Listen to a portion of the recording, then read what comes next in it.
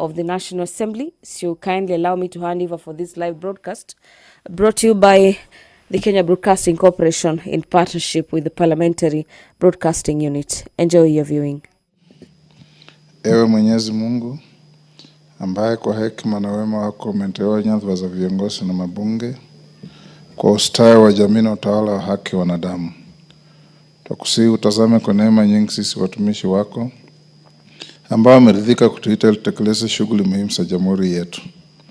Tunakuomba uteremshie baraka zako sisi tuliokutanika hapa na utujalie tuyatende na kufikiria mambo yote yatakayofikisha mbele yetu kwa njia ya haki na uaminifu, ili utukufu na sifa zako siendelezwe na ili kustawisha amani, ufanisi na heri ya nchi yetu na wale ambao haja zao umezikabidhi mikononi mwetu. Amen.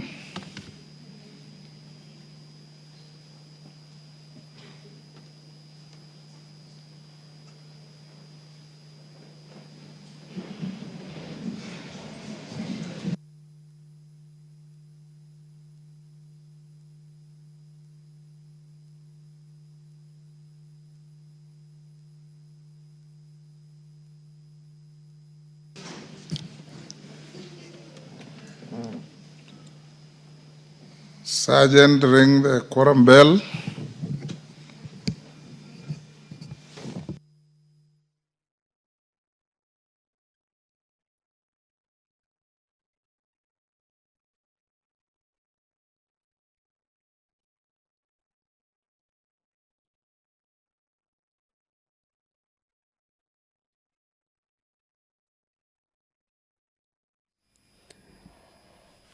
The National Assembly has officially commenced its business this afternoon, and upon the commencement of business, we have the quorum bell ringing, following the directives by the Speaker to ring the quorum bell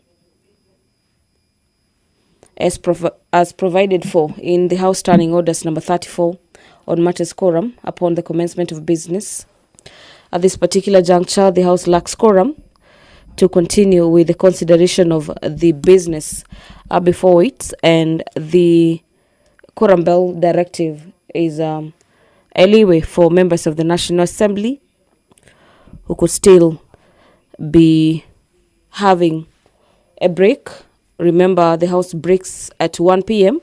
from the morning sitting and resumes at 2:30. So those yet to make their way into the chamber, that a bell is supposed to sort of remind them that the time for the afternoon sitting is already here with the House. As we await for the quorum to be attained at the National Assembly, the member for Kinango, Honorable Ngozi Rai, will be asking the Cabinet Secretary for Transport to state the current condition of the Kinango Mariakani Road C107 and the impact of the recent rains on its deterioration, particularly the drift connecting the road. The CS for Transport will also be required to explain the immediate measures the government is taking to prevent further deterioration of the road and restore its usability for motorists. The other requirement for the Cabinet Secretary this afternoon is that the CS for Transport is required to outline both short-term and long-term interventions, including any interventions that have been placed to do with matters with collaborations with other agencies to provide for a lasting solution. A prayer is a very solemn moment, whether in Parliament or in your bedroom or in your car or in your church or in your mosque. To some of us, we take prayer very serious because it's the single moment you are in communication with your God. Please don't do that again. Please don't do that again. You are guilty by association.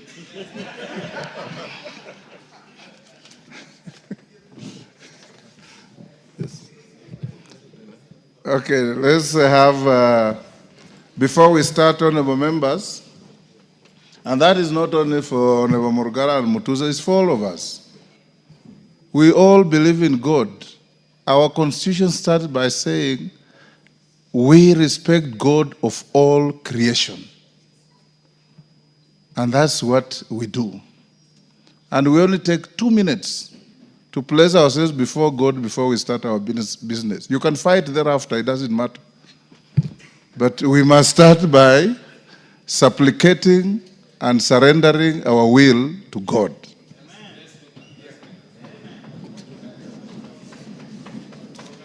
Murugara? Yes. Thank you very much, Honorable Speaker. On behalf of these three members of Parliament and Justice and Legal Affairs Committee, we profusely apologize that we had some loud consultations as the prayer was going on. It's just an issue that had come in regarding our committee. I don't know why we couldn't withhold ourselves. We apologize for that. Thank you. Toa is human. So we are human beings and Thank we are you. subject to Ari. Thank you.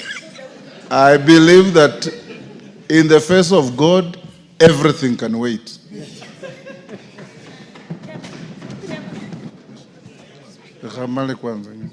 Yes, sir. Go on. Order number 1, administration of oath. Order number 2, communication from the chair. Order number 3, messages. Order number 4, petitions. Order number 5, papers. Majority Leader.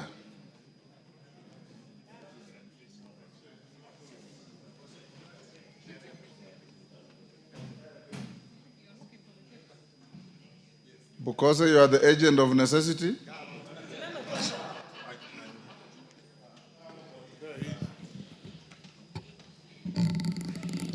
Honorable Speaker, on behalf of the Majority Leader, I beg to lay the following papers on the table of the House today, Wednesday, July 23rd, 2025, afternoon sitting.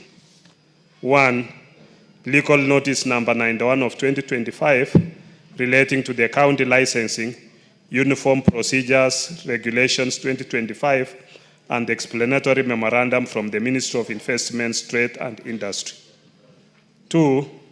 Reports of the Auditor General and financial statements of Endebess Technical Training Institute for the years ended 30th June 2018, 30th June 2019, 30th June 2020, 30th June 2021, 30th June 2022, 30th June 2023, and 30th June 2024, and the certificates therein.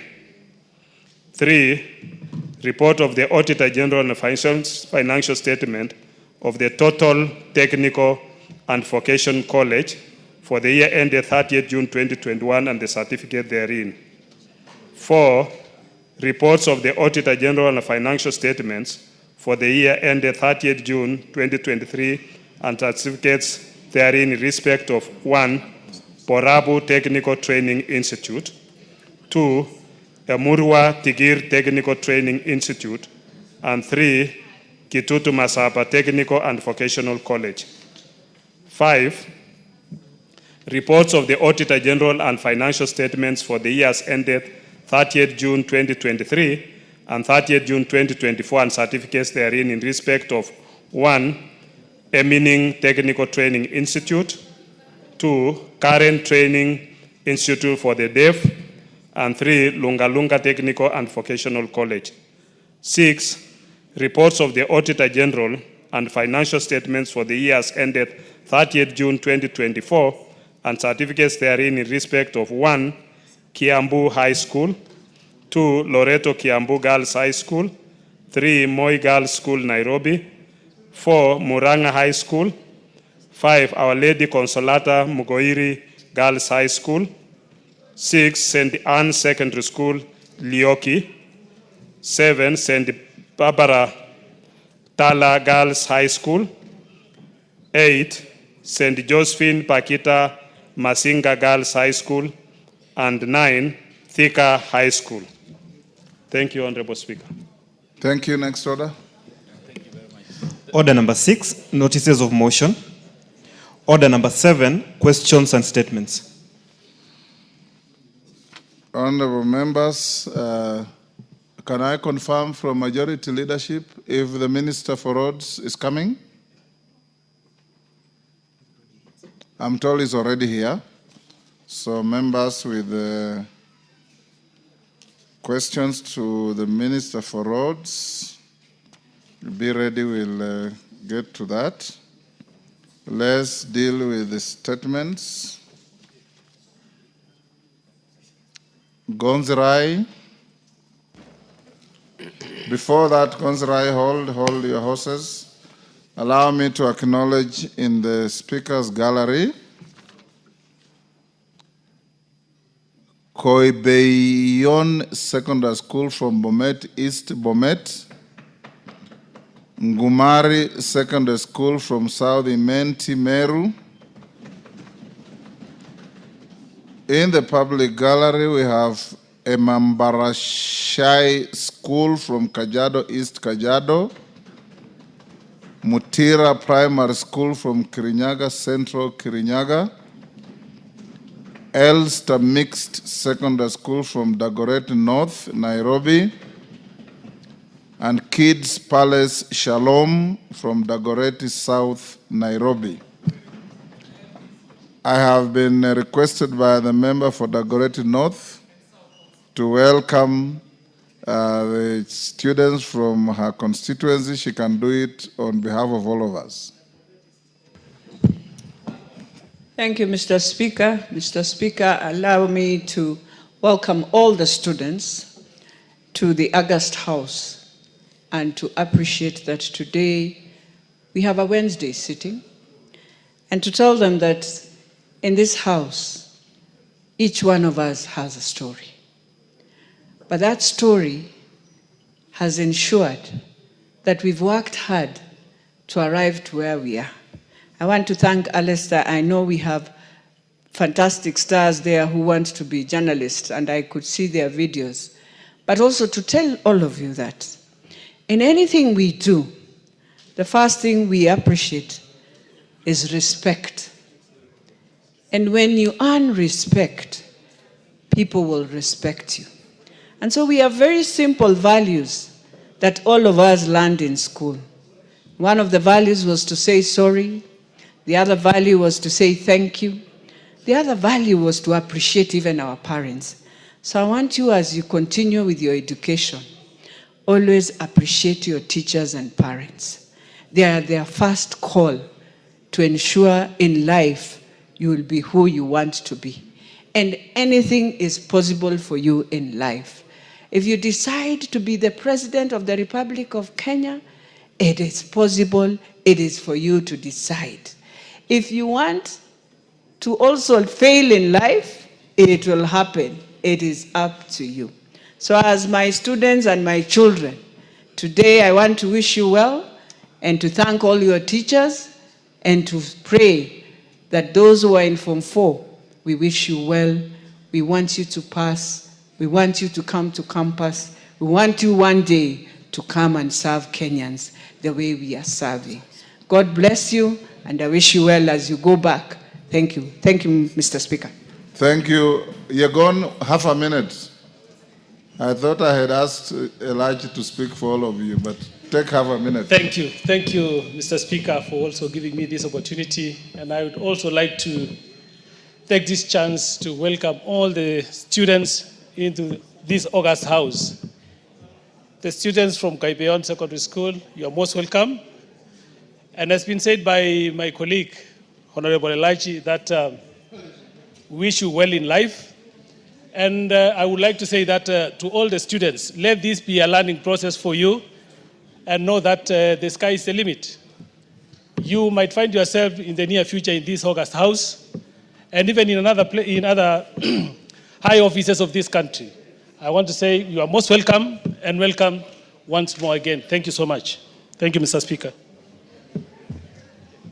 Dagoretti South, KJ, half a minute.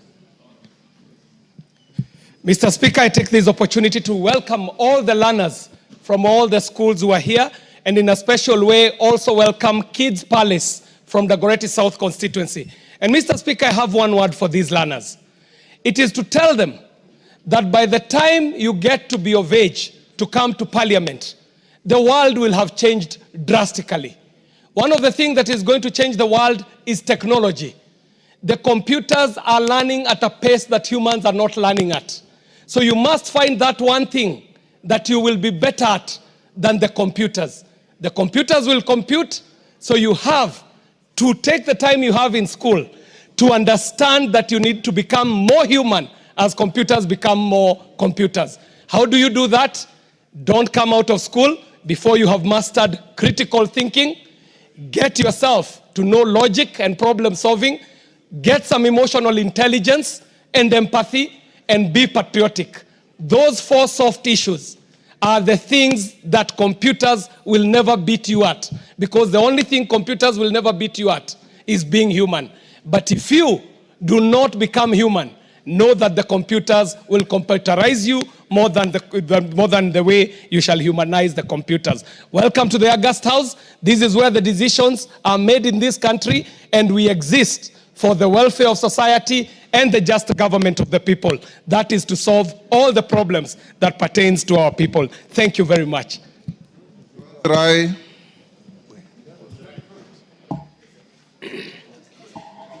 Thank you, Mr. Speaker.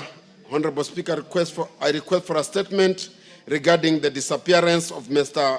Charo Mae Karisa. Honorable Speaker, pursuant to the provisions of Standing Order 44 into brackets 2 into brackets C, I rise to seek a statement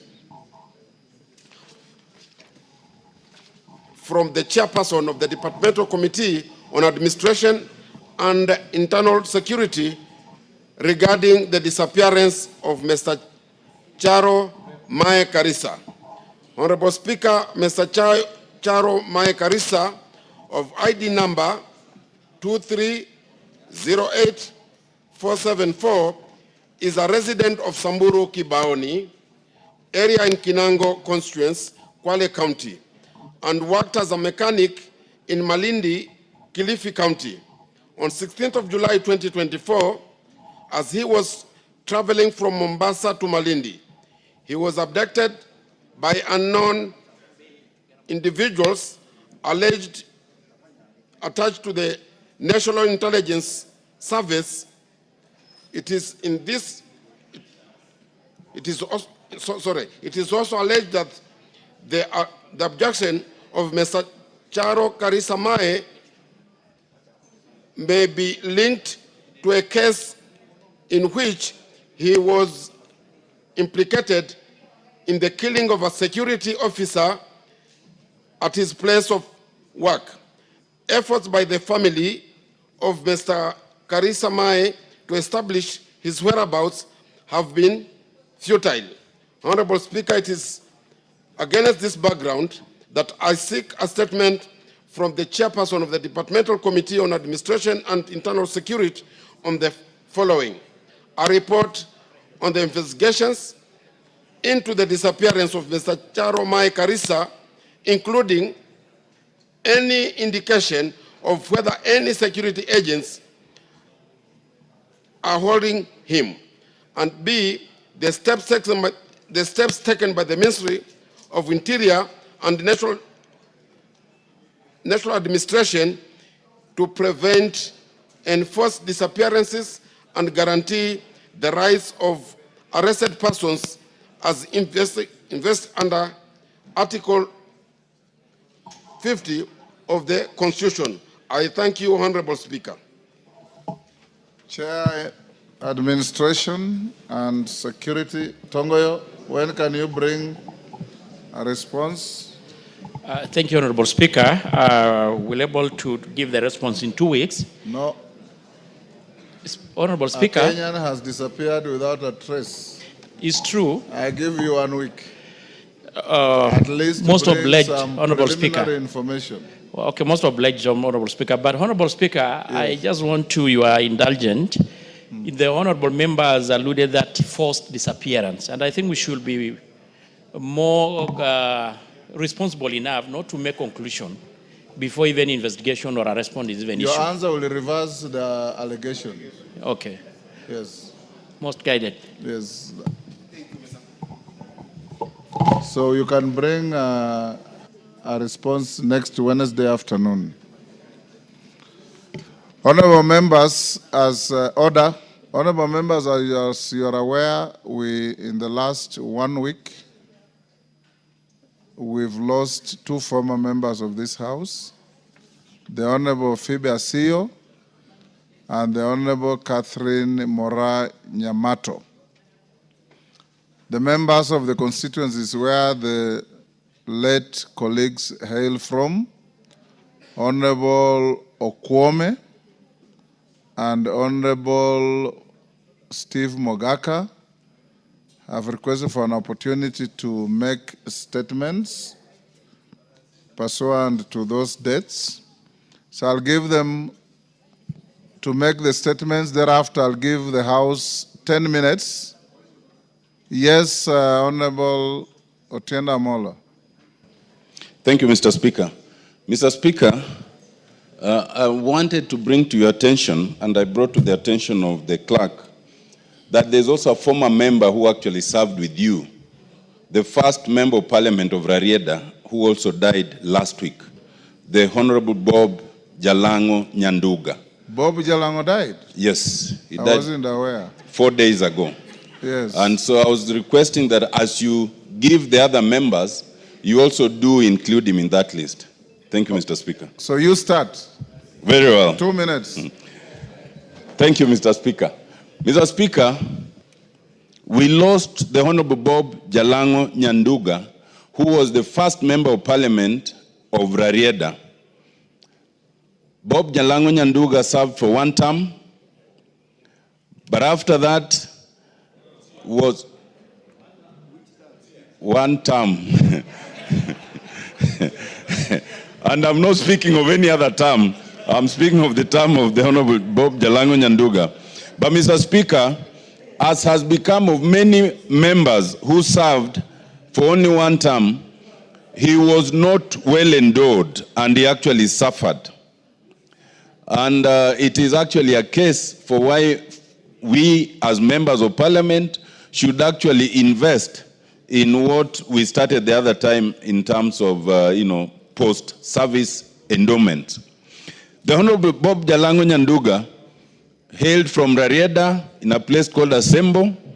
He was also the brother of another member who served here, the Honorable Grace Ogot. In his time, he laid the foundation that subsequent members then continued. Because after him, the Honorable Achieng' Oneko also served. After that, who also passed. After that, the Honorable Den Ngure, who also passed. After that, the Honorable Raphael Tuju, who is alive. And after that, the Honorable Nicholas Gumbo, who is alive. And then yours truly has taken over. And I do not intend to leave that seat anytime soon. So this should also serve as a notice for those who think that they want to come to this August House, that Otiende Amolo is not leaving anytime soon. Mr. Speaker, we need to honor these members, because to serve as a member of parliament is a sacrifice that most people don't understand.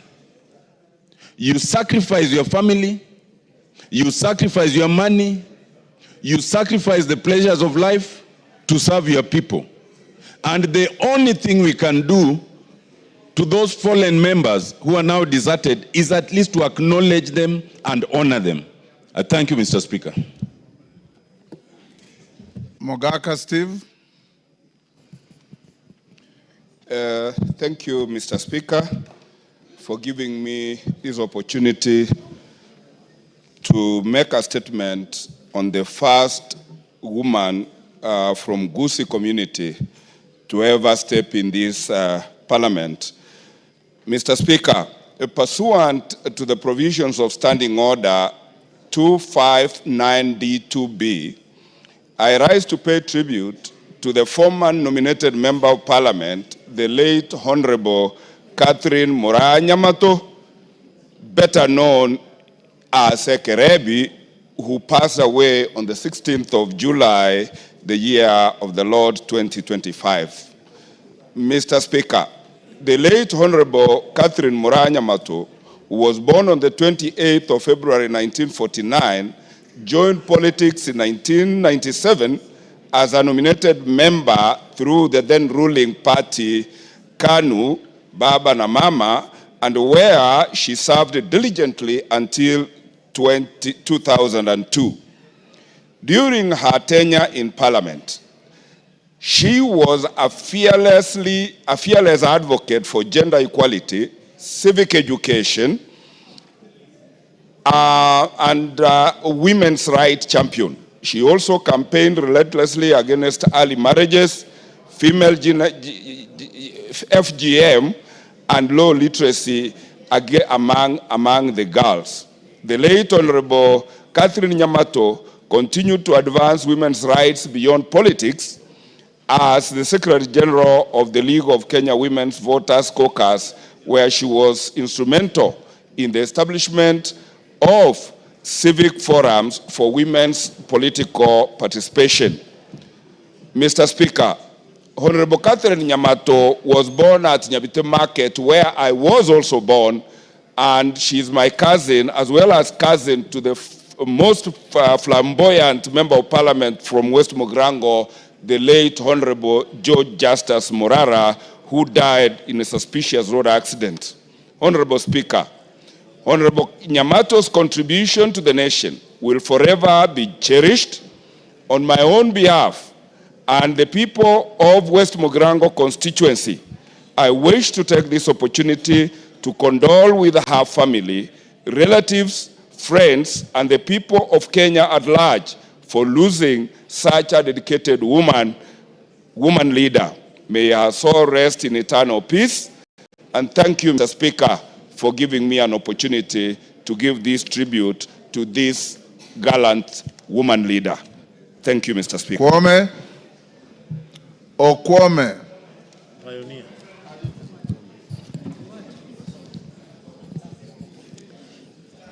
Thank you, Mr. Speaker, for allowing me to make a statement on the demise of the late former Member of Parliament for Karachuonyo, Honorable Phoebe Moga Asio.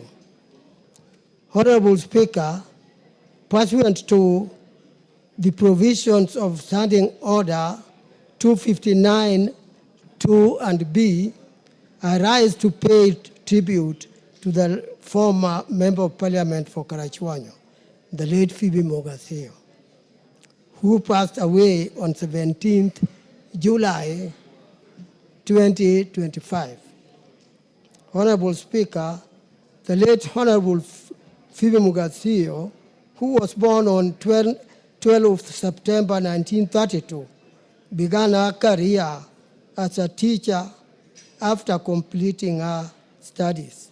She then became the first female senior superintendent of prisons in 1963, where she spearheaded various rehabilitation programs.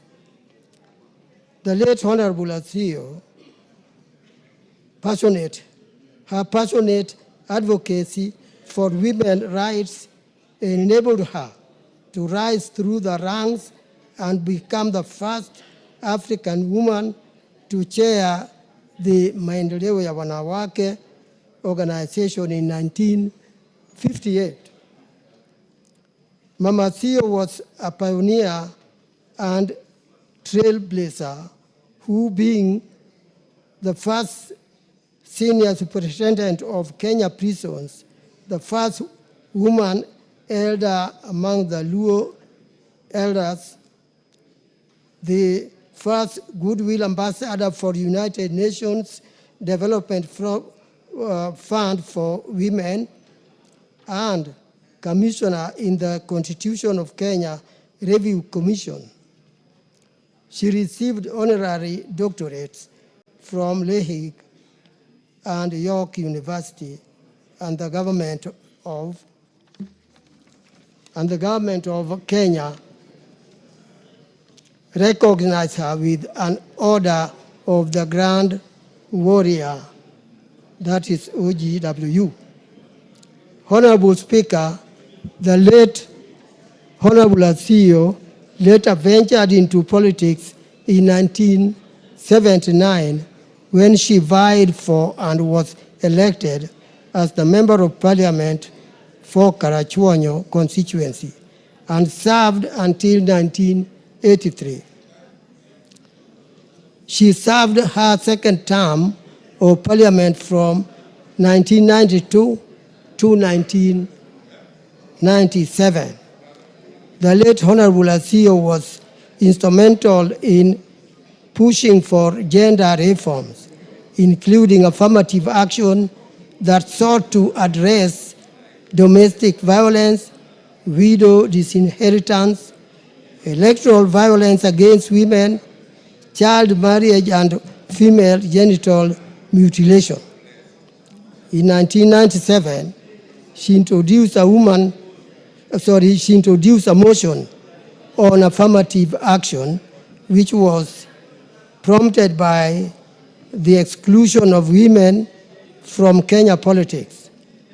She is hailed for being the originator of the two-gender principle that was later anchored in the 2010 Constitution. Honorable Speaker, her contribution to the women and the nation at large will forever be cherished. I wish to take this opportunity on my own behalf and on behalf of my constituents to condole with the family of the late Honorable Asio, her family, relatives, friends, and the people of Kenya at large. May her soul rest in eternal peace. Honorable Speaker, I thank you for the opportunity. Thank you, Okwame. Honorable members, I'll give 10 minutes to this, and whoever I give, 1 minute. Mother Wangari. Thank you, Mr. Speaker, for the opportunity, and I also join honorable members in eulogizing these great members, former members of this House, and specifically Honorable Catherine Nyamato and Honorable Phoebe Asio, who have been trailblazers in the fight for women in this House. In fact, Mr. Speaker, were it not for these successes, some of us would not be here as the beneficiaries of affirmative action and people who have set the pace. And coming from the area where Honorable Catherine Nyamato came from. In fact, I think she's the only woman, apart from the affirmative action seats, to ever sit in this House. This area, Mr. Speaker, doesn't really elect women in this House, so I think she started a good fight. But Mr. Speaker, specifically Honorable Phoebe Asio, she is a trailblazer, Mr. Speaker. She was a UNIFEM ambassador. She was, Mr. Speaker, actually elevated to be an elder in the Luo community because of the work she had done, Mr. Speaker. But more importantly, she was the original chair of Maendeleo ya Wanawake that has really fought and set the pace in the country. And Mr. Speaker, it is sad that we have lost her, but the benefits will be seen from now going forward, and we hope. Thank you. Mawade.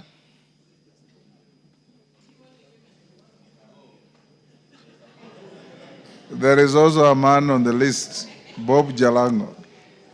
Thank you, Mr. Speaker. Mr. Speaker, I also want to join other members in eulogizing these heroines that served in this House, and especially a person that I knew very well. I met her, Honorable Phoebe Asio. Under the leadership of Honorable Joe Akech, we, the football team of Umeme FC, went to play in Kindube when Honorable Phoebe Asio was campaigning for a second term. She was a strong leader. We would adore her, watching her on TV, and the many positive things she brought and continued to fight. Every time she would speak, she would always talk about the need to have additional or many female leaders.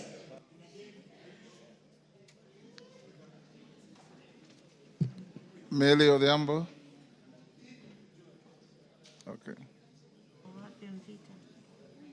You have 1 minute and it's ticking. Can I have 2 minutes, please? 2. 1. Thank you, Mr. Speaker, even though you are only giving me 1 minute, because in this house, I think the person who knows the first 2 members very well is myself. Not more than me. I know more than you. Mr. Speaker, I knew Phoebe Asio. That's why I was saying 1 minute is too short for me. I've known Phoebe Asio since I was 11 years old. She persuaded me to join politics through her own life when I watched her when she was actually going through campaigns, and she won by a landslide. But Mr. Speaker, because of a short time I've been given, she is actually like a second mother to me. Honorable Nyamato is a very good friend to me. I have even visited them at their rural homes, slept in their homes. So there are people who are very, very well known to me. And Mr. Speaker, I just want to say that Honorable Phoebe Asio is the reason that we have most of the women here, especially on the issue of affirmative action. Honorable Yes, Osoro. Avoid any preliminaries. Thank you very much, Mr. Speaker. With, of course, the pressure to speak, within 1 minute, I also want to join my colleagues in condoling with the families of the Honorable Phoebe Asio and the Honorable Catherine Nyamato. Honorable Speaker, Nyamato remained a pillar in the Gusii community. As a pioneer female member of parliament in this House, Honorable Speaker, she remained to be a role model to the girl child, traversing across the entire Gusii region, Honorable Speaker, motivating ladies to try elective seats or leadership skills, Honorable Speaker. So Gusii nation has lost a very strong woman, and may her soul rest in eternal peace. Thank you very much, Honorable Speaker. Bensouda, 1 minute. Thank you, Honorable Speaker, for giving me this opportunity to eulogize with the family of Honorable the late Mama Phoebe Asio Muga. On behalf of Homa Bay County, she is my mother, and so I come from Karachuonyo constituency where I'm married. I would want to register in this house that the late Honorable Mama Phoebe Asio Muga told me that it was time to resign as the CEC for roads in Kisumu County and come back home and work. Honorable Speaker, she directed me to be mentored by Honorable Whip Millie Odhiambo. Millie Odhiambo had to travel from Nairobi to come and meet me, to sit me down for 3 hours. Honorable Speaker, Mama Phoebe Asio is a trailblazer. She is a woman of action. She has tactful strategies of politics. She knows the power of the wooden stake, and she knows the... Sabina Chege. I can say how Millie taught you. Thank you, Mr. Speaker. Mr. Speaker, I want to join my colleagues in giving the condolences to the families of departed honorable members. Mr. Speaker, I had met Honorable Phoebe Asio, and I want to join the other ladies to say she set the pace for us. I'd want to say, Honorable Speaker, the honors is on us who are now the women members of parliament to make sure, as Honorable Millie had to travel all the way to Homa Bay to mentor a lady, that the honors are on us now. Those ladies have done their work. It is upon us to make sure that we inspire, and we also mentor as many many of them as possible, so that they follow the steps. One day we'll be gone, and we'll also need more ladies. I look forward for a day where the 2/3 the men will look for it and not the women. I thank you, Mr. Speaker. Yes, we give to... I'll give to Julius Olesunguli. Mr. Speaker, I wish to also join in condoling upon the death of Honorable Phoebe Asio and Honorable Catherine Nyamato and also Bob Jalango. The first two were well known to me. They were members of my party, KANU. They were nurtured by the party, and they were part of the history of both KANU and Kenya. In particular, the Honorable Phoebe Asio was a model for many of the people in Kenya who wanted to aspire to ethical leadership. She was a strong debater in this house, and I still recall how she used to do it from that side of the government. Honorable Nyamato was equally a member of our party. She was, we were together, we served together in parliament, and I wish her a good rest. Omongina.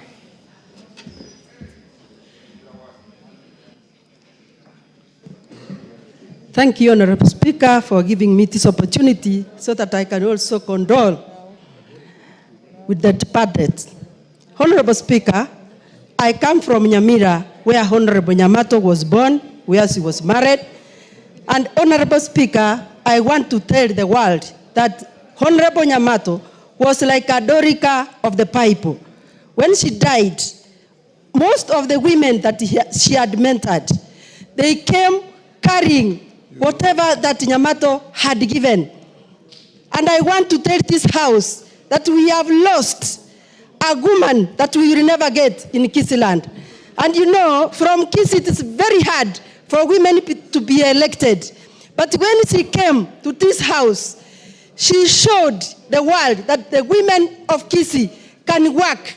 The women of Kisi can fight. And she was fighting for the girl child. And Zamzam.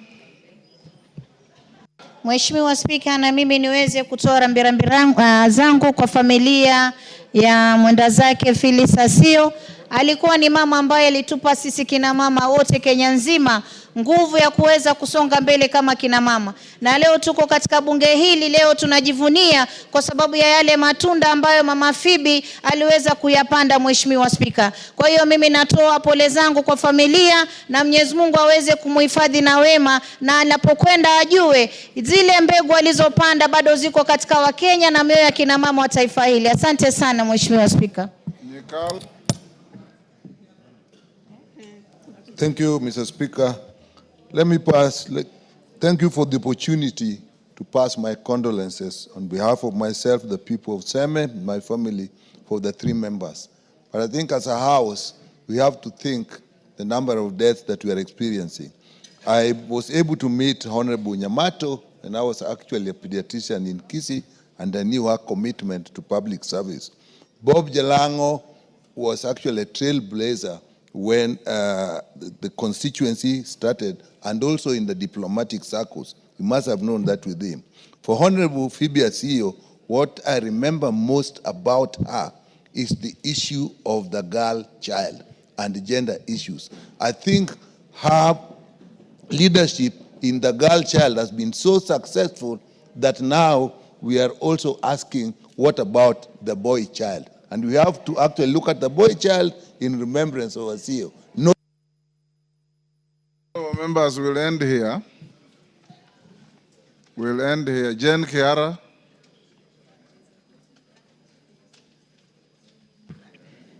Thank you very much for this minute. Mr. Speaker, I know these 2 women. I wish to eulogize with their families. I was with Phoebe Asio in Maendeleo ya Wanawake. She's a trailblazer. When Maendeleo ya Wanawake was really working and helping women, I have met her this year. I was with Honorable Nyamato in Kenya. She was the women leader. At some stage, I thought she was going to get that seat because she really worked hard. So the 2 of them, I worked with them. I knew all of them. Honorable Phoebe Asio was in our many forums as a mentor, as a guest speaker, women forums. She had done a lot of work for the women of this country, and we ask God to rest them in his peace in heaven. God bless you. I want to close here, you good ladies. I know some of you didn't even know the women who were eulogizing. Chair Kewopa.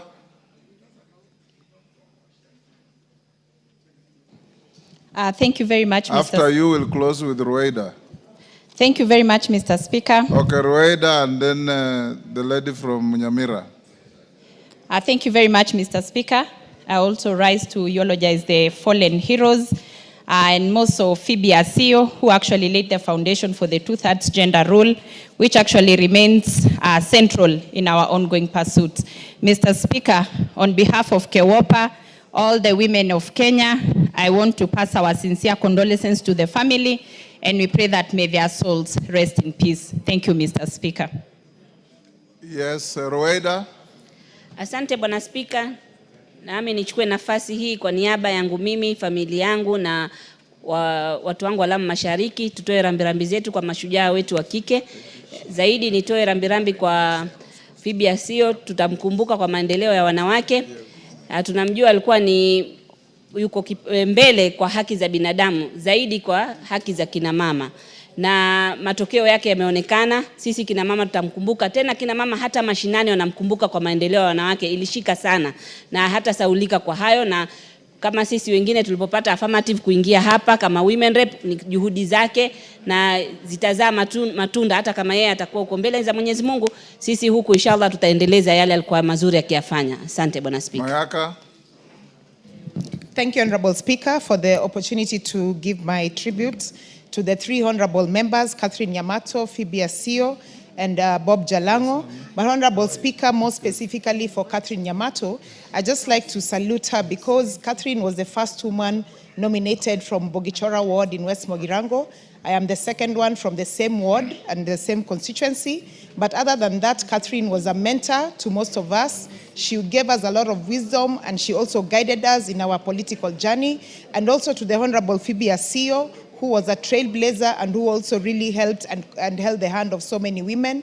And therefore, Honorable Speaker, to those amazing women, and for their sake, we will ensure that we continue with this fantastic job that they've given us. May their souls rest in peace. I thank you. Thank you. On Osero, you are the very last. Thank you, Mr. Speaker, for being the very last.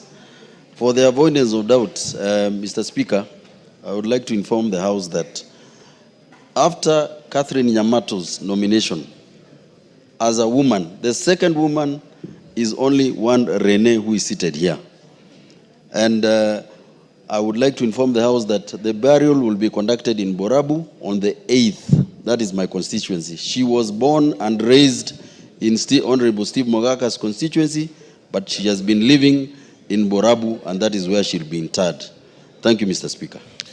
Thank you, honorable members. Yours truly here served with all the three deceased members. Nobody mentioned that the late Phoebe Asio, nobody mentioned that the late Phoebe Asio shook the country by defeating the dreaded Okiki Amayo at the time she stood to come to this parliament. Order, Millie. I gave you time. You had too many preliminaries and you couldn't make your point.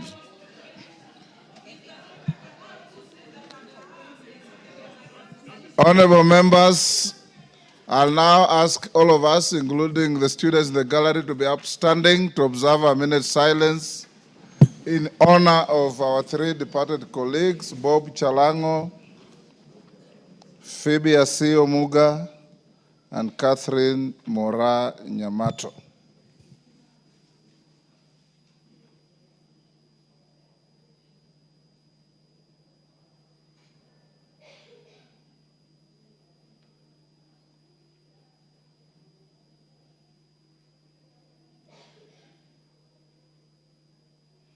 May their souls rest in eternal peace.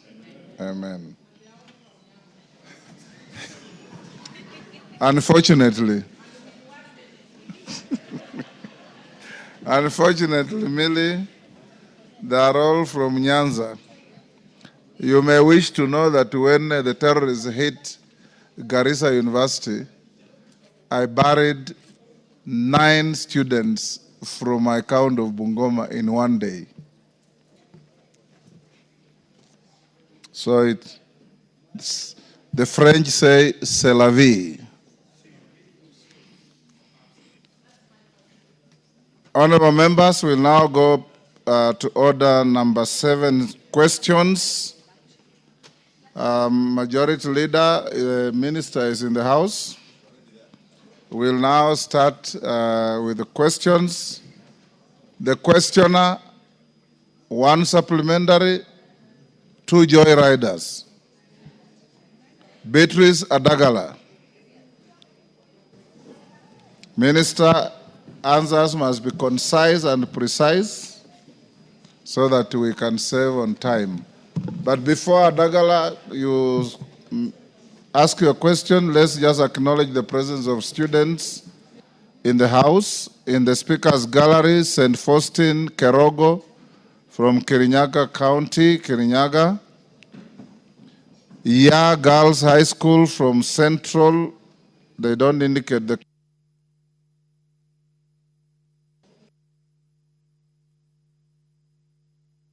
Public Gallery. We have St. Peter's Girls from Molo, Nakuru.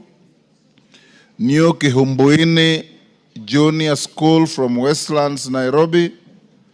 MCK Kibuka Primary from Tharaka Nithi. And Golden Garden School from Juja in Kiambu.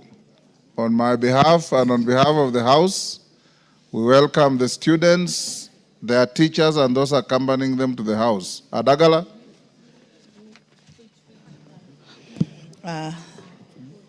Thank you, Mr. Speaker, sir. I want to ask question number 013/2025. Could the Cabinet Secretary provide the status of construction of Shamahoho, Gisambai Road, and the steps being taken to ensure its completion? 2, clarify whether the contractor responsible for the road project received full payment and whether due process was followed in the payment process. 3, outline the measures taken by the ministry to address structural defects such as cracks, sliding grounds along the road, particularly around Kisigwa area. Lastly, provide the timelines for construction of the said road. Thank you, Mr. Speaker, sir. Minister.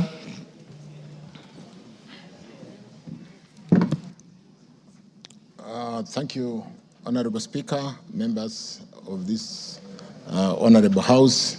Good afternoon. Let me very quickly respond to Mheshimiwa's question regarding this Kisambai Hamisi Senende Shamagoko Road junction project, which I wish to state that it is currently 95.4% complete with 13.7 kilometers of the project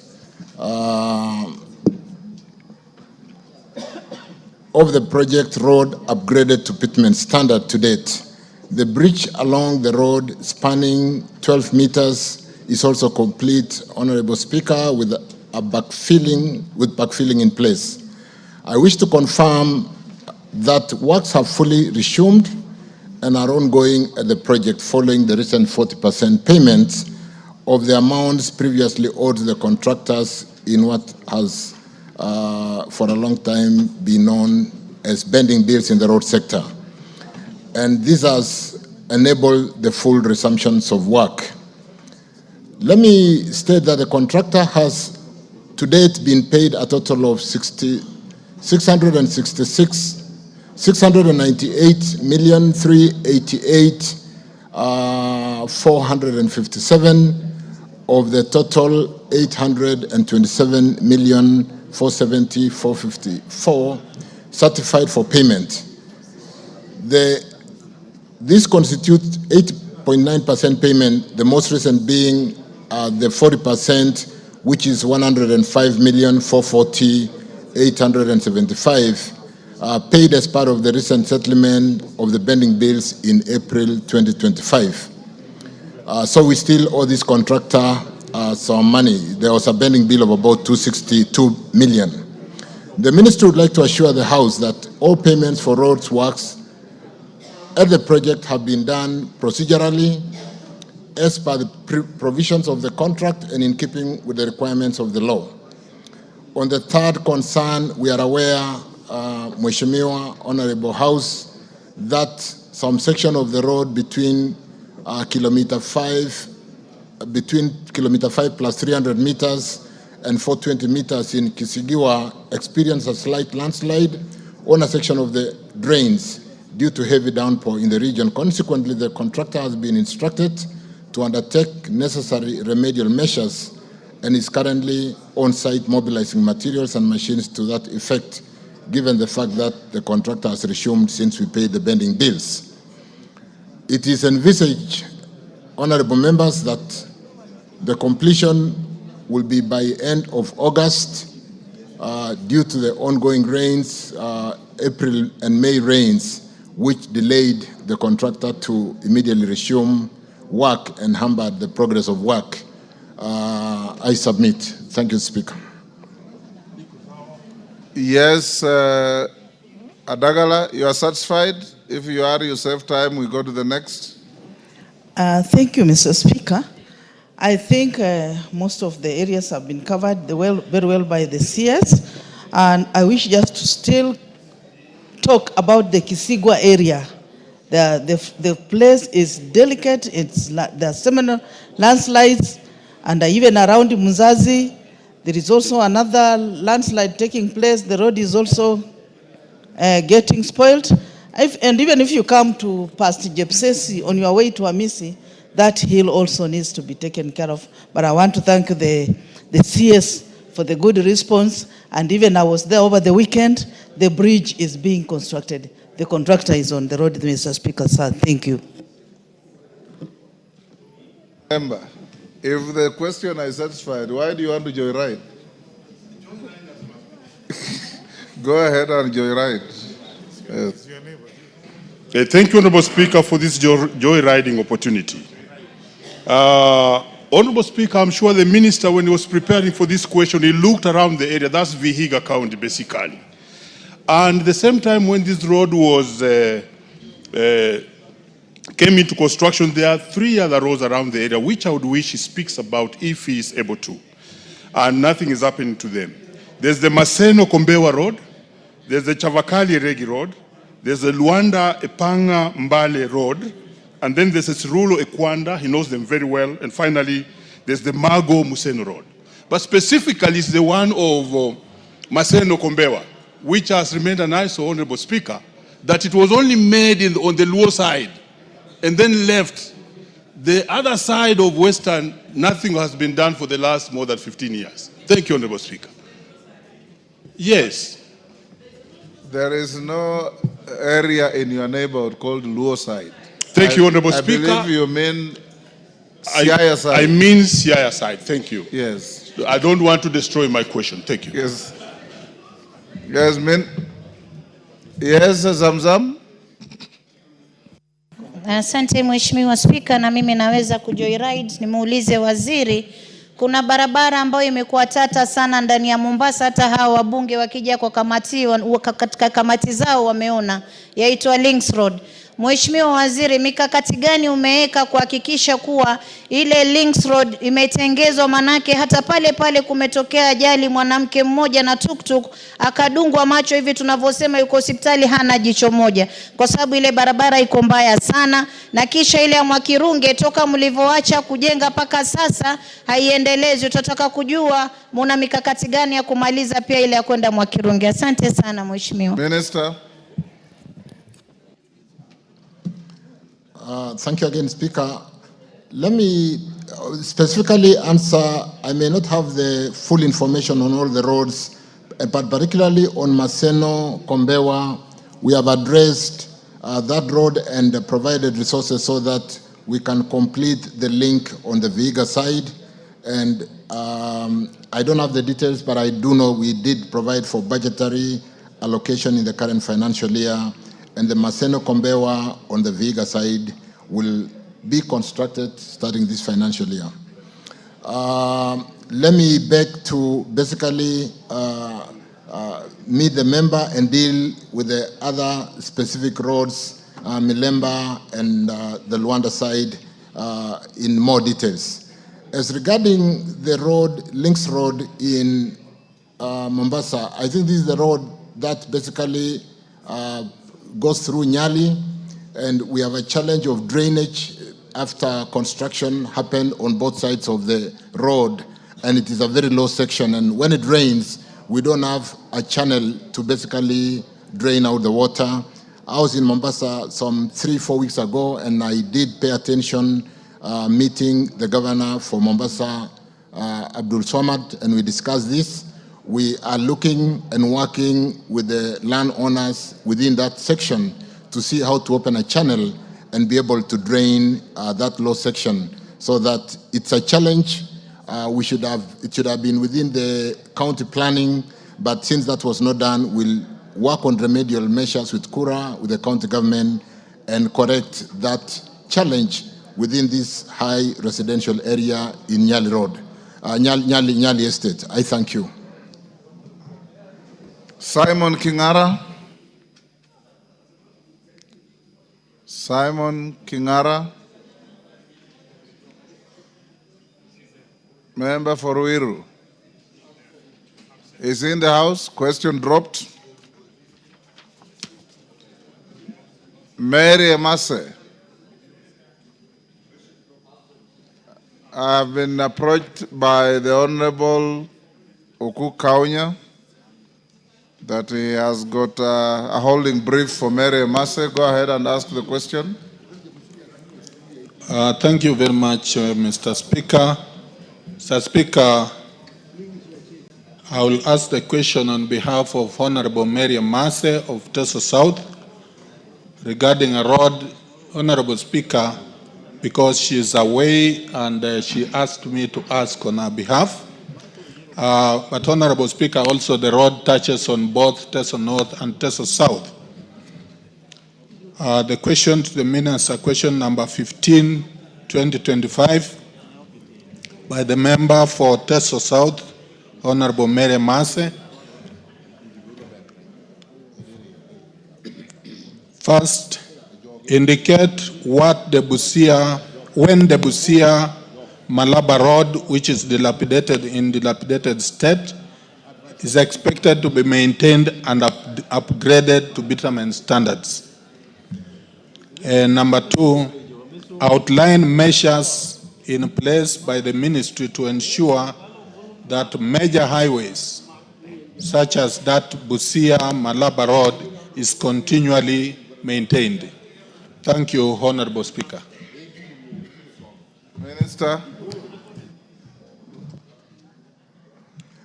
Thank you again, Speaker.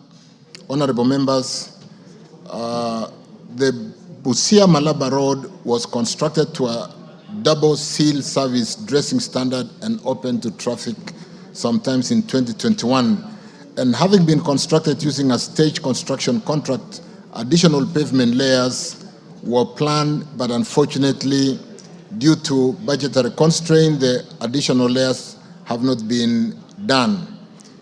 Kenya has since been carrying out maintenance activities, including performance-based maintenance contract between November 2021 and November 2023, routine maintenance contract between February 2024 and the same period in 2025, February 2025. Currently, the agency is procuring a routine maintenance contract for its maintenance for this financial year 25-26.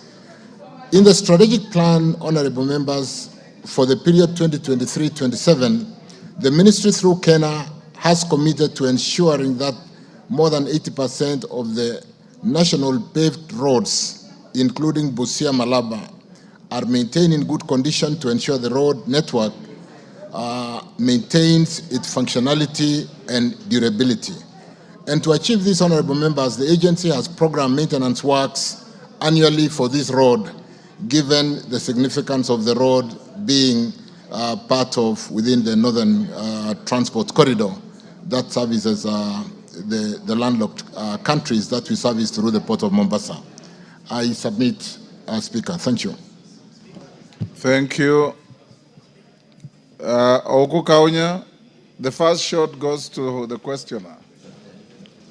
Thank you very much, Mr. Speaker. Mr. Speaker, the CS has tried to answer the question, though he did not explain those additional layers, when are they going to be implemented.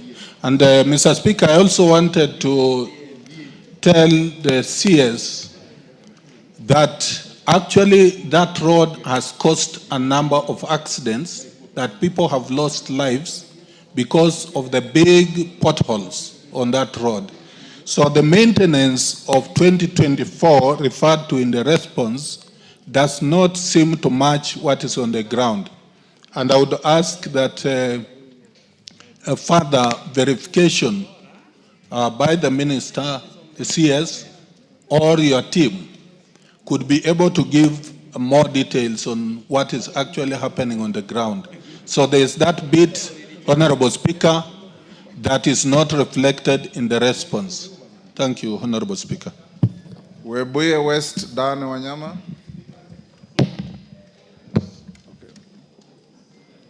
Yes, Thank you. Dan.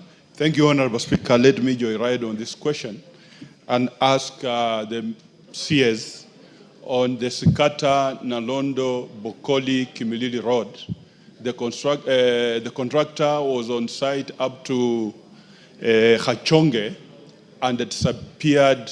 Since then, the road from now Hachonge to Kimilili, it is totally impassable. If the CS can highlight on the situation, given that he was mentioning about paying the bending bills. Yes, Martin Owino.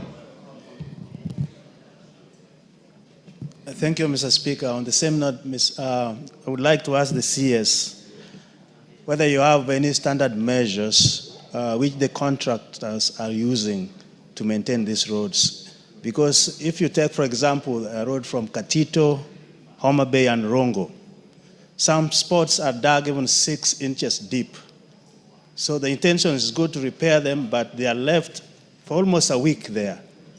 Cars, busting tires, accidents. So is there any standard measure that all these contractors should use where they intend to do good and cause harm to the motorists? Thank you, Mr. Speaker. Taitumu.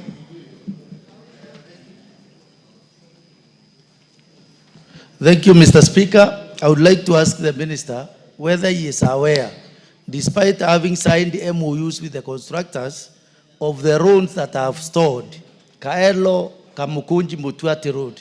The contractor is not yet on the road. I would like to know the measures that we are taking to make sure that that contractor is back on site to do what he is required to do on that particular road. Oundo.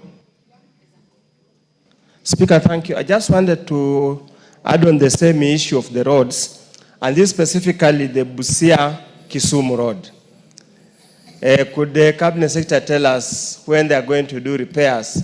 Because the potholes on that road is just a dead trap, and we are going to lose very many lives soon.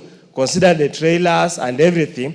And of course, you could also tell the nation what plans do they have to congest the Busia border point because of the long line of trailers full of fuel. In the event of an accident, it's a catastrophe waiting to happen. Thank you. Bowen, Waziri, take a few of those short ones.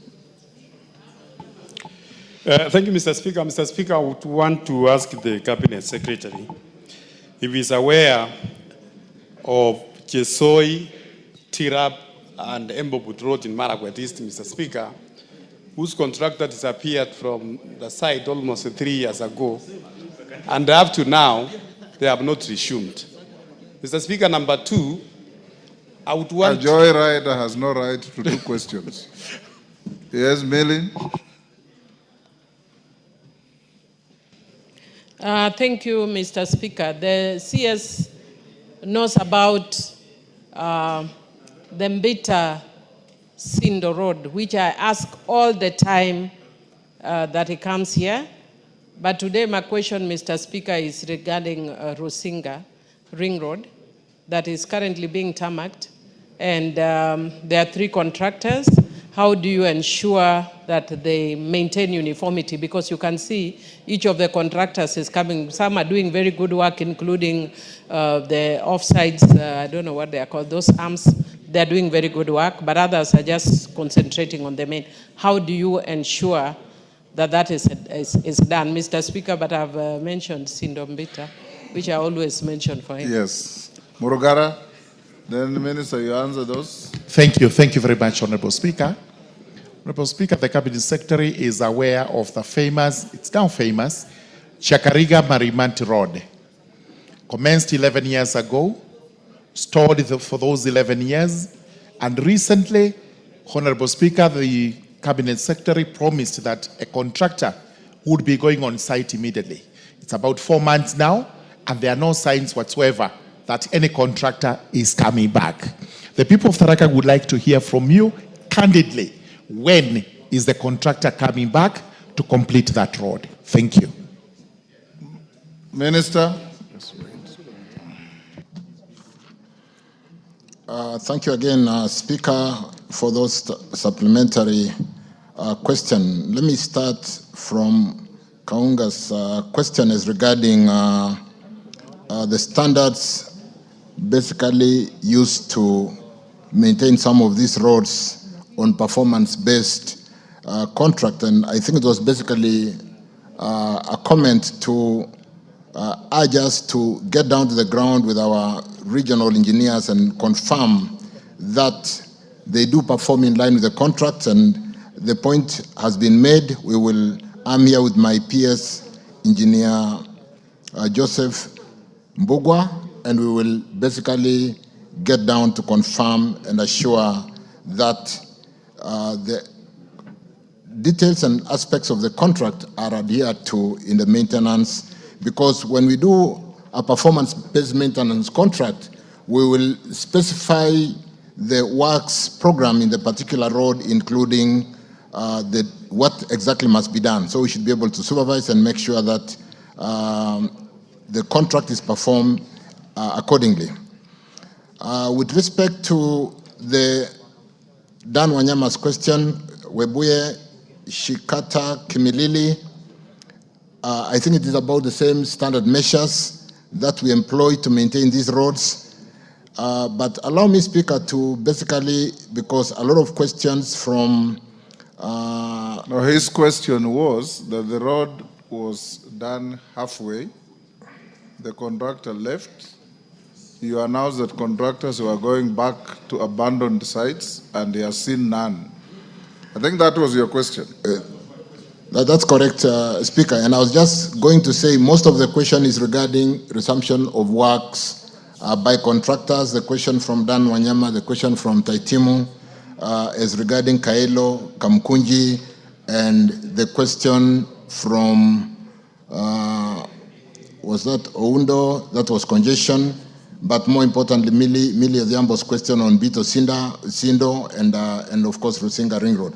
Let me, honorable members, allow me to basically, we've scheduled a meeting with the contractors on Tuesday, when a PS will be addressing all the contractors who have since received 40% payment on pending bills.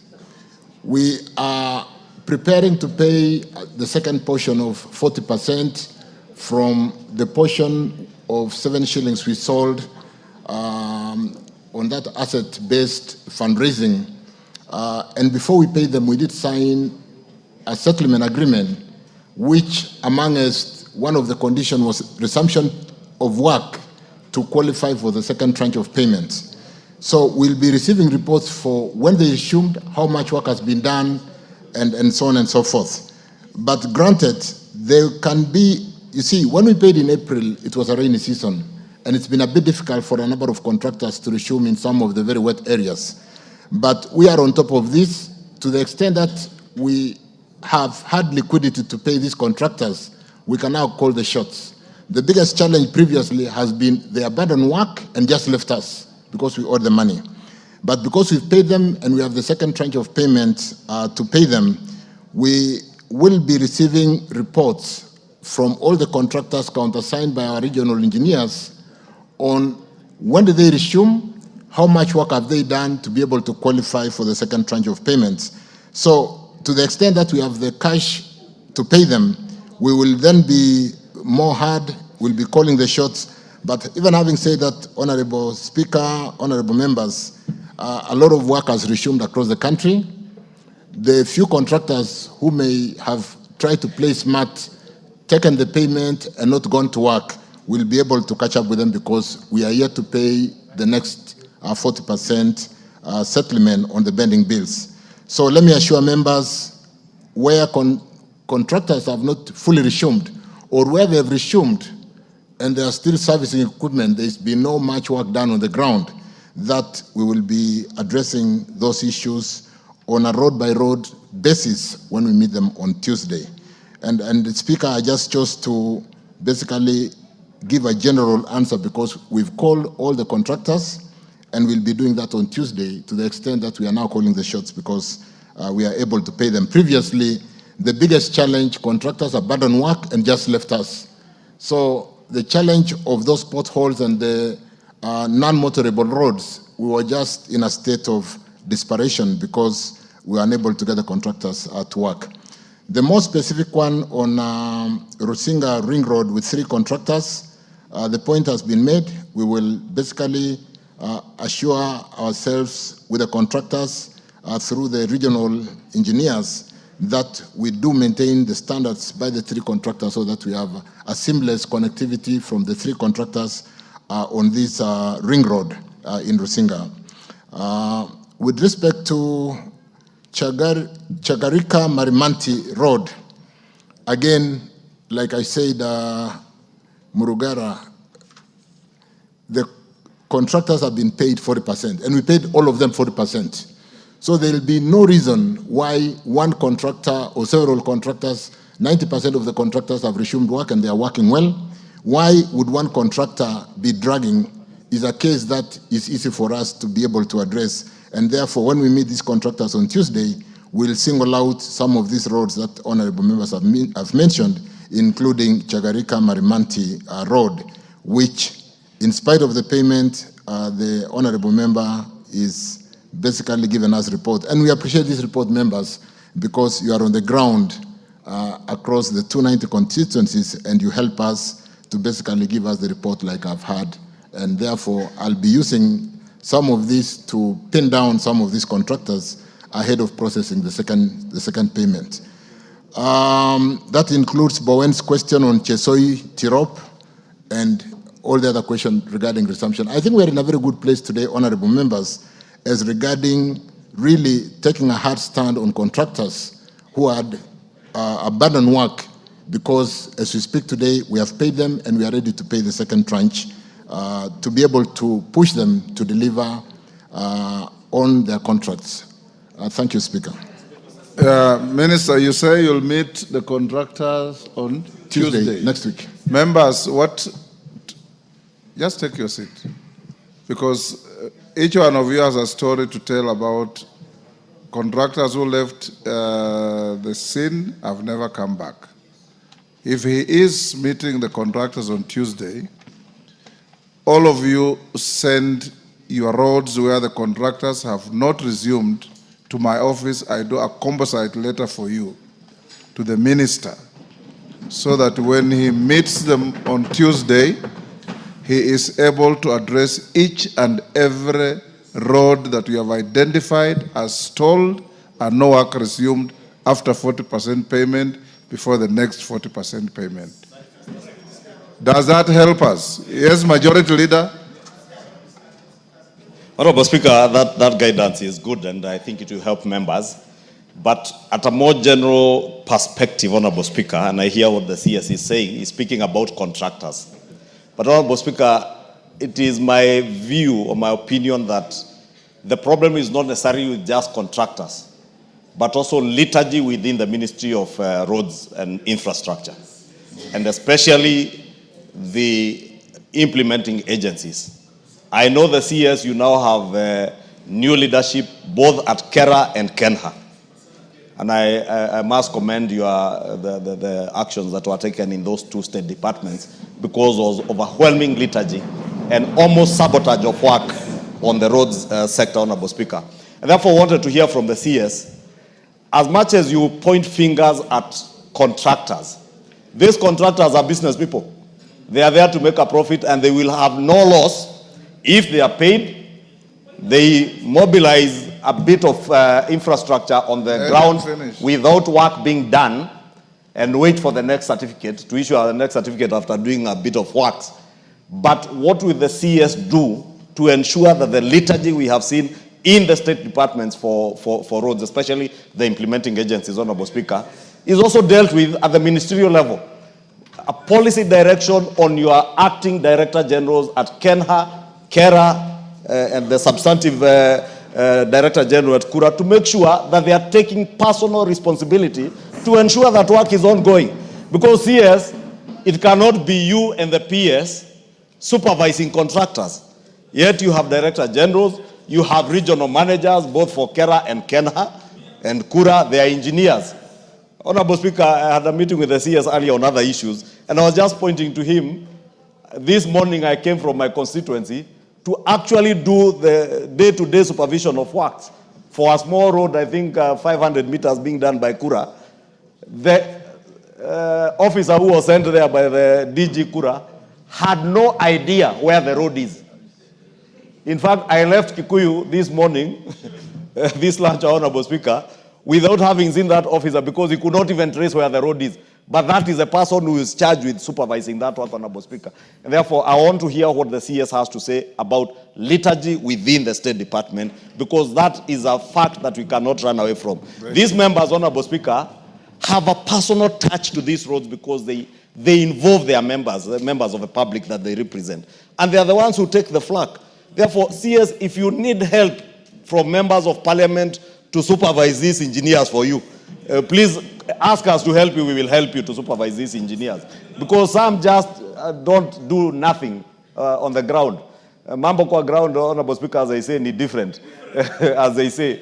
And therefore, I want to beg you that as much as you be convening contractors, the most critical people to convene are your state department officers, not to be lethargic with their work. Thank you, Honorable Speaker. Yes, Jane Kiara, you had a point of order.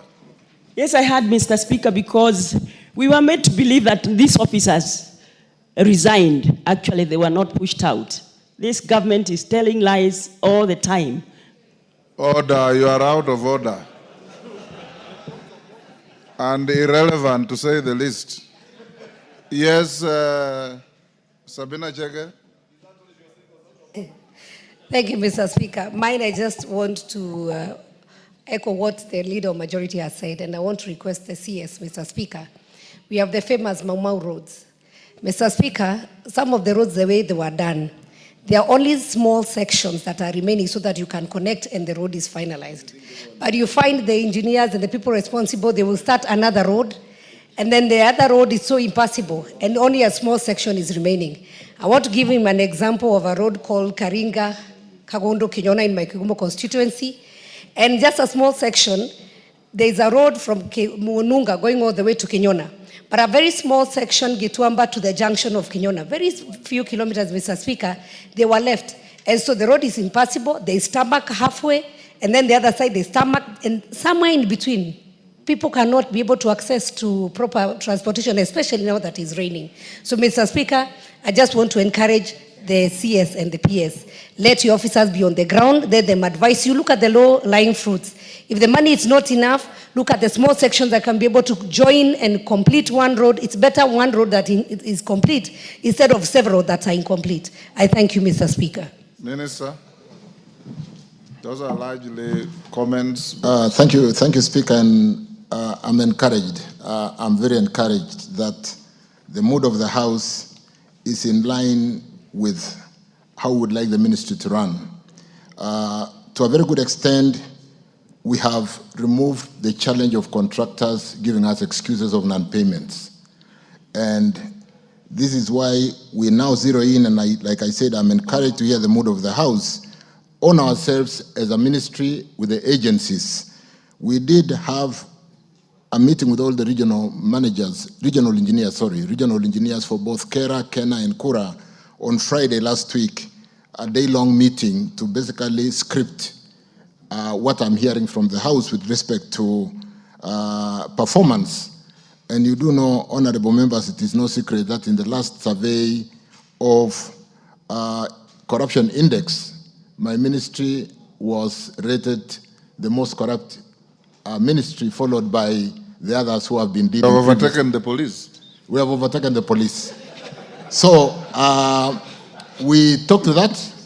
We need to address and get value for our money to ensure that we don't get a situation where we are building a kilometer of road for 3 times the price. And when you go to the ground, the 3 times price does not even deliver what is meant to be built for 1 kilometer. So we've addressed these honorable members, and to a very good extent, we have got good workers within the ministry, within the agencies, and a few elements who do not quickly reform, like I've heard from the mood of the House. It means I will have an easy job in dealing with those few cases.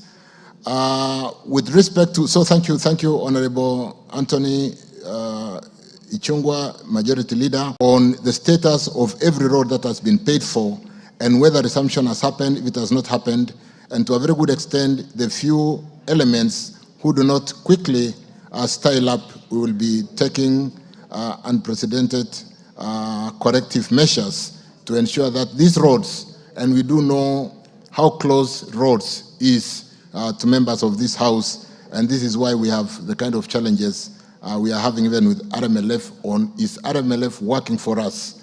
And even as we talk about amending that section 6 of KRB Act, we do know you are very passionate about roads, and I want to assure you members, I'm going to lead from the front.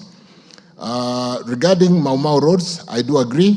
We had so many tribunaries in Mau Mau roads. We provided funding, and I want to assure this House through the question asked by Honorable Sabina Chege that we've paid attention, and I'll pay more attention to ensure that these commitments which have been made are delivered before we basically do other service roads along the main artery. So let me basically just end again by saying I'm encouraged by the mood of the House, and with the contractor payments having been made, like I've said, without the risk of repeating myself, we will work on the agency to make sure our staff do what they are employed to do. I thank you. Phyllis Barto.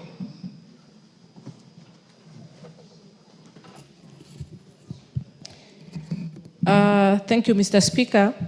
Could the Cabinet Secretary, 1, explain why, despite the completion of their designs, construction on the Tachasis, Chebiemit, Ainet, Chebarus, and Riyadh roads have not commenced? 2, outline the main causes of these delays and provide the current plans, milestones, and timelines for initiating and completing these critical road projects.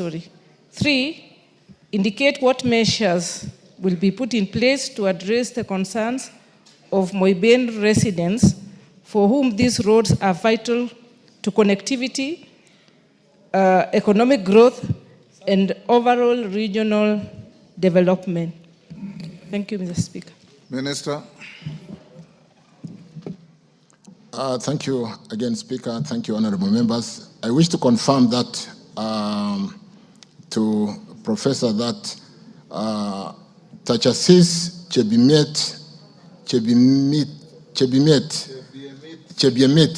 you're pronouncing better than me, Speaker, Chebiemit and Riyadh Road have been designed, as articulated by the honorable member, as part of the road sector proactive forward planning in preparation for construction to pitment standard.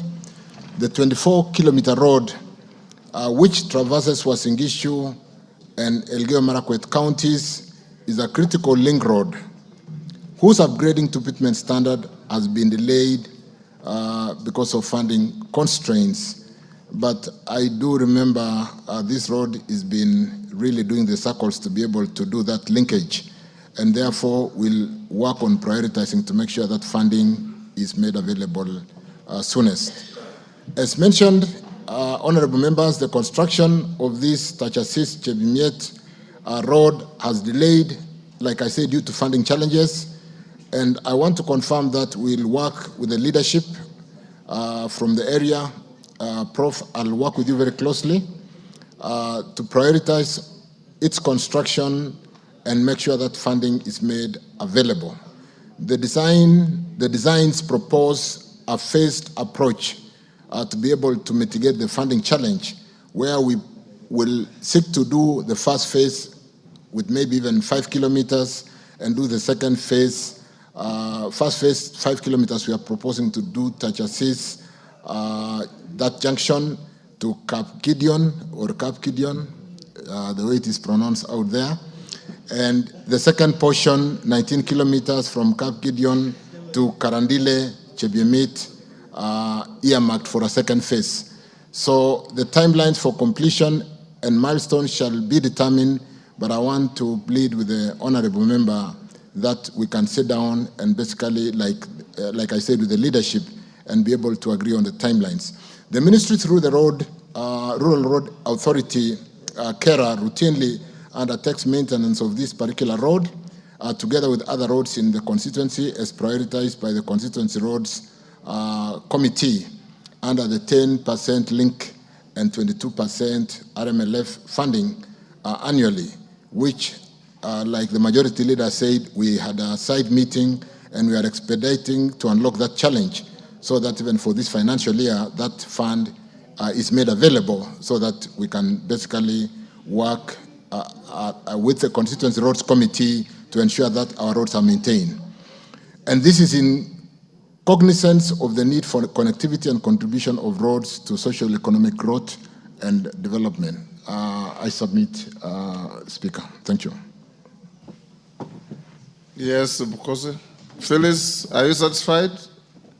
Yeah, must have the first supplementary. Mr. Speaker, I only heard about Tachasis Chebiemit, but he hasn't said anything about the two other roads, that's Ainet Chebarus and the Riada roads. The two are specifically in Eldoret, within Eldoret city.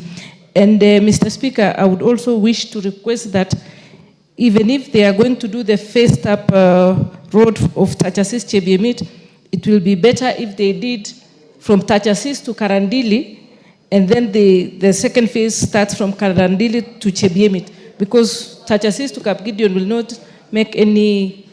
not be of any economic activity.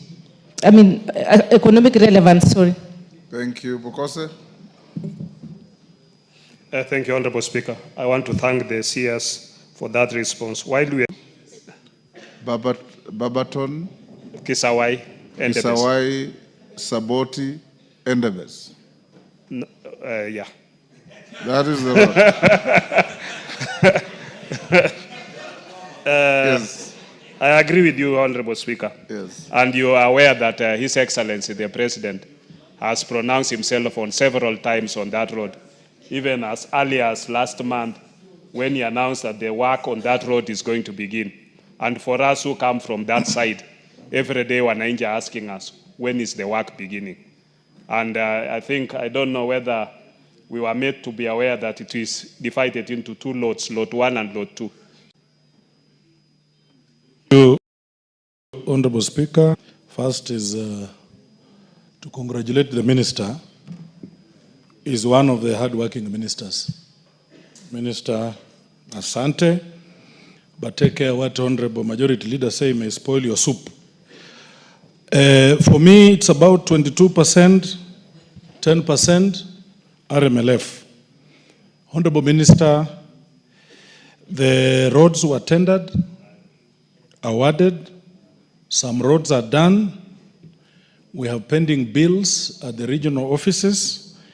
Some regions have received some money. Some regions have received not any money. We are wondering, how are you going to break the gap of 35% and when, considering the roads, some are already done and some are being done, so that our contractors do not leave us with the pending bills and are not disenfranchised in any way. And lastly, Mr. Speaker, is just to commend how you are a moving encyclopedia, your understanding of the Kenyan roads and the Kenyan ecosystem. Thank you, Honorable Speaker. Thank you, Bidu.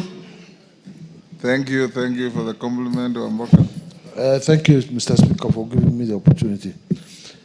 Mr. Speaker, there is this road from Isiolo to Mandera, which has been pronounced very well by the President when even he was in that area. The one which starts Mandera, coming all the way to Isiolo. or vice versa. That road had stopped.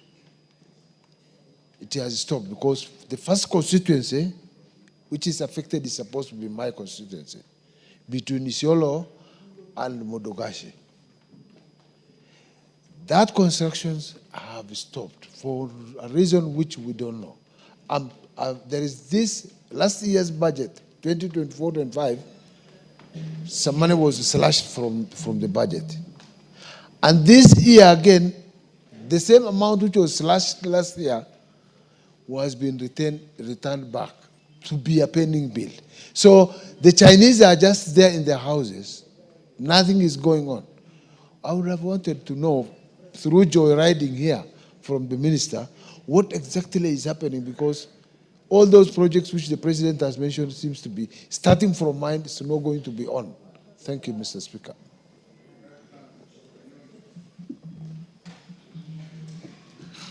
Thank you very much, Mr. Speaker. When I see the road that His Excellency launched when he was a Vice President was it's not complete between Kapkoi and Soimini. And Mr. Speaker, the people on the ground have always said they'll do something about it. And nothing has been done. The road is even now impassable. Two, what are you doing about the damaging of the roads? Because the trucks will carry this material from West Pokot and spoiled the same road that actually were made, and it's now even becoming impossible to use those roads between Kapkoi and Soimini. And I think we share the same road with the Bokose. It's about 12 kilometers. Chinese actually were supposed to complete that road. Up to now, I don't know what is happening. Saidi Poster.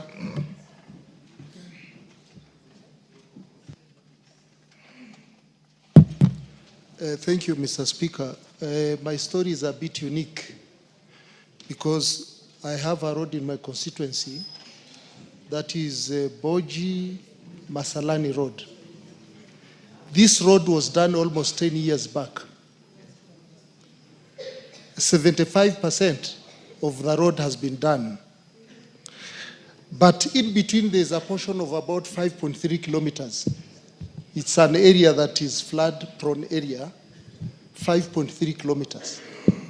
It has not been done up to today. In fact, the ministry abandoned that road. There is no contractor on the road. There is no budget.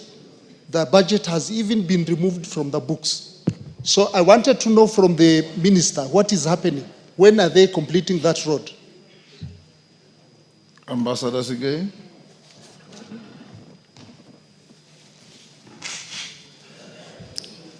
Thank you, Mr. Speaker, for giving me this opportunity to also say something about the CS's statement today. First of all, I want to thank him. Order. You are out of order. You are joyriding on a question by asking a question, not making a statement. Okay, Mr. Speaker. I wanted to say, I want to thank the minister for the good job he's doing in the ministry. And Mr. Speaker, I want to say that the road from Tajasita in Sotik to Chebole is ongoing. But I want to ask a specific question about the road which is linking Sotik and Pureti through Cheborge, which has taken a very long time, Mr. Speaker. It's almost impossible. I raised this issue some times back in this House, but nothing is going on. The contractor is no longer there, Mr. Speaker. Thank you, Speaker. Minister, answer those.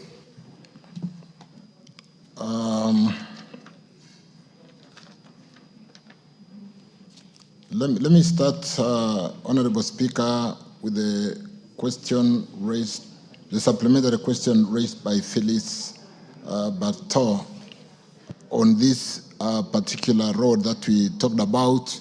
And like I said, The supplementary question was more of the comments that I did request, Professor, that we can work on the details on how to split the road, how to quickly fund this road, and I wish to beg that Mheshimiwa Barto seeks to have a cup of tea, and then we can, and the leadership of the area, so that we can address the details of this particular road. Then the question from Dr. Bukose on this road, Talbot Naitiri, Shihendu, all the way to Entebbe. And honorable members, we did provide for funding for this road. What we will be doing as soon as I know the warranties have been signed, the budget has been opened, and we are waiting for the National Treasury to finish loading the IFMI system. We have worked on a timeline which we have discussed with my agencies, with the PS. We have issued formal instructions to the agencies on a very clear timeline on when they should all be advertised, by when should they be evaluated, awarded, the 14 days tender notice to award, the performance guarantee to be issued, and when the road should start. So let me request that allow us to get the loading of all these projects and programs into the IFMI system, and if they are done by next week, you will thereafter see in my government advertisement on all the roads with a very clear roadmap on all the roads in Kenya which are coming into the program to be able to address that. Jack Wabonga on Kwamboka on the 22%, 10% RMLF. We know we did tender for roads. There was then that 10.2% that was stopped by court. The ruling has since happened, and we did agree on the sharing formula. We have since released 35%, which has been basically dispersed. Equally, we did release our money to the county government. I want to assure this House that the balance for the roads that had been tendered is adequate to ensure that all the roads that were tendered through this RMLF by the membership of this House through the constituency programs on all the 22 and 10% will be fully funded. We have adequate funds for that. Let me stop there on that, Mr. Speaker. On the question of the roads in the Horn of Africa, the question from Mbindo in Isiolo, Mandera, Kulamawe, all the way to Samantha, Wajir, Tabaj, and all the way to Ramu at the end of Mandera, and Mandera, of course.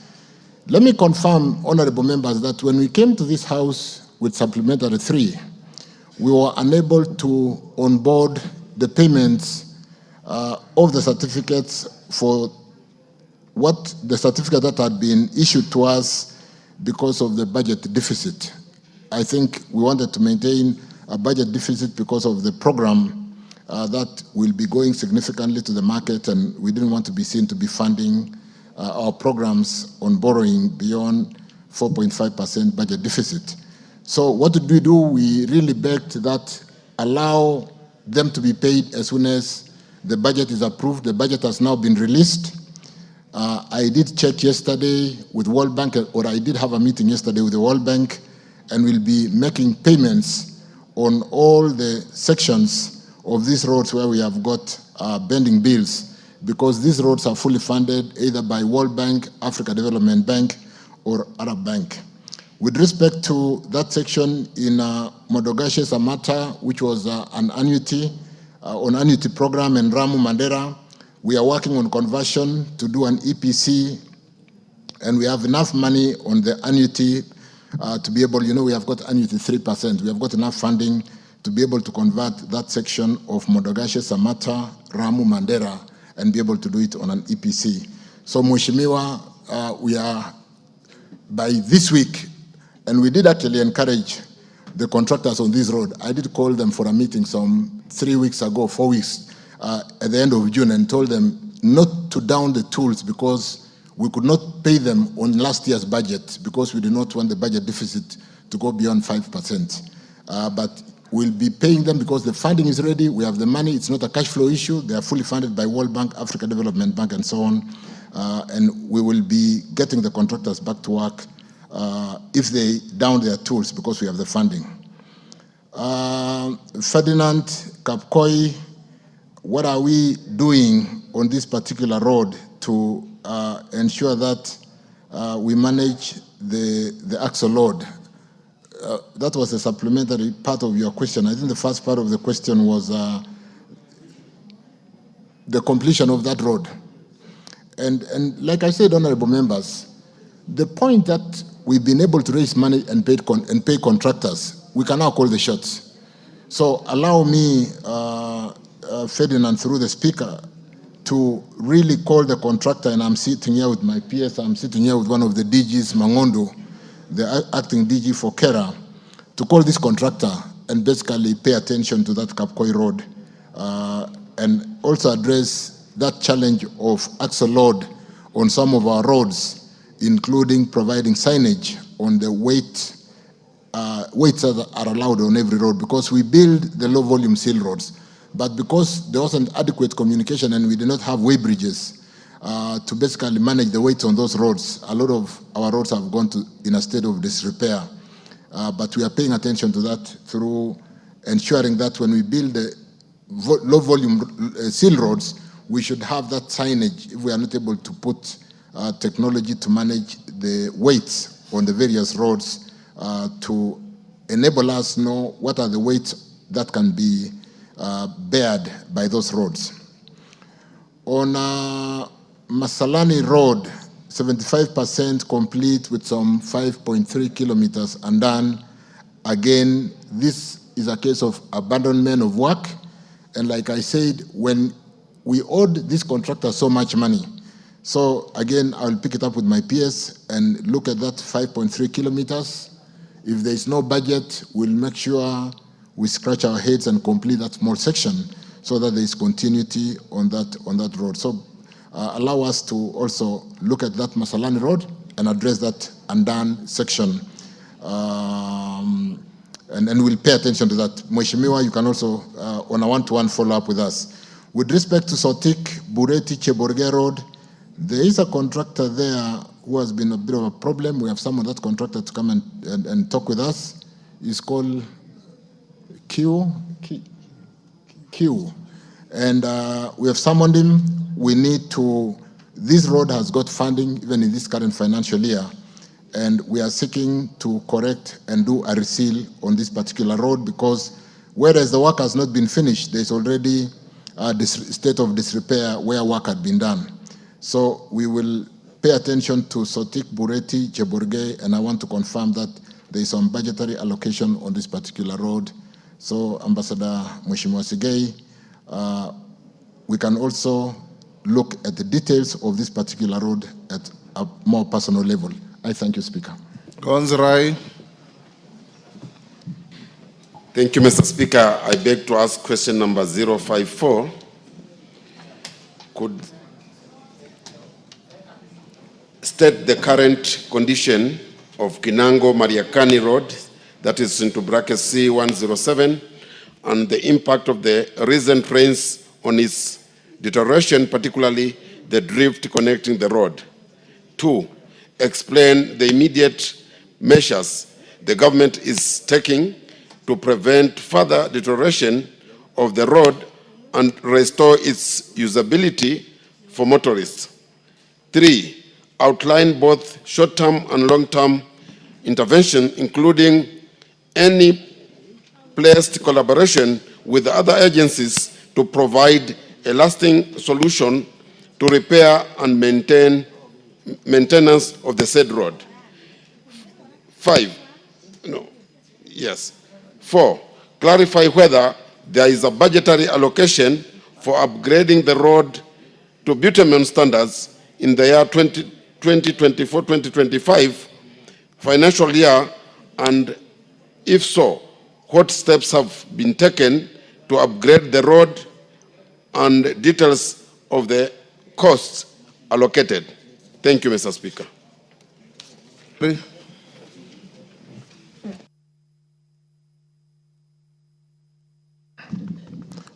Thank you again, Speaker. Thank you, Consirai, for that question. Let me go straight to the fact that the status of that 42-kilometer Mariakani Kinango B91 road is currently in motorable condition. However, I acknowledge, Honorable Speaker, that the recent rains caused minor deterioration in the riding service quality characterized by corrugation and depression, and these are currently being addressed under the ongoing routine maintenance contract. And because of that ongoing routine maintenance contract, Mheshimiwa Konzirai, we will again, with my PS, pay attention and confirm that the routine maintenance contract do deliver on the concerns that you have raised. The road has 6 drifts, which are generally in good structural conditions and are passable at all times except when they are when the region experiences very high rainfall leading to high water levels on the drifts and rendering the structures unsafe for motorists and pedestrians to cross. 2 of the drifts have experienced some damage, like Mheshimiwa, you noted, downstream from the rains, and the failures are to be addressed by the routine maintenance contract that I've just mentioned, that we will pay attention and we will pick it up with the contractor with the current contract running. Those repairs include reinstallation of broken parts of the drift, installation of edge markers posts, restoration of damaged road signs, and desilting of the water courses around the drifts. Honorable Speaker, members, the ministry through KENA is currently carrying out routine maintenance works on the road. The scope of works comprise of a number of major items, which include gabion installation in areas where additional protection is needed, installation of 2 lines of concrete piped cross culverts, cleaning of silt from the drifts, which I just mentioned, and cutting of meter drains, heavy grading with watering and compaction of the entire road, the entire 42 kilometers, spot graveling of accumulative of 5 kilometers. So those challenged areas will be regraveled, and concrete repairs to damaged sections of the drift and other concrete structures. And like I said, we will work with the PS to make sure that there is proper supervision so that we deliver for the time being on this gravel road before we put it on a pitment standard.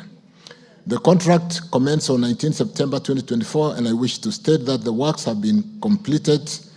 In the short term, the Kenya National Highways Authority, let me correct that. I'll confirm whether the works has been completed, because we need to really pay attention to that.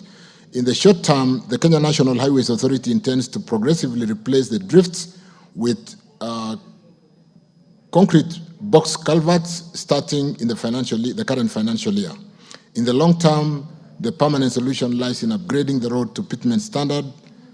However, this will only be possible when resources become available, and I want us to work very closely with Mheshimiwa, because we currently working and advanced with Kwale Kinango pitment standard, which are stalled because of non-payment, and I think there is very good progress on this side of Kinango to Kwale. So we need to look at the other side from Kinango to Mariakani.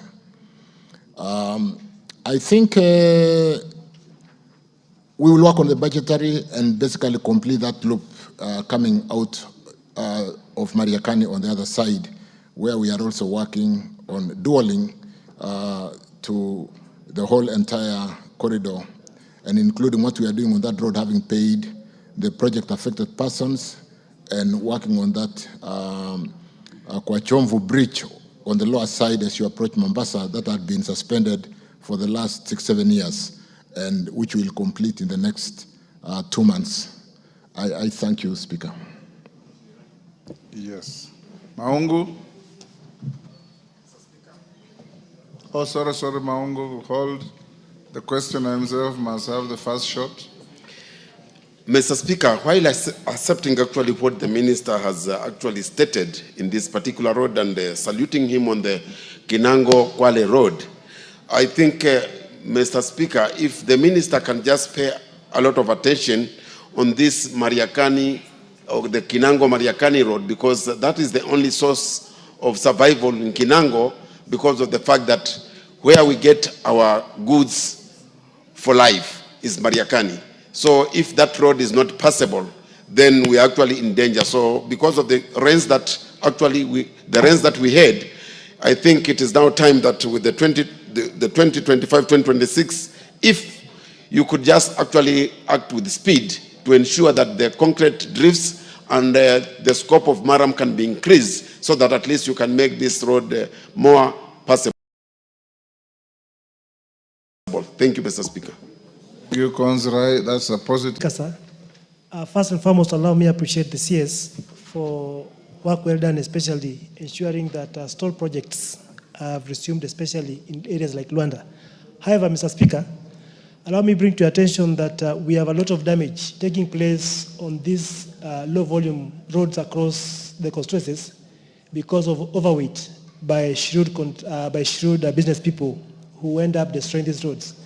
I wish to find out what strategies the ministry, through KERA, has put in place to ensure that this critical infrastructure in the rural setup, Mr. Speaker, is observed, because Kenya has actually been able to put way bridges across to ensure that no overweight takes place. But we have a lot of damage taking place in the small roads, Mr. Speaker. So probably how he intends to secure the same will help us. Thank you. Oyula. Thank you, Speaker, for giving me this opportunity. I want to raise an issue to the Minister. Is the Minister aware that the road from Ejinja, Bumala to Port Victoria is developing potholes? And if action is not taken immediately, they will become bigger and bigger and be more expensive in the future. Thank you. Yes, Owen Bayer.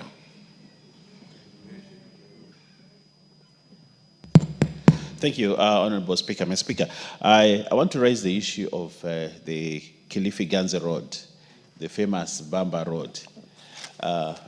For many years, Honorable Speaker, we have seen now the contractor is back on site. But the road has been destroyed by the ongoing rains, actually very severe. And the people cannot actually access Bamba because the road from Pwani University and even from Kwamwango is severely damaged because of the rains. And I have requested that the contractor comes and grades the road as we wait for the tarmac. But there has been laxity on doing that. They're not interested in doing that. And I thought the contract bears some money for maintaining the road as they continue to put up the tarmac. Honorable Mr. Speaker, I would like the Minister to intervene to ensure that the people of Bamba actually have their way home, because they now sleep in Kilifi and overload Kilifi town because they can't go home. Thank you, Honorable Speaker.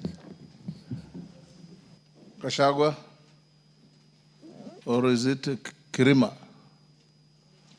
To the member sitting next to Polo? Meli, yes, you look different. You normally sit here. You're looking like the member from Daragwa. Yes.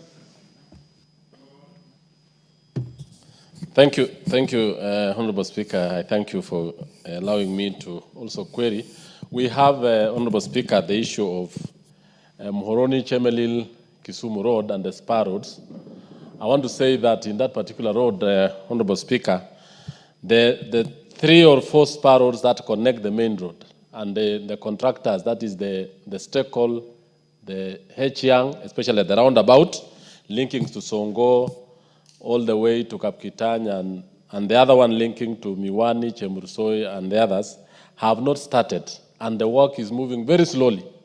That road is very key in that region, owing to the several factories of sugarcane, and linking Kisumu and the other surrounding areas, which has actually one of the largest population growing areas in this country. So I wanted to know from the CS what he's doing to ensure that the spur roads move together with the construction of the main road, that is the Chemelil, Miwani, Chepswerta Road. Thank you, Kisumu. Thank you, Honorable Speaker. Member from Muhoroni. Thank you very much, Honorable Speaker. I am going to echo exactly what my friend, but with better elaboration.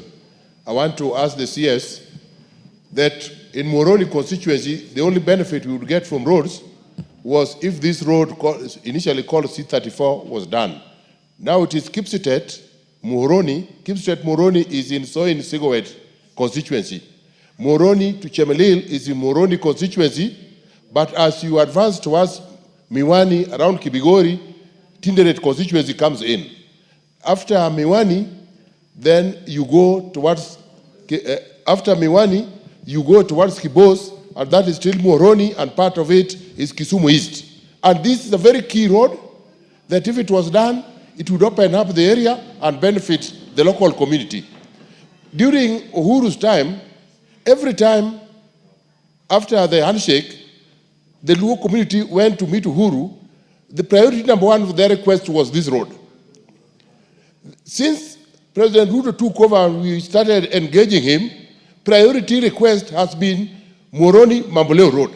And each time we have been assured at the highest level possible that the road is going to be done with the seriousness that it deserves. The road has some of the best contractors that you source in this country or in Africa. Lot 1, there is China Bridge number 10, doing between Mamboleo. You are making a speech. No, you are joyriding. Ask a question. Thank you. And H-Yang on lot 3 and whatever. And they have capacity. But when you ask them, they are telling you, we have not been paid. We have the capacity to mobilize and do it overnight, but we have not been paid. Go and push your leadership to pay us. When we come here, we're told they have been paid.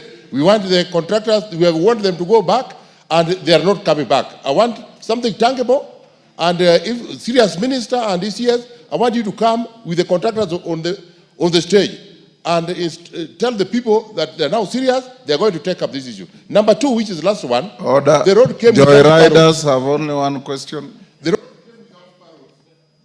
Maclap, every joyrider has only one bite. Only one question. Okay. Thank you, Mr. Speaker. I rise to ask you for the minister's intervention in the roads linking to Kerio Valley.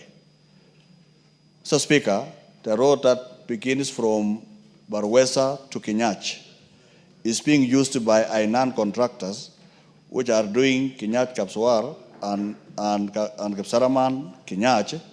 So there is a section at Kuikui High School and another section at Chemindany, which are actually impossible, including me here, truly, Mr. Speaker. I can't reach home. If I went over the weekend, I asked the contractor on site that you are using heavy machinery, kindly come and sort out those sections so that the road becomes possible.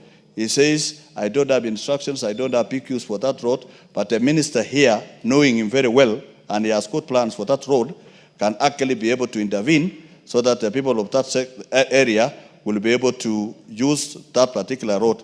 Secondly, Mr. Speaker, a non-contractor also has a section between Kasisit and Lake Baringo. That one is already under contract. But between Kasisit and Lake Baringo, last year, we had landslide, you are aware, Mr. Speaker. Ask your question. Yeah, so the non-contractor should be asked to move ahead where they have not to repair the road because government cannot now allocate money and yet there is a contractor on site. Those two sections together with the access to Poi Secondary School, Mr. Speaker, if intervened, those are small sections and it requires only intervention of the minister and the existing contractor on the ground, and things will be sorted out as we move with other programs. Otherwise, Mr. Speaker, you have a level-headed minister that has the capacity to put the ministry in order. Dagoretti, North member. Jen Kihara, you are the next questioner. Why don't you restrain yourself to the next question? Thank you, Mr. Speaker. Thank you, Mr. Speaker. Mr. Speaker, allow me also to thank the Minister, the CS, for really doing his best to bring back this ministry. But having said that, I would wish for him to intervene in Nairobi. And when I say Nairobi, I would appreciate, I know he has given now Kura 2 billion shillings that has gone to the county. But when you look at the maintenance of the roads they are about to do, most of them were also maintained last year. And the challenge we face in Nairobi is in the slum, Mr. Speaker. That today, when I look at all those roads, Kibra is out because there's no road of Kura there. You find TJ's constituency is out, Mathare is out, Dagoretti North, it's Lavington and Kilileshwa, but I'm not saying that it is important or not important. I'm just saying the roads in the slums where Kera now comes in, is there a way the minister will assist us so that the key roads, and especially the roads that the president spoke on, pronounced himself on it, and see how we can do those roads? Because they are the most important roads. They are the roads that are impassable than even these roads that are about to be maintained again. Thank you, Mr. Speaker.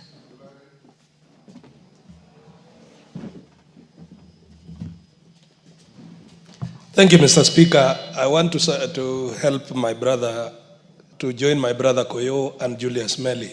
When the said roads from Chemelil, Muhoroni, Kipsitet, Muhoroni, Chemelil, all the way to Mamboleo were being packaged. There were spar roads that were packaged together so that we can open up the sugar belt.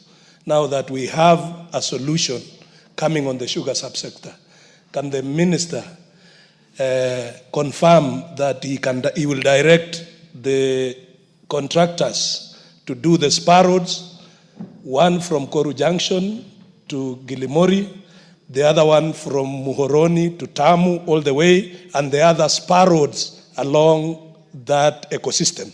It will go a long way, Mr. Speaker, in supporting the sugarcane farmers as they go towards a better farming system.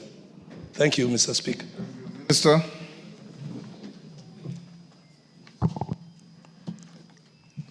Thank you again, Speaker, honorable members.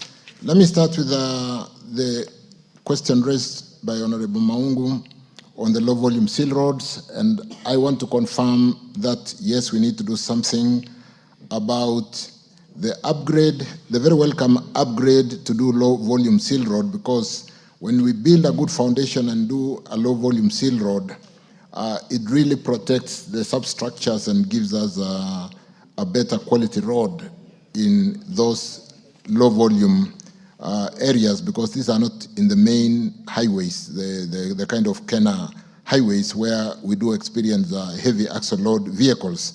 And therefore, we are looking at employing various technologies which may not necessarily require physical weighbridge that is manned. You do know there are unmanned weighbridges, and therefore be able to maintain these assets, because what we did build on low-volume seal roads moved our asset roads from some 2,500 kilometers to almost 8,000. To get them dilapidated very quickly would be unfortunate, and therefore we are working as a ministry to see how to employ technology, including even just signage, to be able to show that these roads would not be able to take, say, more than 12 tonner. And therefore, if we are doing the agricultural distributorship of fertilizer, it doesn't have to go into the whatever. It can basically offload and sub-distributors taken in smaller vehicles, smaller tonnage vehicles. So we are paying attention to that, and thank you for that concern. On the road that is basically Bumela, developing potholes, thank you for that. I think it's better a stitch in time saves 9, and what we have learned is if we do an early reseal, we are able to reseal a road at an average of 10 million Kenya shillings to 15 million Kenya shillings per kilometer, and therefore be able to preserve the road instead of waiting for the road to get totally dilapidated, and then we have to reconstruct at a cost of over 60 million per kilometer.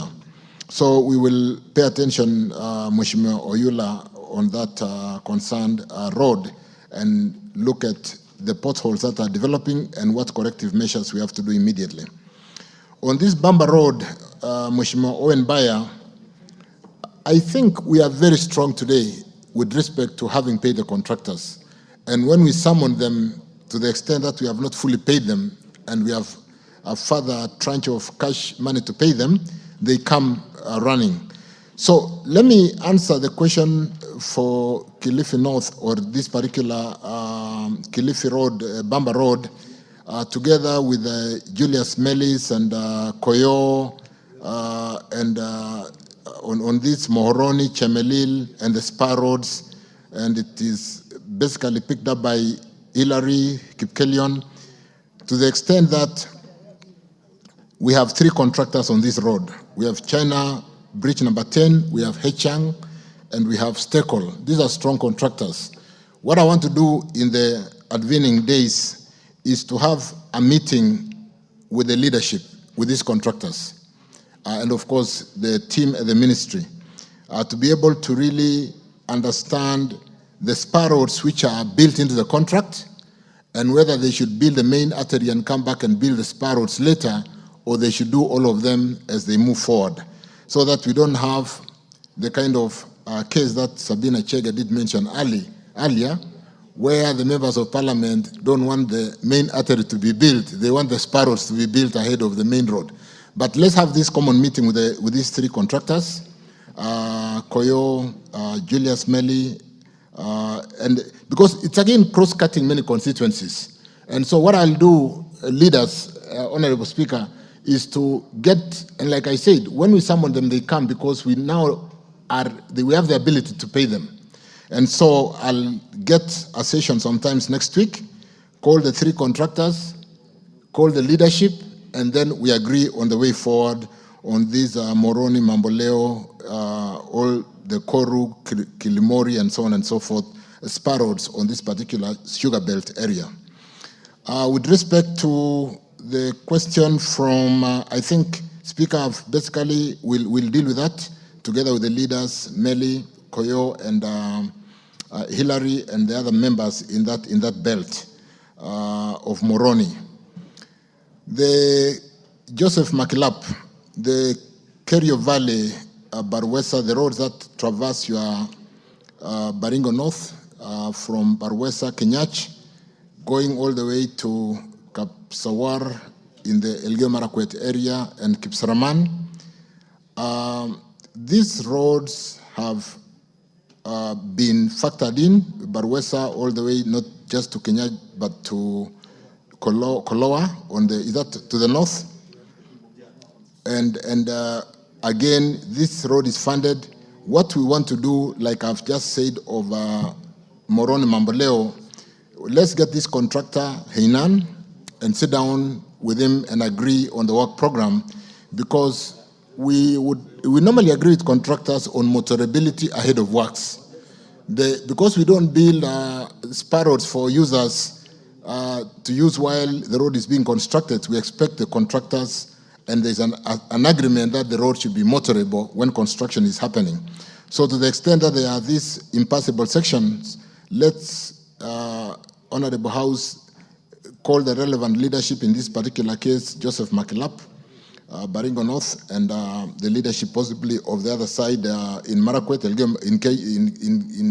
Elgeyo Marakwet, and address the work program, including, and more importantly, the motorability of the road ahead of works, so that we are not basically looking at when is the tarmac being finished, but the fact that we are able to use the road on a day-to-day basis.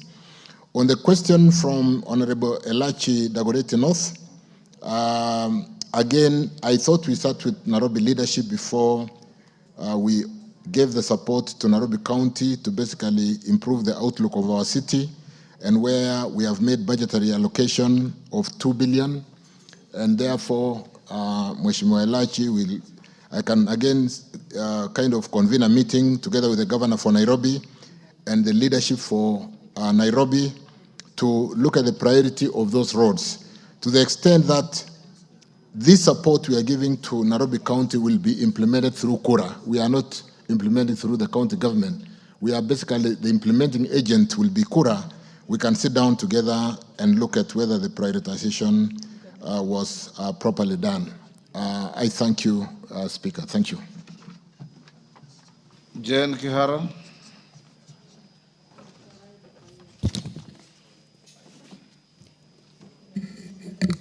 Thank you, Mr. Speaker, for allowing me to ask this question. The CS, who have a lot of faith in, looks like we are going to go places. Mr. Speaker, there is a road. Jen, ask the question. There is a Kura on the order paper. I've called you to ask question 057. Sorry, I had asked you to let me ask about the road because my question is not about the road, Mr. Speaker. Please. Reluctantly, take 1 minute.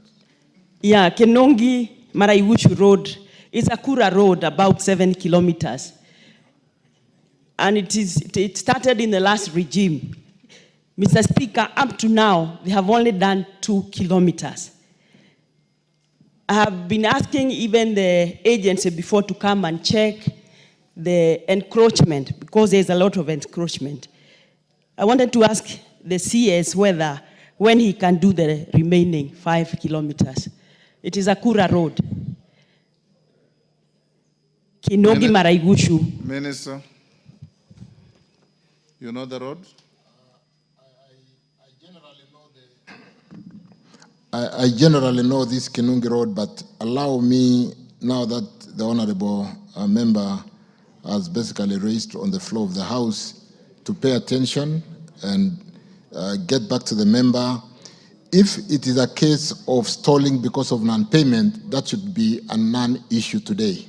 But if it is stalling because of budgetary allocation for an ongoing project, then it is also really upon us to provide budget for ongoing roads, because it will be unfortunate that we are starting new roads when we are not funding ongoing roads. So either way, the ministry should take responsibility, and let me confirm that I will look at it. We will sit down with Mheshimiwa and look at, is it a budgetary allocation? Is it a bending bill? Both of them, which the ministry should be able to resolve and get the road to continue. I thank you. Thank you. Joyriders are too many. Waluke, too many joyriders. One question each, because the remaining 2 questions are not on road, so I'll not allow anybody to ask anything. Thank you, Honorable Speaker. Waziri, mine is about Chwele Sirisia Luahaha Road. It is a low volume road, but the traffic was transferred from Malaba to Luahaha.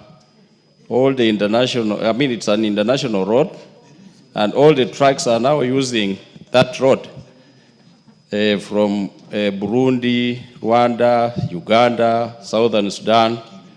All the trucks are using it. And the road was low volume, and now the trucks has completely teared it out. And it is supposed to be upgraded. Honorable Speaker,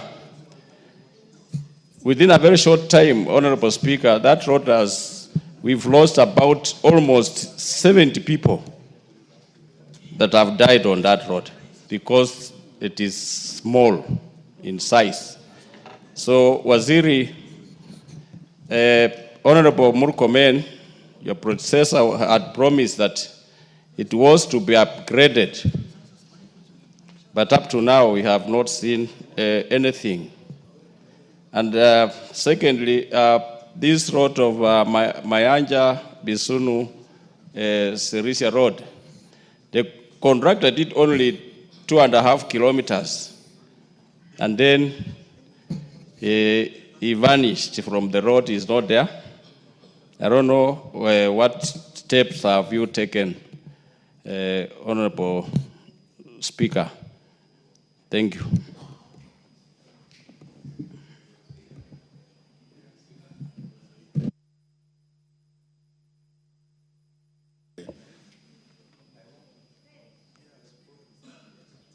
Yes, CNN. Thank you, Mr. Speaker. Mine is just first to appreciate the CS. The CS has been appreciated enough. Just ask your questions. Yes. Yes. Yeah, I appreciate him because of the Kibwezi Kitui Mbondoni Road, which actually has resumed.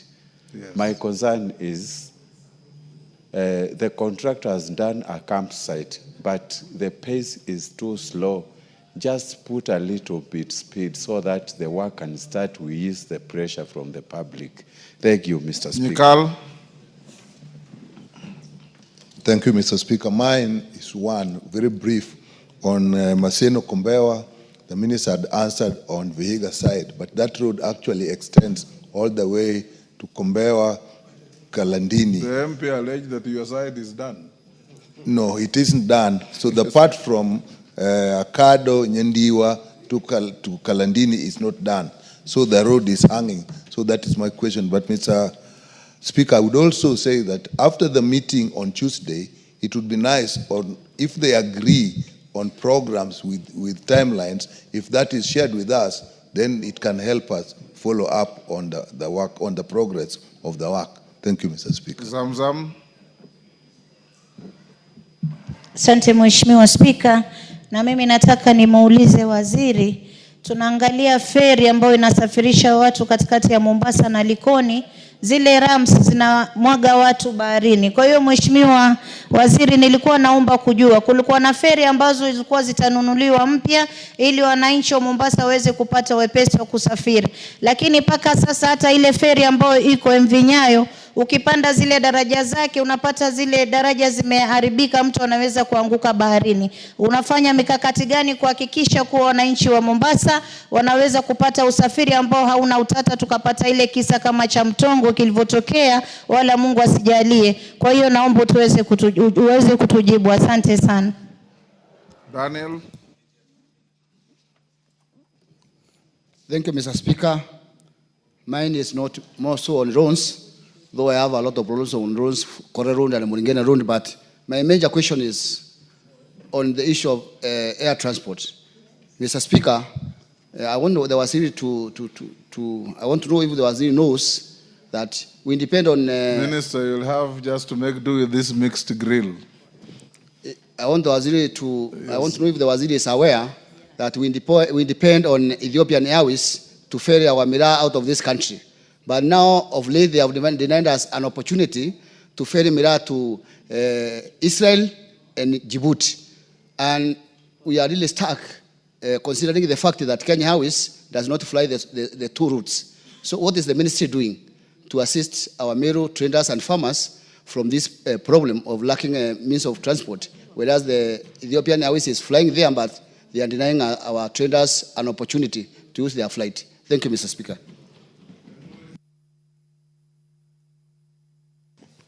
Thank you, Mr. Speaker. My question to the CS is, I wanted to ask the status of the two roads for Samburu, that is Maraga Baragoi Road and the Kisima Wamba Road. That was advertised, and up to now, we have not seen anything moving. Secondly, there's also the Mubarak Maraga Road, which I think was a low volume road, and now it has so many big potholes, and it's making the transport for the people living in Maraga very difficult.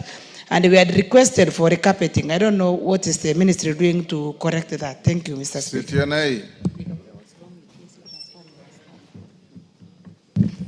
Thank you, Honorable Speaker. I seek intervention of the CS on the Turbo Bridge, which was given to the contractor over 2 years ago, and the work is very slow. The current bridge is a disaster in waiting. And secondly, the Turbo Beshabor Salient Road, which is a twin sister. Which bridge are you talking about? That Turbo Bridge. On the highway? Just off the highway, about half a kilometer off the highway. Yes. And it is a twin sister of Turbo, Naitiri, Sihendu, Endebes Road. Okay. What is the status of the road from Turbo, Beshabor to Celia? Thank you. Thank you, Kipepeo. Mama County Busia. Thank you, Mr. Speaker. Bwana CS, I just want to know what happened to the road that starts from Mungati, Benga, Akobwait, Kwangamor, Kotur, and was to end in Kocholia. It's about 22.5 kilometers. The bridge was removed and the contractor seems not to be on the site. A distance that Ken cutters used to simply use less than 30 minutes. Now they have to go look for another route that takes 2 hours for them to reach a particular point. So kindly, because of the Ken in the region, that particular road is very paramount. Thank you, Mr. Speaker. Ron. Thank you, Honorable Speaker. My question to the CS about a 9.5 kilometer road named Tomboya Roads in Kisumu. Honorable Speaker, this road was awarded in 2021. Up to now, only a third has been paid. Only a third has been paid for, and the roads 450 million has not been paid. The road is 60% complete. I would like to ask the CS what's happening from 2021 to date. These roads are dangerous to the residents because when it rains, water accumulates, and dangerous to the kids and the motorists. Thank you. Thank you, Speaker. My question to the CS is about the road, Matutu-Ekalakala Road, which the CS told me that the particular contractor is going to move to site, but he has never been to site. Thank you. Rueda. Nami niulize swali, barabara yetu ambayo ndio itakuwa barabara ya kwanza, hatuna inchi hata moja ya barabara ya lami. Sasa hii tunapata. Jana ndio naona contractor amepeleka mashini port. Kwa vile imechelewa sana, naomba waziri ahakikishe hii barabara iko na pesa iko najua. Ianze pande zote, ianze Mtangawanda kwenda Siu na Siu nao ianze upande ule kuja hivi. Maana tumekaa kwa muda mrefu sana kungoja hii barabara. Maana ilikuwa hata nashangaa leo nikikuuliza utaniambia pengine labda amejua unakuja ndo akasongeza hizo machine. Maana ulikuwa ukiniambia 1 week, 2 weeks itaanza. Lakini imechukua muda. Waziri, tafadhali contractor ambiwe aanze pande zote mbili. Watu wamengojea barabara kwa muda mrefu sana. Pia sisi Lamu East kuna sehemu watu wanaomba barabara. Sisi tuwaomba ifunguliwe. Karibu miaka 6 hakuna njia. Mfanye mpango wote, hata kama ni kuweka maram, kama ni kuweka nini, hindi tu Kiunga, uchumi wa Kiunga imefungwa kabisa, hakuna barabara kabisa. Na barabara hiyo ni security road na ndio international road inaenda tu Somalia. Watu wingi majeshi tumekosa hapo kwa sababu ya zile zinaitwa IDs, zinawekwa chini zinalepuka. Sasa ikitengenezwa hiyo barabara itatusaidia sana. Barabara sasa imefungwa, haipitiki, watu wanatupitia boti peke yake. Asante Bwana Speaker. John Paul. Minister, those are short questions. You should be run through them very quickly. John Paul, give him the mic. Thank you, Mr. Speaker. Mr. Speaker, I have only one question to You are entitled to only one. Yes, only one question. Yes. About compensation of a road which was completed in the year 2023. That is Kije, Auke, Makiri Road. The people who are supposed to benefit, their names were gazetted. Up to date, they have not benefited from the compensation. When are they likely to be compensated? Thank you, Chair. Thank you, Mr. Speaker. Last on roads, Senior Sunguli. Nafungia. Mr. Speaker, the remaining 2 questions are not on roads, and I'll not allow anybody to ask anything on roads hereafter. Sunguli. Mr. Speaker, I asked about a road which the minister knows very well about, and the Kilgoris Soit Road through Shartuka. It was a low-volume seal road, or it is a low-volume seal road, which is speedily wearing out. I don't know what the minister is doing, whether the contractor is coming back to site, especially because Now we have a factory there. People want to benefit from it, from taking the cane, and it's becoming even more difficult to maintain the road unless you come to it quickly. And all the way to Chebole. And also just, I'm not allowed to ask another question, but I hope you read, Mr. Minister, in the newspapers, that the road from Lolgorian to Masai Mara was blocked by the residents, and the tourists could not go because there were 2 big pools of water that had developed there, and the road is impassable even by border borders. What is the minister doing about that? Yes, because... Thank you, Honorable Speaker. Honorable Minister, my question is on the Kitale Swam Road. It is 99% complete. I thought it's complete. No, it's 99% complete. But we have people who are supposed to have been compensated.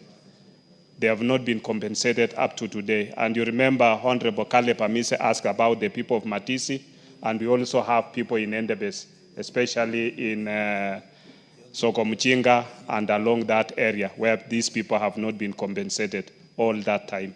So whom do they, because they have approached National Land Commission, they are always going to the DCC's office. Even today they called me.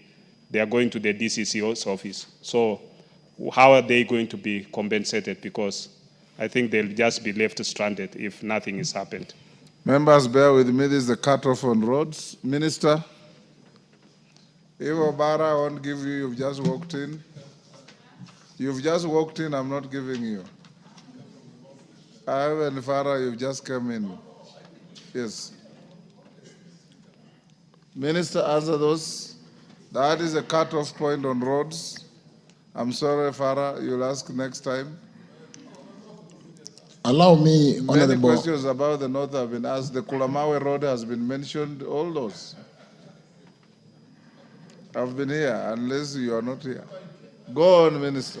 Thank you, Speaker.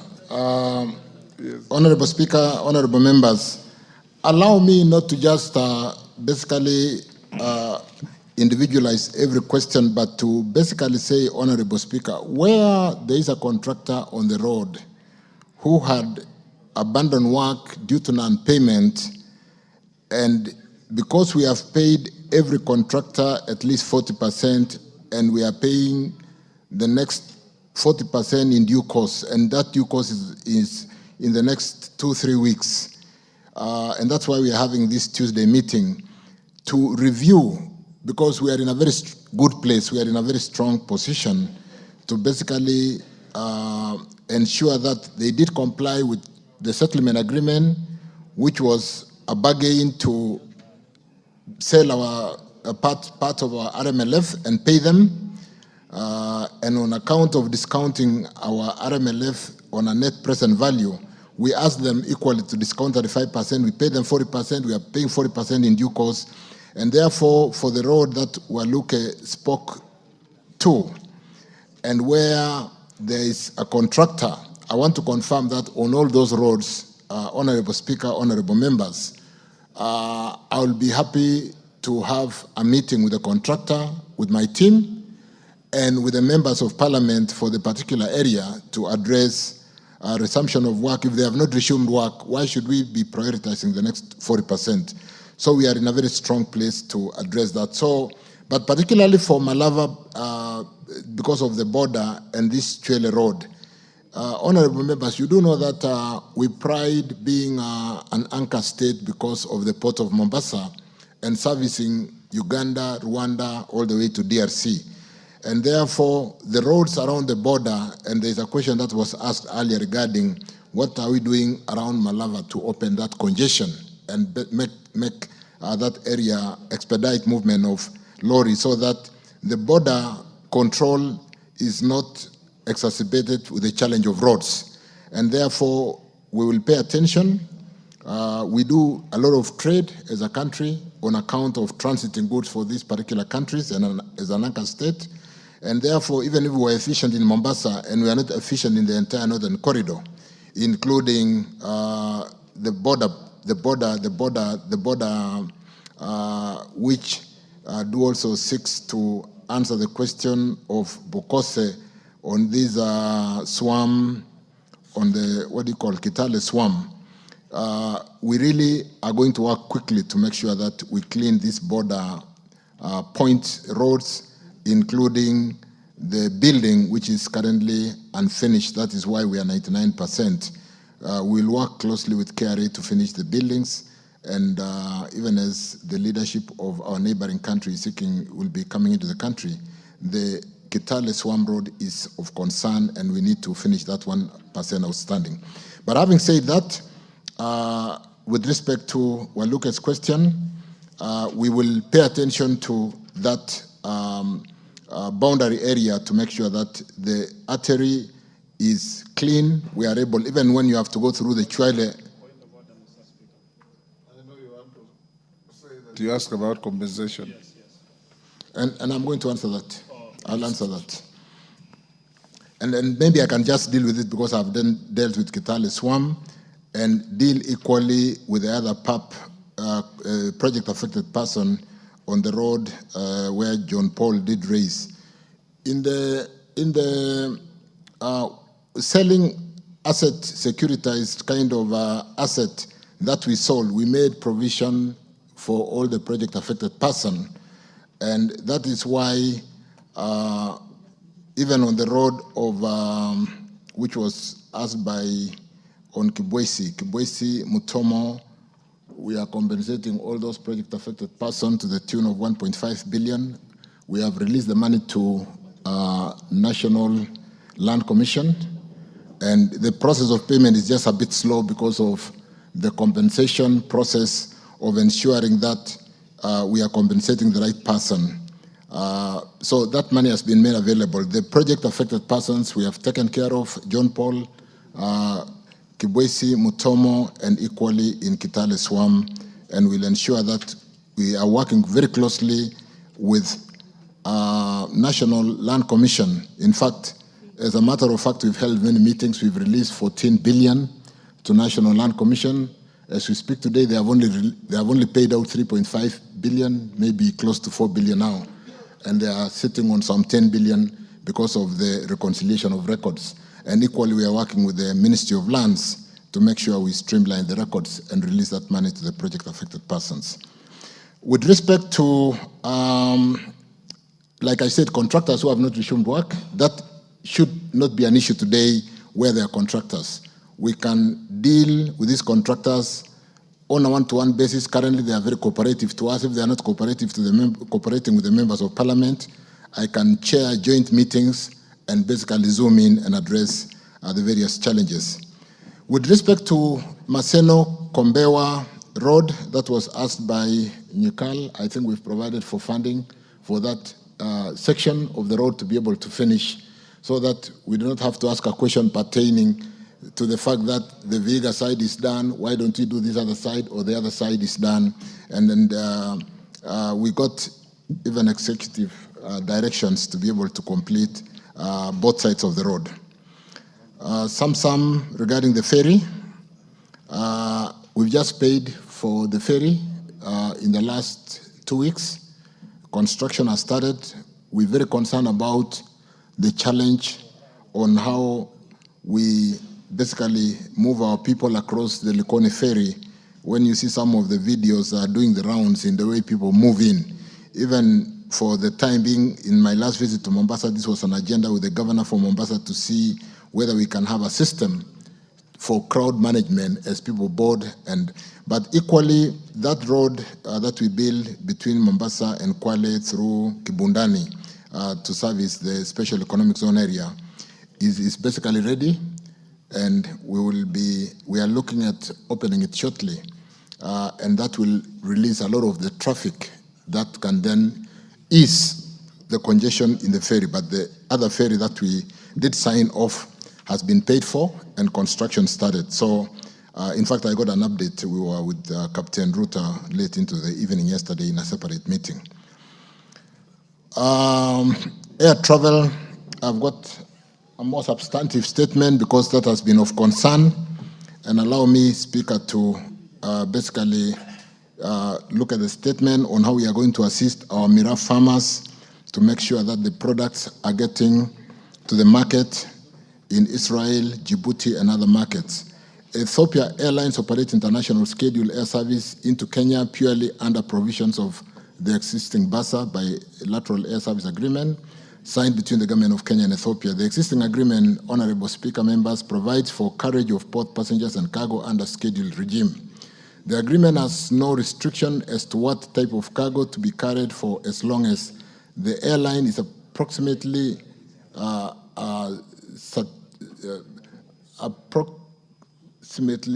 certificated by a competent authority to uplift the cargo under standards set by the International Civil Aviation Organization, a standard setter in the global aviation industry. Obligations of the state signatory to such agreements is that the state should not interfere with the conduct of business by airlines designated to operate under such agreements, and therefore the ban by Ethiopia Airlines on carriage of Mira from Kenya is an internal airline decision that has no roots to the existing bilateral air service agreement between Kenya and Ethiopia. But because I was aware of this, that's why I made a brief statement, because I knew it might come up. I'll be seeking to basically do a bilateral with the Ethiopia Airlines to basically seek to intervene, because this is really impacting on the economy of this sector, and therefore we need to provide an urgent solution, because these are perishable products and they do not have that long-range kind of post-harvest time, and we need to resolve that. So I'll pay attention to that, Mheshimiwa, and address that very quickly. Let me then turn on to Samburu. Samburu, that was Le Kuris. Honorable Speaker, like one road in Chepsanoi, Turbo to Kakamega had a challenge with the contractors pricing. The Wamba, Maralal, Baragoi road had that challenge. We did provide for some tarmacking out of Maralal into Wamba. We did provide also for tarmacking from Maralal towards Baragoi. And Mheshimiwa Legarus, we've had meetings with the leadership of the area, and we did retender for these roads. We've just closed. The bids have just come in, because we lost so much time between the time when this funding was approved and the tender, which has not worked. We will very quickly award the best contractor for those roads, basically to do the tarmac on those two sections and upgrading the graveling all the way to Baragoi on the other side to ensure that road is motorable. And we are working on that. The tenders just came in, and the relevant, I think it's under Kena. Kena is working around the clock to make sure that we do get the contractors to site, and those roads are funded through that affirmative funding that we got earlier last year, and equally they are funded in the current financial year. So we should be able to start work. On the Turbo Bridge, Mheshimiwa Shitenei, there's a lot of work going on there, and to the extent that we have funding on that road, I don't think we should exclude the bridge. I don't have the details with me here, but allow me to pay attention to that and make sure that this Turbo Bridge is not in the state that you did describe. For Busia, Catherine, Mheshimiwa, that 22.5 kilometer road, and you did talk to the bridge, that needs to be addressed. Allow me also to pay attention to that. I'm here with my PS. I don't have an immediate answer, but I should be able to look at that. And Bana PS, let's get back to Catherine Amayo on that. With respect to the Tomboya Road in Kisumu, Mheshimiwa Koron, 9.5 kilometers. Again, this is a question of a road with a contractor, and there's absolutely no reason why there's a reason why the road took that long, because we didn't pay the bills. But to the extent that we are talking about Kisumu City, we are talking about a road with a contract, it will be really unreasonable for us. It will be responsible, not even unreasonable, not to provide funding. And I want to confirm what kind of funding has been provided for this road. If it was due to pending bills, and because pending bills is not a challenge, we'll follow up and make sure the contractor gets back to work and clean the outstanding portion of the 9.5 kilometer road. I don't remember what Bashir's asked, but let me answer Waida's question regarding Mtakawanda, Kisingitini, but that road is initially Mtakawanda, Siu. The contractor has gone to site. I did call them to my office. The young man, the son, came by Yusuf, and we did give them some ultimatums. The biggest challenge, Speaker, here has been contractors here put their efforts together to hire a barge to carry the heavy equipment. If the heavy equipment has landed in the island, it shouldn't now be a problem because, again, Honorable Speaker, Mheshimiwa, you know this road is funded through that affirmative funding that we got early last year or late last year. We have provided adequate funding to make sure the road moves without stoppage. And the last one was on John Paul's concern on the PUBs, which I've talked to. That funding is available, and we are working with National Land Commission to make sure that they accelerate the payment, because it's a situation today, honorable members, that National Land Commission is not looking for money. We are pushing them to pay because, like I said, they are sitting on 10 billion amount of resource, which is within their accounts, and they are working on reconciliation to pay that money to the project affected person on the various portions of those roads, including Tuapa to Kilifi, this side of Kwachomvu to Mariakani, including the road, James Kishuro, all the way to the road linking to going towards Nakuru with China Wui. For Mheshimiwa Sunkuli's question, Kilgoris Shartuka, this road getting out of Chebole, the clay section of that, going all the way through Chebunya to Mwadigir, we have provided funding to reconstruct that road, and we are going to start in this financial year. The Chebole side, all the way to Tarajasita, we are doing a reseal, which Mheshimiwa Ambassador Sigei did say there is work in progress, and I think the repair and resealing of that road will be completed in the next 3 weeks. Bukose, on the SWAM, I did talk to BAPS, and the 99%, the 1% which is more of the building and that you have answered. Works to do with KRA, we are working with KRA to complete that. I thank you, Speaker. Ivo Bara, I'll give you Ivo Bara, then let's close with Farah. Thank you. Joyride, quickly. Thank you very much, Mr. Speaker. My question is on the feeder road on the Ahero-Kisii highway. This road the highway was completed and very well done. But there were all these feeder roads that were leading to public institutions that were supposed to be tarmacked. Most of them are below the 2 kilometers. The length is below 2 kilometers. Up to date, nothing has happened, despite the fact that we have written several letters requesting for the roads to be done. Short distance, less than 2 kilometers, and all of them leading to public institutions, high schools, hospitals, and also the DCC office, and also the police station. Can these roads please be completed? Thank you. Thank you. Farah.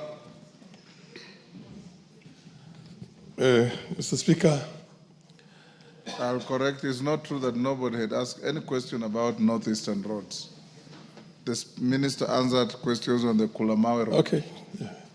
That's not northeastern, by the way. Kulamawe is in upper eastern. Yes. Northeastern is Gariza with Mandera. Go ahead. Okay. Mr. Speaker, Mr. Minister, directive was given for the design work to be completed for Madogo, Gariza, Dadaab, Liboi, Harhar Road, and His Excellency expected this to be completed before the budget was read, the last budget of June this year. There seems to be some delay in that, and you tell us when that can be ready so that the funding can also be sought from the World Bank or other donors for that section. The same section, Mr. Minister, because it supplies, or rather it's used for supplying the refugees, 450,000 refugees in Dadaab. That road is now completely impassable. It's a nightmare to drive through Gariza to Dadaab. What emergency measures have you put in place or wish to put in place, at least to make that bit passable so that it can be motorable for the time being while waiting for the tarmac to be fixed sometimes later, much later, of course. Thank you. Tobiego. Thank you, Mr. Speaker. Mine, I would just ask about the Danger Chemuswa Road. The last time the minister was here, he said he promised that something would go on.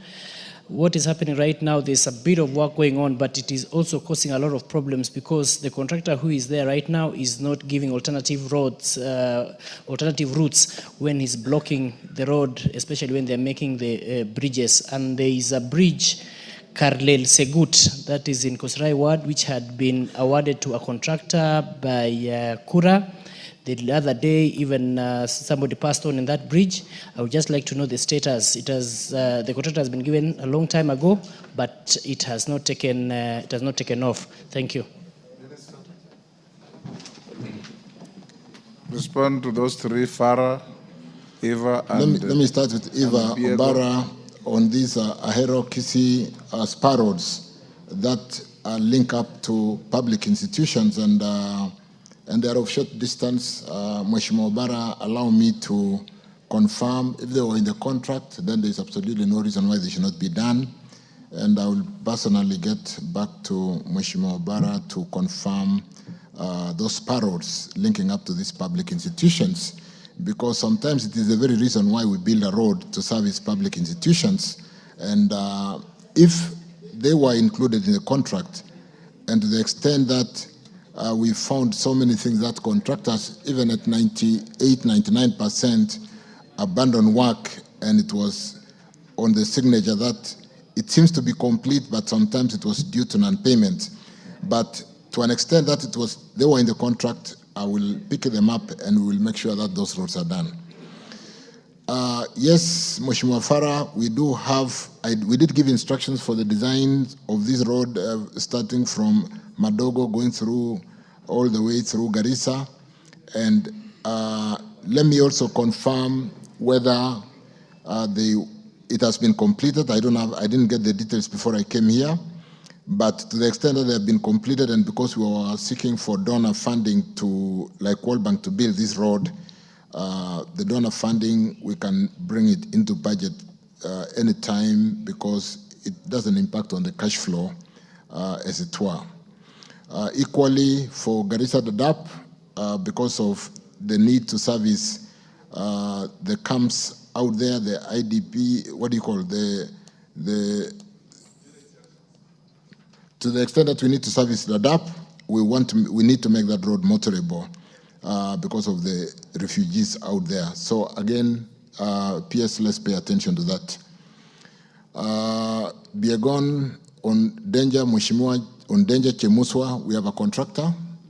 If it's a case of being slow, needs to address the crossings, the bridges. The challenge we only have on this road is sometimes we are on Danger Chemuswa and we get instruction that we should start from the other side. But we have a strong contractor on that road. We don't know why it is slow, but again, the concern has been picked. We will talk to the contractor and even see whether we can have two gangs so that one is on this side and the other one is on the other side, because it's a long road and there's concern by either party that why isn't it coming out from the other side, whereas it is going. But to the extent of it is slow, And because, like I said, bending bills for now is not a challenge, we will pick up that and address the speed of construction of this road. I thank you, Speaker. Honorable members, Honorable Simon Kingara came in late, but he has explained why he was late, and I'm satisfied. I want to give him a second chance.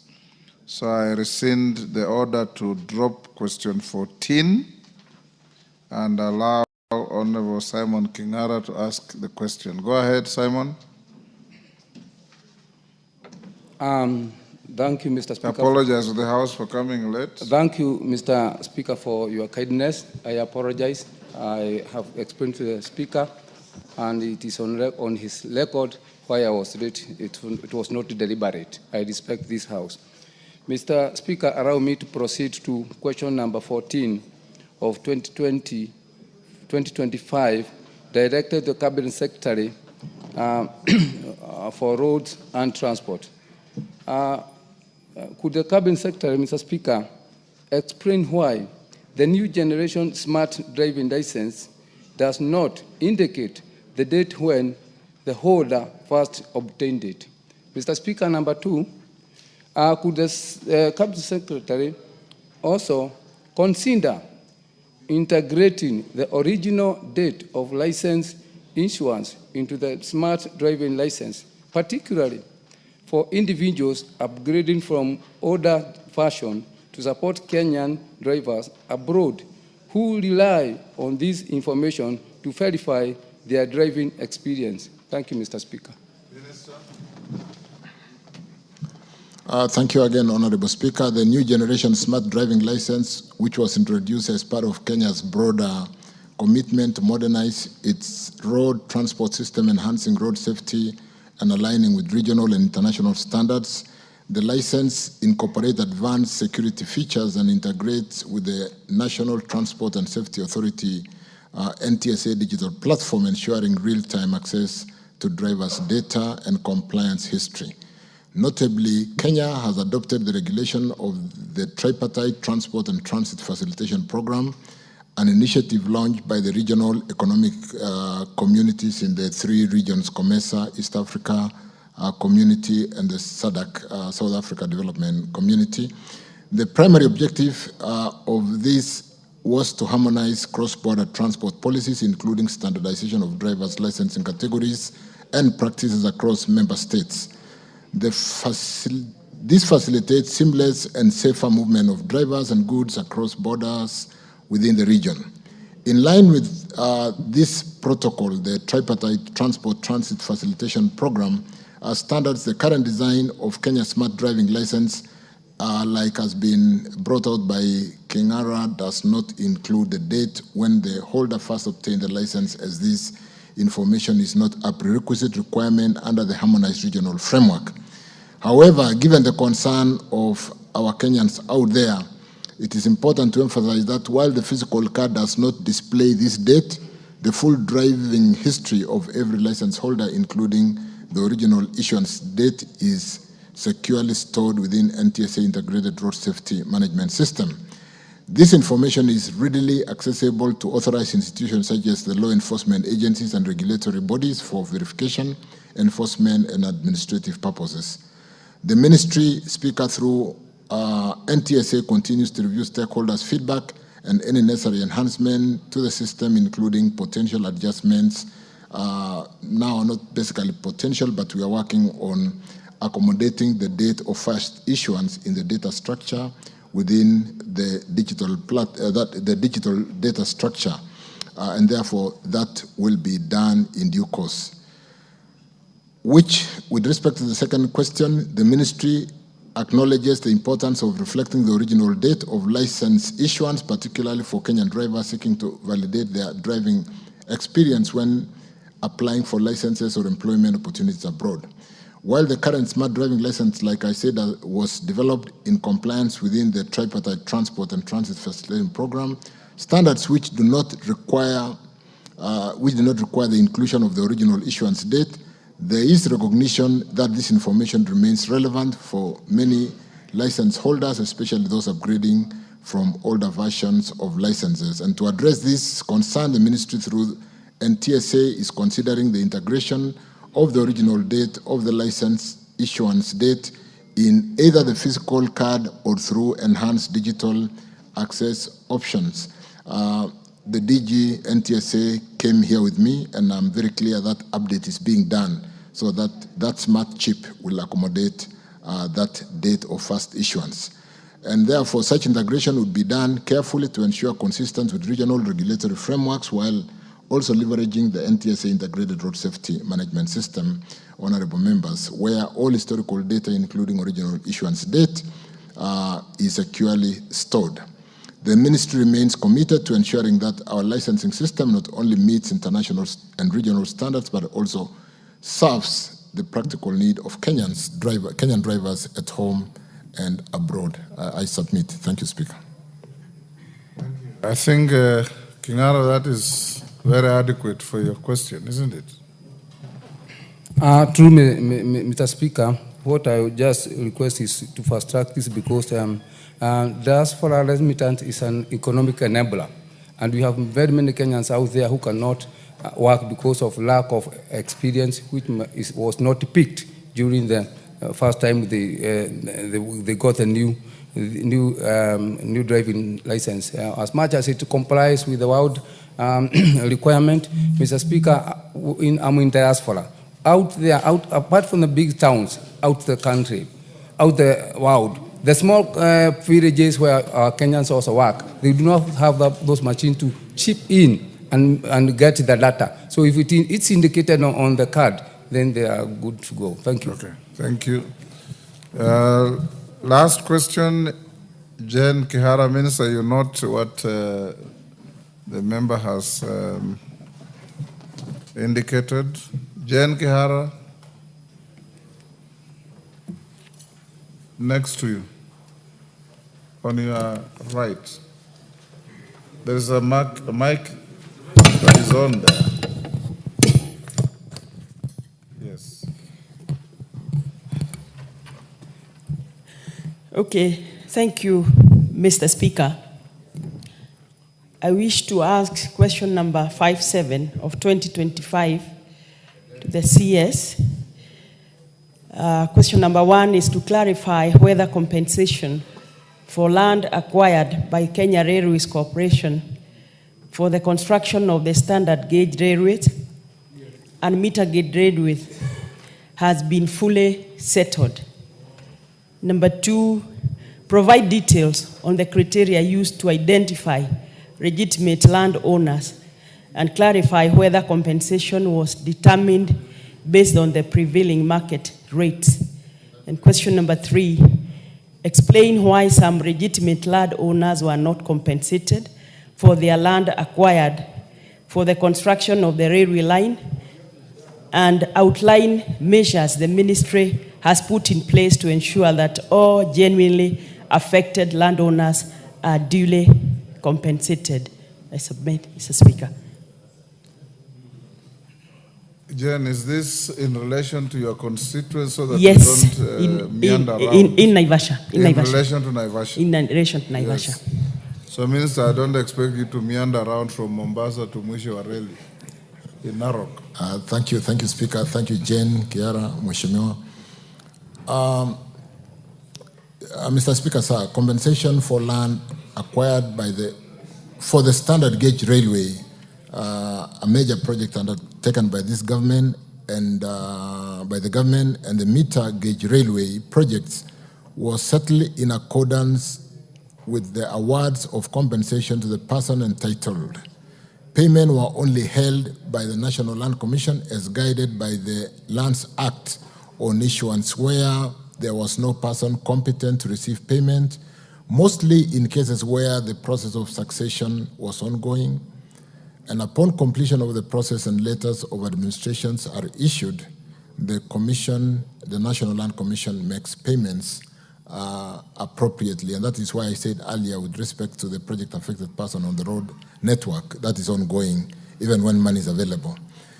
On the second question, honorable members, Speaker, the person entitled does not, when there are reasons of the person entitled to be paid does not consent to receive the amount awarded in cases where the project-affected persons are aggrieved by the award of compensation and seeks reprieve from the Land Acquisition Tribunal.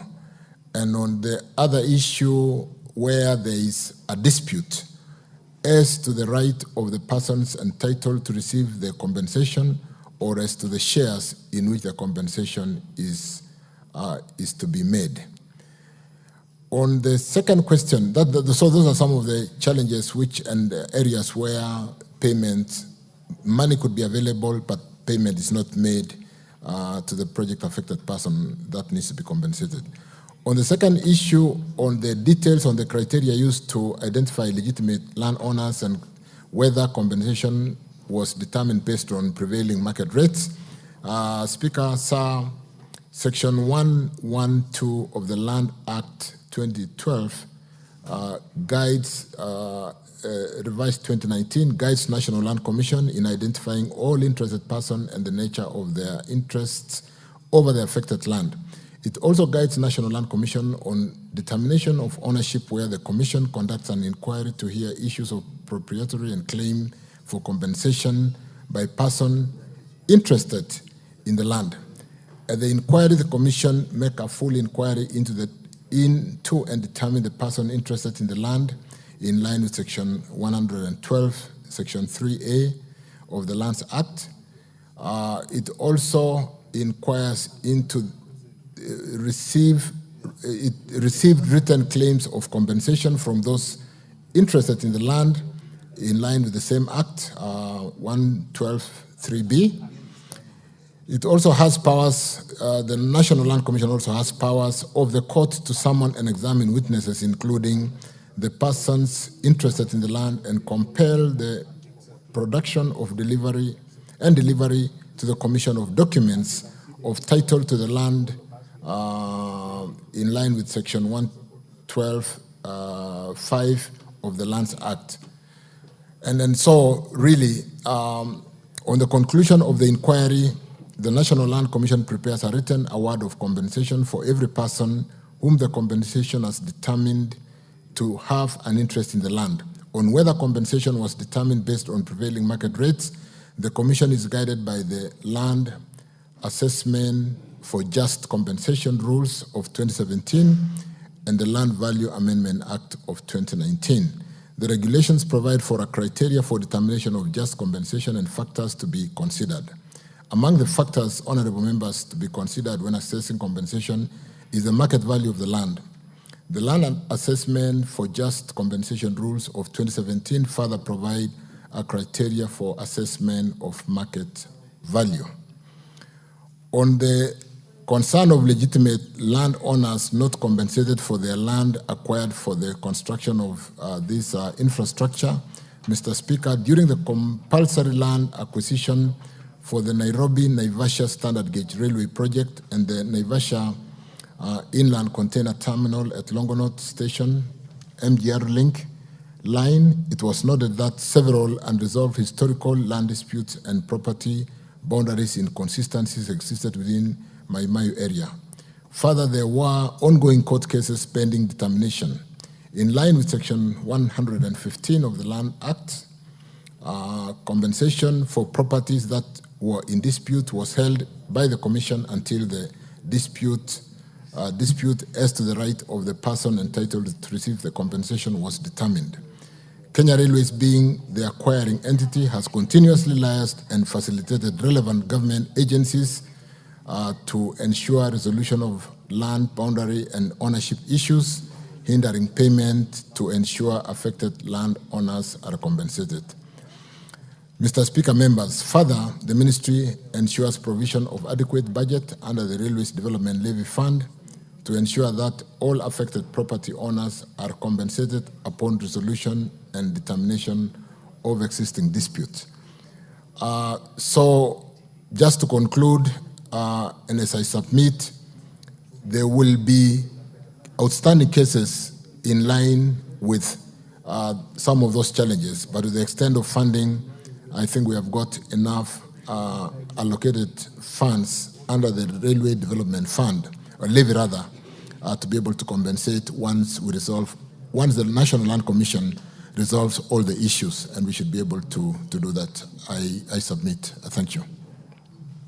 Thank you, Minister. Jen, I believe you are satisfied?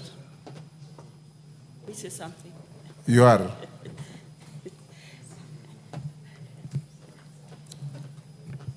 Mr. Speaker, I would wish the minister to provide details of the cases in court, so that, because there are those people who come with titles and they say, this is my land, it was affected, there is no dispute anywhere and have not been paid. I may wish to find out how he would want us to solve that, because they come to my office with titles. And that means there is no court case. And if there is a court case, then we need to know which ones, because we need to settle these matters. Just yes, like CS says, there are many problems in matters land there. But there are those ones who think it's clear that they should have been paid, Mr. Speaker. Honorable Jen, you can also help your constituents by compiling a list of those claiming not to have been compensated when they ought to have been compensated. Visit the ministry. I'm sure they also hold a list, reconcile, and then have everything done. It's good for the gallery to ask questions here, but you can also do so much by going to visit them. If you have a complete list, because I know the section that we are talking about is not that big. If you have a complete list, visit them. I'm sure they will be able to reconcile. You're right, Mr. Speaker. Thank you. Minister, I think we'll end up here. You want to joyride on this? Just a joyride. Is it about railways? It's compensation of the road. Just as that one of Madam Chen. Yes. Yes. Mr. Speaker, thank you for giving me this opportunity as a rider. Waziri, we have a road which money was allocated for compensating the people who were affected. That is the Kokokora, Kidaku, Kariene, Chariaki Road. And people were compensated. Money was set aside for compensating the members whose lands were affected. And that money has not been transmitted to the accounts by Kera up to date. What is the ministry doing about it, taking into account that these questions were also asked in direct to the president when he visited Meru, and he promised, of which also I'm aware, that Kera and set aside money through this parliament for compensating the farmers, the owners of the land. And at the same time, the second one and the last one, question. I'm joining it. It's together. It's a continuous. You question. said the second one. Sorry, Mr. Speaker. It's a continuous question. It's a continuous question. The same road, which you know very well that these farmers were affected all the way back from the year 2016 up to date. There has been an attempt to put some little money to do that road. What's the ministry doing? What's the minister doing to make sure that there is adequate money to have this road finished or done completely? Because the budget was 1.9 billion and nothing has been done much about this road as we speak. Thank you, Mr. Speaker. Thank you, Speaker. I think I had a session with Mheshimiwa in my office, and this particular road, Coca-Cola, linking up to a number of points, is it university? Yes. Has got funding in the current financial year, and therefore will not be able to construct the road unless we compensate the project-affected persons. Whether the money is being held by KERA or by National Land Commission. So I'm sitting here with Engineer Mangondo Jackson, the acting DG for KERA, and we'll pay attention so that we don't award the road and we cannot start construction because we don't have easement on account of non-payment. So we'll settle the two issues. Stop engaging the minister. You speak through the So let me then let's have clarification, because on this Coca-Cola road there is funding, and I did indicate also to the extent that there are project affected persons where we have not paid. I did indicate that when we did the asset-backed what has come to be known as securitization, we did take care of our Kenyans project affected persons, and we did provide funding, and therefore it's just a question of reaffirming the payment process. Thank you. Basil, what is it? I thought you asked a question and it was answered. No, he did not answer my question. It was actually about Matu Ekanakala Road, where the contractor abandoned site. He has never been to the site. Yes, Minister? I think that's where I'd beg to be a bit general on account of contractors who have abandoned sites on account of non-payments. And therefore, I did indicate that I will get the contractors where they've been concerned that there's been no resumption. To the extent that we are due to pay the second tranche of 40%. We've called contractors to come for a meeting on Tuesday. And for this particular road, let's have the full details, and we'll make sure the contractor is back to work if it is due to non-payment. If it is due to other reasons, then we'll drill down and address a resumption of work on this particular road, Bashir. Thank you, Speaker. Kipchumba, what is it? I have closed questions on Thank you, Honourable Speaker, for that opportunity. Honourable Speaker, now there are roads, Honourable Speaker, that have been abandoned by contractors. So, Mr. CS, what is the status of maintaining those roads that contractors have abandoned? CS, I have a road, Kibat, Kapcherop, in Marakwet West. I have a road in Chebororwo, Kokongoi.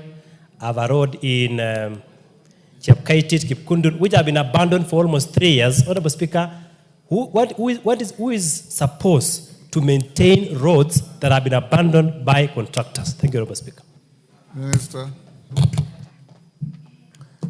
Like I said, Honourable Speaker, Honourable Kipchumba, where roads have a contractor, and as they resume, we'll rework and ensure that they do not only continue with the road, but we do maintain what had been constructed. Because sometimes, due to abandonment of the road for several years, even what had been built is already stressed, and therefore we'll need to work on that. To the extent that we have latitude, Speaker and honourable members, in terms of variation of contract, or to a very good extent, whether the dilapidation or rather the stressing of the road was because it is incomplete, then it shouldn't be a challenge, because the subject is that there's a contractor, we have paid them, and therefore how do we deal with some of the stressed areas of the road to make sure that when the road is completed, we do not have a dilapidated part of the road and a section which is completed, which is looking. So we'll address not only for Kapcherop, for Keyo, for Marakwet, we'll address for all the roads in the country, because the abandonment ranged from 6, 7, 8, 9 years. And therefore, it is true that we need to rebuild and correct even areas where the road had been completed, apart from just continuing and completing the rest of the road. So we'll pay attention to all those roads, not just in Keyo or wherever, but in the whole country. I thank you, Speaker. Thank you. Thank you, members. We come to the end of question time. Minister, thank you for your endurance and clarity of answers. Like I said, members, all of you who have records of stalled roads, the minister has indicated a meeting with all contractors on Tuesday. Drop your lists with the clerk. We will forward them to the minister, and minister thereafter compile that list and send it to the chairman of roads. Stop that, Kamkunji, and listen. Thereafter, you forward the list through the chairman of roads, whom I'll give an opportunity to table in the House for members to go through, and if they tease out any further questions, we will invite you to answer. You are now released unless you are lawfully held to go back to your office. Thank you, Minister. Next order.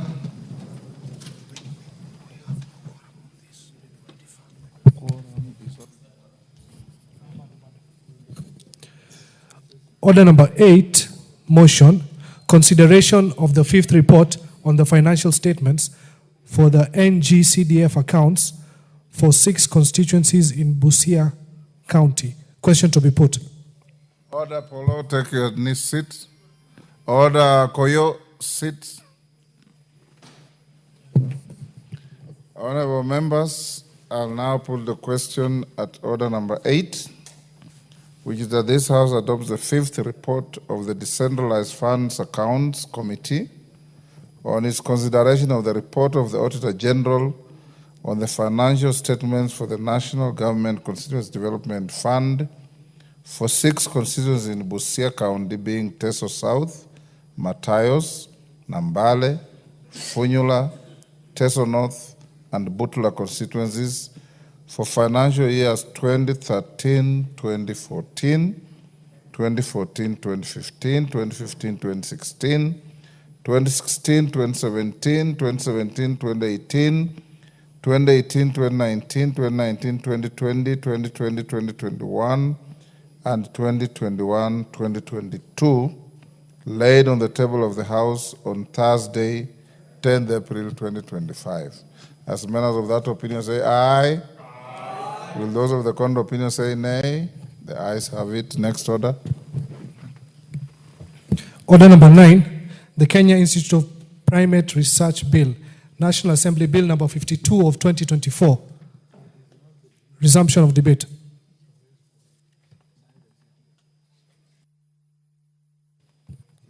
Chairman, Departmental Committee on Health. Thank you, Mr. Speaker. Mr. Speaker, I'd started to move this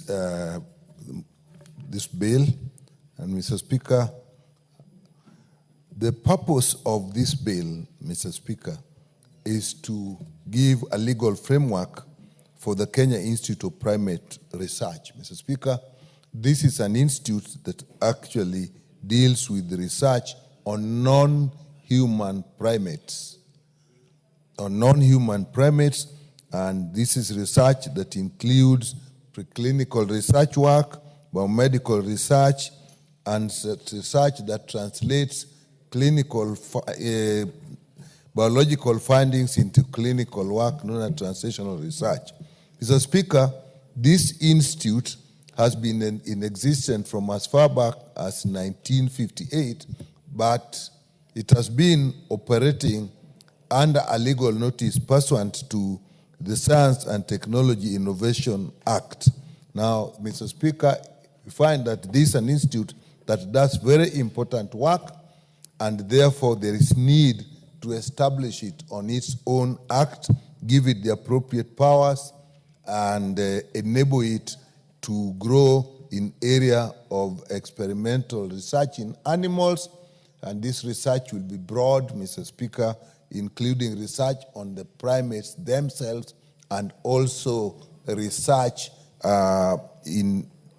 for use in clinical medicine, the production of medicine, testing of medicine, and so on. So this is an extremely important bill, Mr. Speaker, and therefore we need to pass it and therefore have the institute operate on its own. Mr. Speaker, this institute, I've said, is not new, and it has been in existence. In fact, it has even received international recognition. It is recognized by the World Health Organization as a collaborating center. Therefore, this bill will give it the autonomy that will enable it to operate with other international organizations. So it's an institute that we need.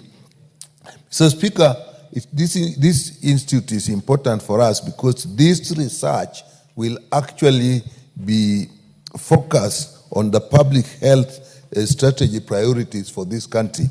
Mr. Speaker, as you know, in the production of medical products, particularly medicines, vaccines, and diagnostics. Many times, the main stage after the basic science has indicated what can be done with scientific principles, then these are actually tried out in animals. And non-human primates have been used a lot for this. So, Speaker, this institute actually has been acting in a specialized capacity. It has had specialized function in the production of snake venom research. And therefore, this is an area that we are actually, particularly the area of vaccines, the area of snake venom production, this is an area that as a country we plan to invest more. In fact, we have the Biovax institution that we are putting in place, and therefore this will be extremely important for us. Mr. Speaker, innovation is actually the basis of production of our own products. You know, Mr. Speaker, we depend, like many of the African countries, on getting drugs, diagnostics, vaccines that have been produced in other countries or research from other countries. And these products, Mr. Speaker, are very expensive because of the patent laws. And Mr. Speaker, the big difference between branded medicine and the generics is basically that these are patented, and the people who have done heavy research have to recoup their investment, and therefore the products are very expensive. If we can invest in our own research and produce our own medicines, not only for ourselves but even for the region, Mr. Speaker, that will take us a long way. At the same time, it is not only that the medicines will be available to us, but we will also have patents that will actually earn royalties to the people involved, and the institutions that are able to do that do actually attract a lot of funding from overseas and other stakeholders.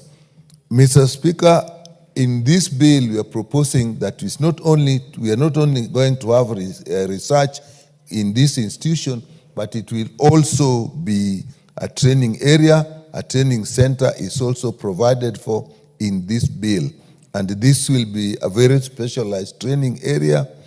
Mr. Speaker, there's been some thoughts that probably it will do what Cambridge is doing. This will actually be very different.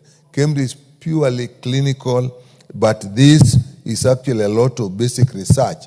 So there's a clinical element in it, but it's also research. If you are doing research on animals, it is important that the future of those animals, the well-being of those animals, their biological integrity and survival is taken into consideration. So that will also will be covered in this.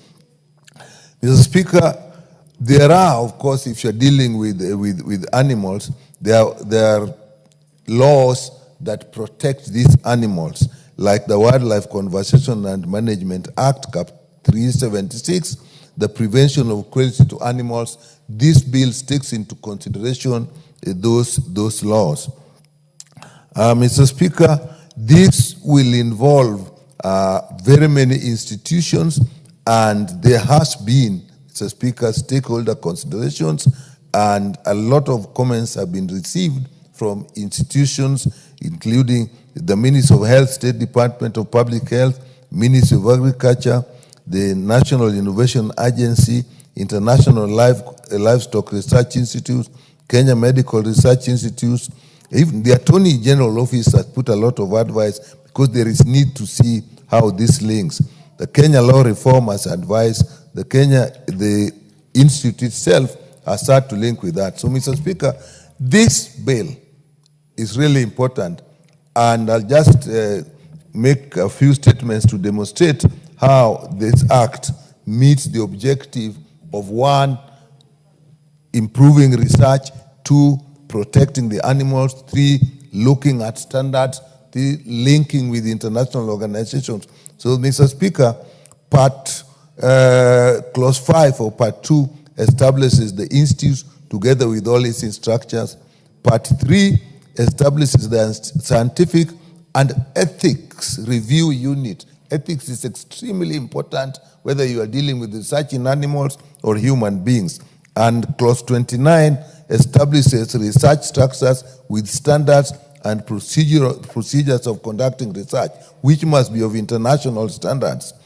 And clause 30 deals with collection and storage of biological materials. Mr. Speaker, if we have biological materials, they are stored, they are an asset in research, but they are also a danger, so they has to be very well laid down so that it does not become, we have biosafety problems.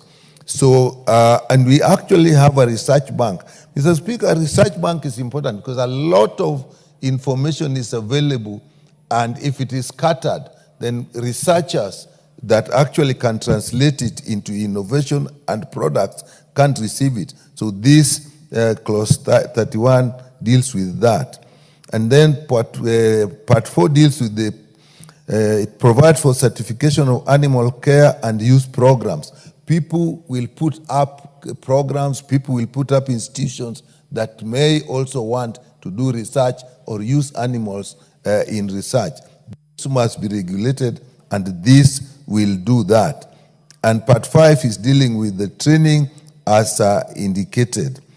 And as part 4, as I said, there is intellectual property protection that we will need so that we provide for patent application processes, recognition of sponsors and researchers, and their property rights in those ventures.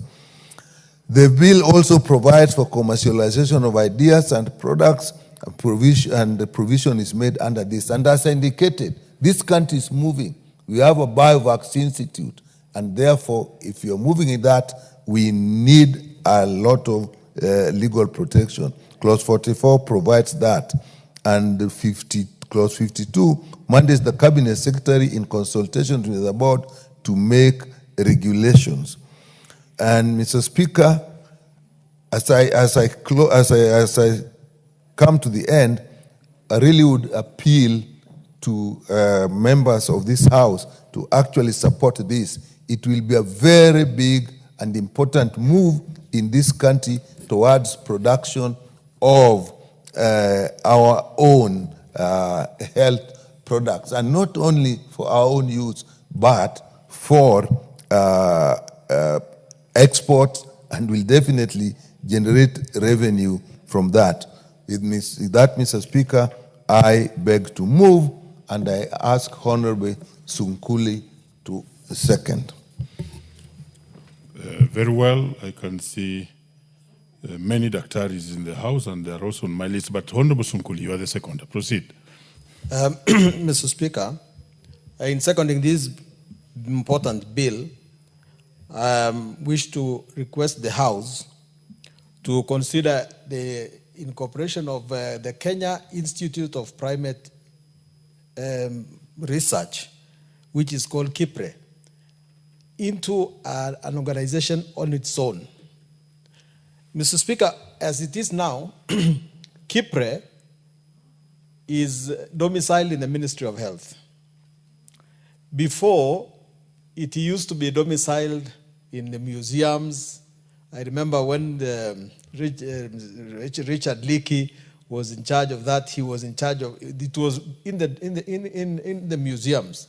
It has been moving, but eventually it found its home in the Ministry of Health. And KIPRE is located in Ololua Forest. The headquarters is in Ololua Forest in Kajiado, not far from Ngong, and it maintains a colony of primates that it uses for research.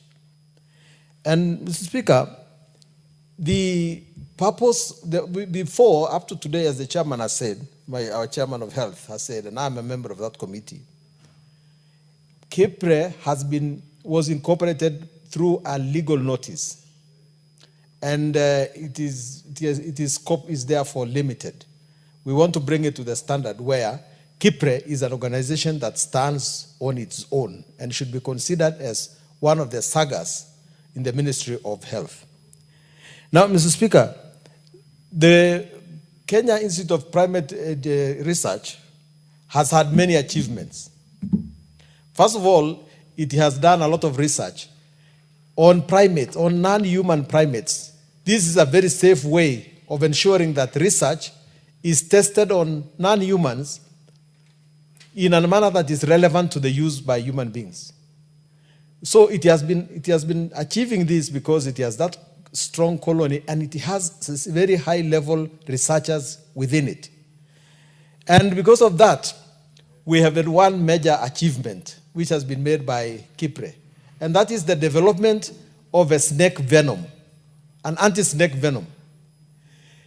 Mr. Speaker, this might look an easy thing, but so far, the snake bite has been of a serious threat to many, many people in the rural areas. We do not have an anti-snake venom developed in Kenya. There are some anti-snake venoms developed in India, but snakes are different, and anti-snake venoms are also expensive. But KIPRE has developed an anti-snake venom, which is our own. And in our last meeting in Geneva, during the World Health Assembly, and I was present there, Kenya was the leader in terms of displaying innovation. And this innovation was displayed by no other organization than KIPRE.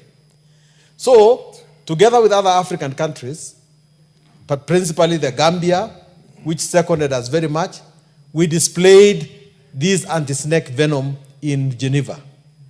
And I can assure you that that put our name very, very high. There are many other innovations that are going on in KIPRE right now.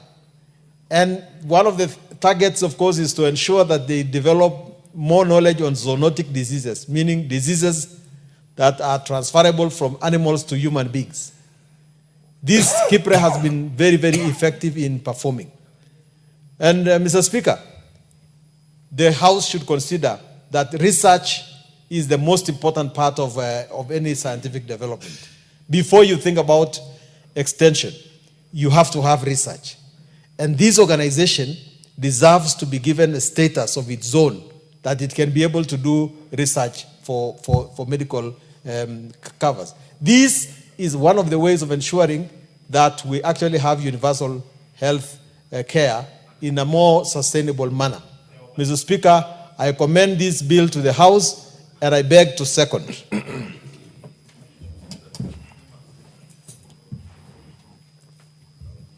I propose the question.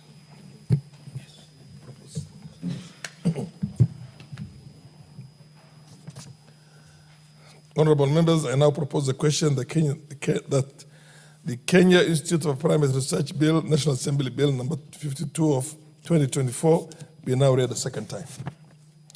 Yes, Honorable Bukose. Thank you, Honorable Speaker. My neighbor here, the member for Emuhaya, is asking me, what do you want us to do as a house? KIPRE, as it exists today, is a saga within the Ministry of Health and is created under legal notice. And as you are aware, most of the legal notices that created many of the sagas within the Ministry of Health, they expired. And therefore, it is not existing under any law. And when you look at the KIPRE, it was established in 1958, meaning it was even done before Kenya attained independence.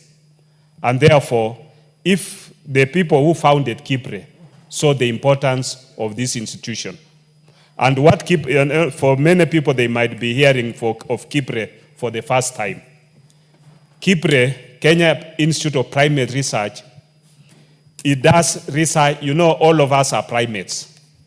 We begin with saying all of us are human, we are living things. Living things are divided into animals and plants. Now the animals, you have ferias, you have primates. Human beings, we are primates. But the closest relatives are the monkeys, the baboons. Those are now the non-human primates. So Kipre does research on the non-human primates, a close relative to us. And it applies that knowledge to the humans. The apes. Yes. When you go to Kipre, as my colleagues, the chair and the Honorable Sunguli has put it, Kipre is domiciled at Olelua. They have, I think, about 150 acres of land which is there. And they have monkeys, they have snakes, and all other ecosystem that goes with that. They work on research. They've done research. When you come to the primates, they have worked on research on even contraceptive gels like Smooth Gel and others, which they work on it. And after, once they've done research on it, then they can now translate it into human. Research takes a very long time because many of the scientists under Kipre, they are not the normal civil servants. You'll find that you have scientists who, by the time they come to the conclusion of research, maybe they are even 65 years, they are even 70 years, and therefore this bill aims at protecting those scientists because they are scientists, and training scientists within a country is a very expensive thing.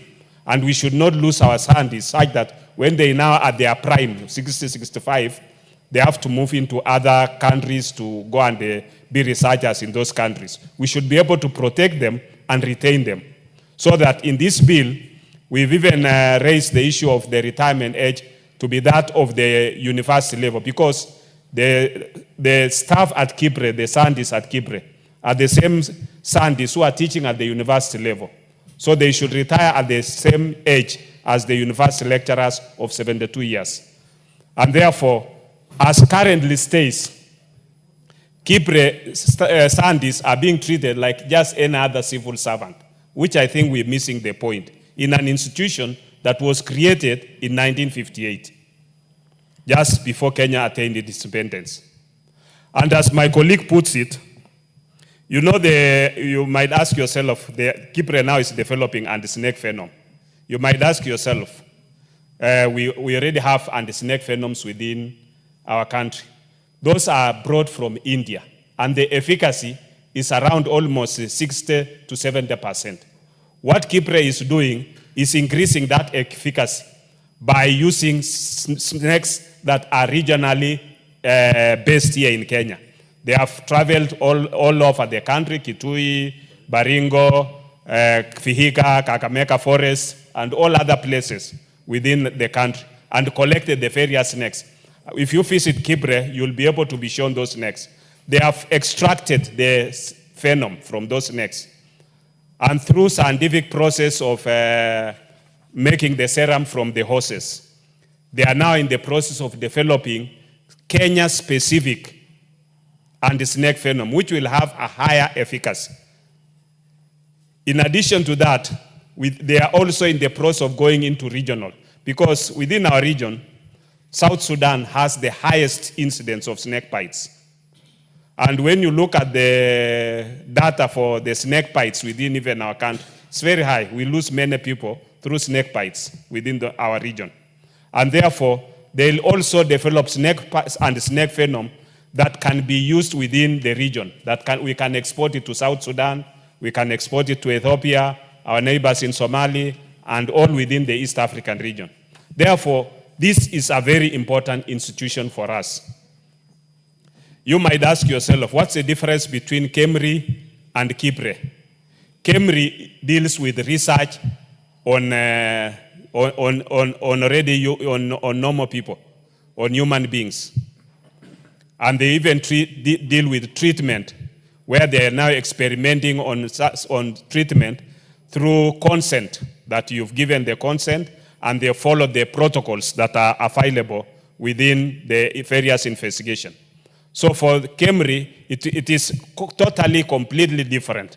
And as we stand today, Kipre and KEMRI can coexist independently as two sagas that support each other together with the PIOFACs.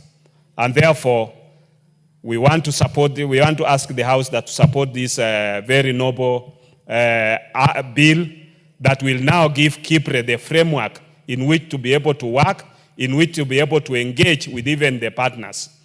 Kipre has its own international donor support from the various partners. KEMRI also has different international support partners. And therefore, these partners will all work synergy to help the country in the healthcare area. And therefore, we want to support this very important bill, and I want to ask the House that let's support this bill and make it an act as soon as possible. With those few remarks, Honorable Speaker, I support. Professor Jildesa. Thank you, Mr. Speaker. As my colleagues have said, the Kenya Primate Institute was established in 1958 before Kenya's independence by the Liki family. And the idea,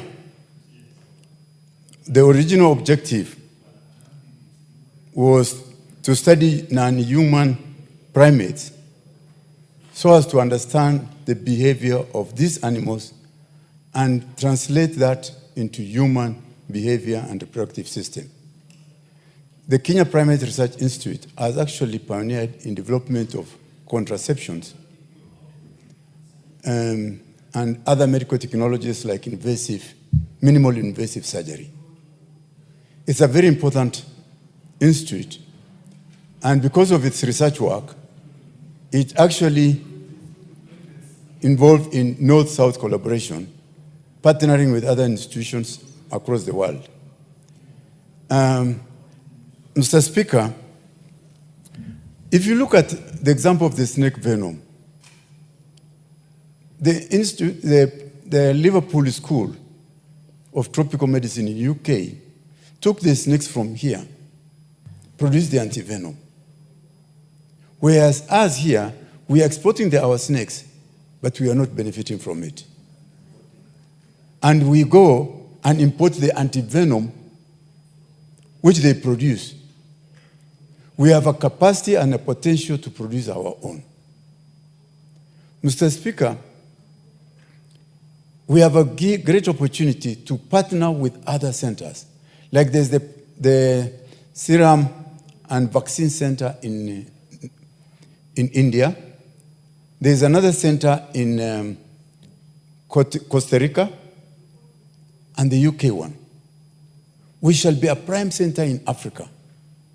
Actually, this center, that institute, if nurtured, can produce the best materials for both learning, teaching, and export for this region.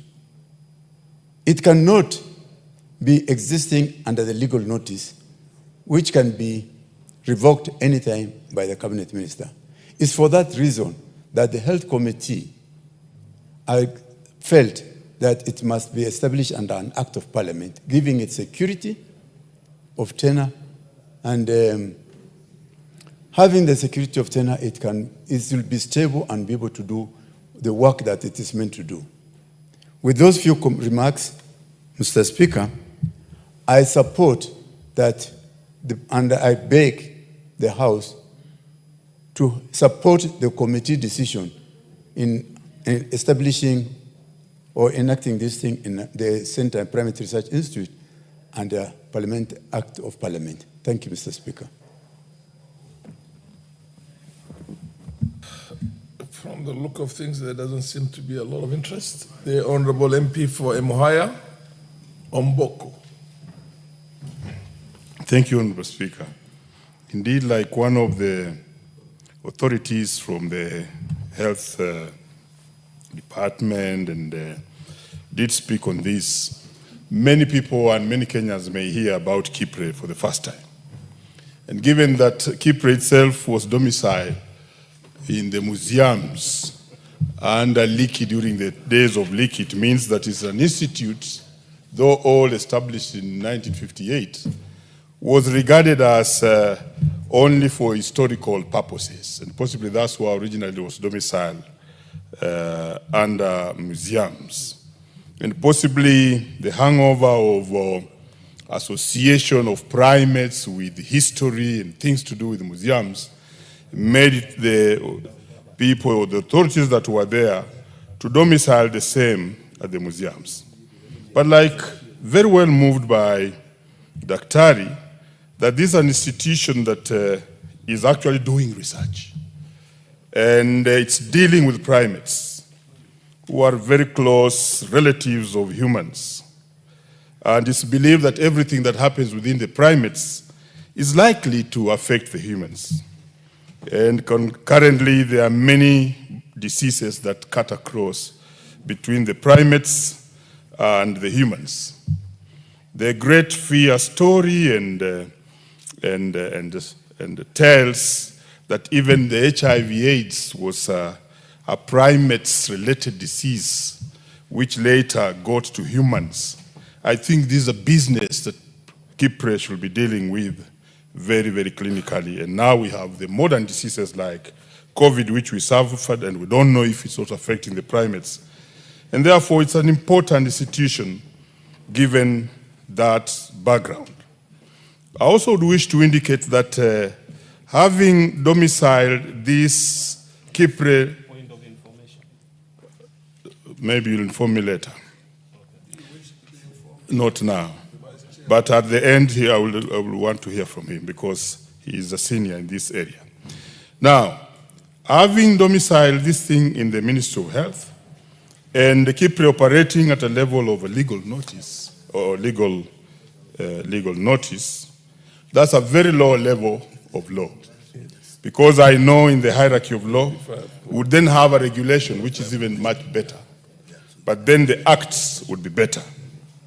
So if we are elevating it to the level of an act, that would be strong. It wouldn't fix it in the operations and make it independent to operate in its own structure. And that would allow the scientists there to operate. Further, we've heard that the scientists there are being treated as civil servants who must retire at the ordinary age of 60. And we know that researchers, scientists, special researchers, actually realize their acme and apogee as age goes. That apogee is likely to be realized at the age of 65 going to 70. And therefore, they are proposing that we allow them to retire the same age as the university lecturers and other people in the field of research and teaching. And therefore, this is a good law. In the third reading, we should be able to look at the other clauses that concern how it has been made in terms of who will lead it, number of staffs, and every other thing in the structure so that we can compete to make the law strong moving forward. And therefore, Honorable Speaker, I want to support this bill so that Kipre may stand alone and do work that will help not only in the snow snake venom development, but also to do a test. Do we still wish to be informed by because once you conclude, then he cannot be on a point of information. Let me be informed. Yes, proceed. Bukosi, and what's your point of information? Thank you, Honorable Speaker. Honorable Speaker, you know, Honorable Omboko Milemba said he doesn't know whether Kipre was involved even in the management of COVID. What I wanted to inform him is that in the investigation for COVID, Kipre is actually a key partner. And even today, in any viral investigations, they have the equipment and the knowledge and the capacity to do any investigation of any hemorrhagic diseases. Fair enough. Continue, conclude now. Great, that is very positive, and that's what I wanted to hear. That enhances our capacities and the capacities of those who are listening to us. I believe Kipre is operating as, when we have what was called experiments in teaching, we always have the other experiment that tests this otherwise. So Kemri would be doing on humans, and Kipre would be doing the test experiment. And therefore, I think this is a very good law, and therefore I support.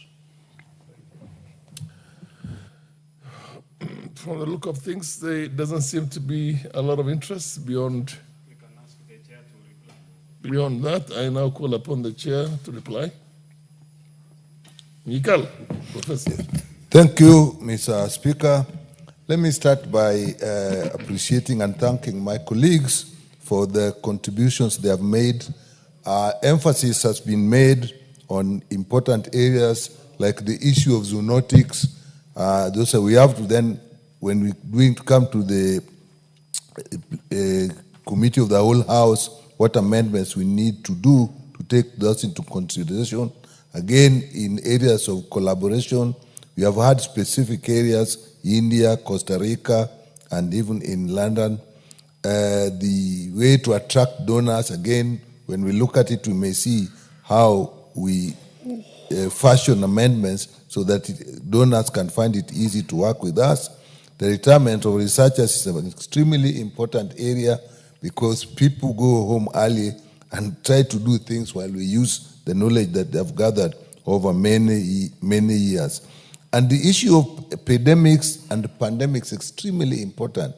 And again, we will see how when we have our own research instruments, actually we become extremely important in the international arena. Many times, when we have sick people, samples are taken, their blood is taken to other countries, and then it's used for research. Then the products come to us. Now, when we have our own, those are things we can use locally. With that, Mr. Speaker, I thank everybody and I beg to reply. Fair enough. We will put the question at an appropriate time, appropriate date or time in the future. As for now, we go to the next order. Order number 10, motion, consideration of Senate amendments to the National Disaster Risk Management Bill, National Assembly Bill number 24 of 2023. Majority Leader, are you ready to move this bill? Yes, Honorable Speaker, I'm ready to move. Okay. And if you give me permission right now, Honorable Speaker, I will do exactly that. Yes, fair enough. Thank you. Honorable Speaker, I rise to move that this House do now consider the Senate amendments to the National Disaster Risk Management Bill 2023 in accordance with Article 112 of the Constitution and in line with our standing orders. Honorable Speaker, this bill, the House will recall that on the 27th of March 2024, we passed this landmark bill with the aim of establishing a coordinated and sustainable framework for disaster risk management across the country, Honorable Speaker. The House will also recall that apart from establishing a coordinated framework, the bill sought to establish the National Disaster Risk Management Authority and County Disaster Risk Management Committees, with which entities are required to promote and implement disaster risk management and advise the national and county governments on disaster risk management measures. My Speaker, following its passage, the bill was transmitted to the Senate in accordance with Article 110(4) of the Constitution, given that disaster is a shared function between the two levels of government. My Speaker, the Senate has since deliberated on the bill and proposed a number of amendments which this House is now called upon to consider. I further note that on the 30th of April 2025, you referred the schedule of Senate amendments to the Departmental Committee on Regional Development for consideration and reporting. Honorable Speaker, allow me to sincerely thank the chairperson and members of the committee for their dedication and hard work in reviewing the Senate's proposal and preparing a comprehensive report to guide this House in the deliberations. Honorable Speaker, I have reviewed the committee's reports and noted that the Senate proposed amendments, and this is where the rubber meets the road, Honorable Speaker. So the Senate has proposed amendments to clauses 2, 3, 4, 6, 7, 9, 10, 27, 28, 29, 32, and 52 of the bill. In doing that, they've already set the motion for mediation, because definitely if they've rejected our amendment, in my capacity, and my thought is that I don't think we will agree. We will agree with some, but I think majority we will not agree. So additionally, the Senate proposed introduction of the following new clauses, namely clauses 41A, 41B, 41C, 41D, 41E, and 52A. These are new clauses that the Senate is introducing into this bill. Honorable Speaker, I have noted some of the proposed amendments which seek to broaden the definition of key terms used in the bill by introducing definitions such as climate change adaptation, emergency, and emergency responders. In addition to expanding the interpretive scope of the bill, these definitions actually enhance operational clarity and ensure a more comprehensive understanding of the disaster framework, which we have no problem with, Honorable Speaker. But there are new clauses that are being introduced already in a bill that was already passed by the National Assembly. That's setting the stage for mediation, Honorable Speaker. Honorable Speaker, the Senate also proposed the inclusion of an additional object of the Act. So they're expanding the objects of the Act. Specifically, I note that the Senate recommended that, among other objectives, the bill should also provide for appropriate and dignified assistance to victims and casualties of disaster. Further, Senate proposed that the bill should promote inclusiveness as well as multidisciplinary and a multi-sectoral approach to disaster management. Honorable Speaker, the emphasis on inclusiveness, multidisciplinary approach, and the provision of dignified assistance and relief aligns well with Kenya's human rights obligation and is thus supported, and we support those new inclusions, Honorable Speaker. In fact, they are consistent with international human rights conventions to which Kenya is a party to. Honorable Speaker, I have also reviewed other amendments proposed by the Senate that the committee requests the House to reject, and I fully concur with the committee, Honorable Speaker. So the committee has requested the House to reject the Senate amendments to Clause 6, Clause 7, Clause 27, Clause 29, new clauses 41A, 41B, 41C, 41D, and 41E, and Clause 52, and new Clause 52A, Honorable Speaker. This, the committee has given valid reasons why we should reject this, and I strongly advocate that this House rejects these new amendments and the proposals that have been made by the Senate, Honorable Speaker. If you go to the report and to the body of the report, you will see concisely why the committee has said we reject this. The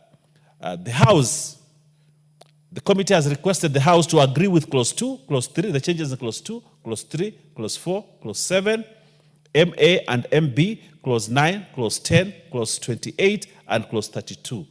Those amendments that have been made by the Senate, we are okay with them. And I urge this House to say yes to them. But we reject the other amendments, Honorable Speaker. Honorable Speaker, as I conclude, I wish to emphasize that this is a critical piece of legislation in the area of disaster risk management.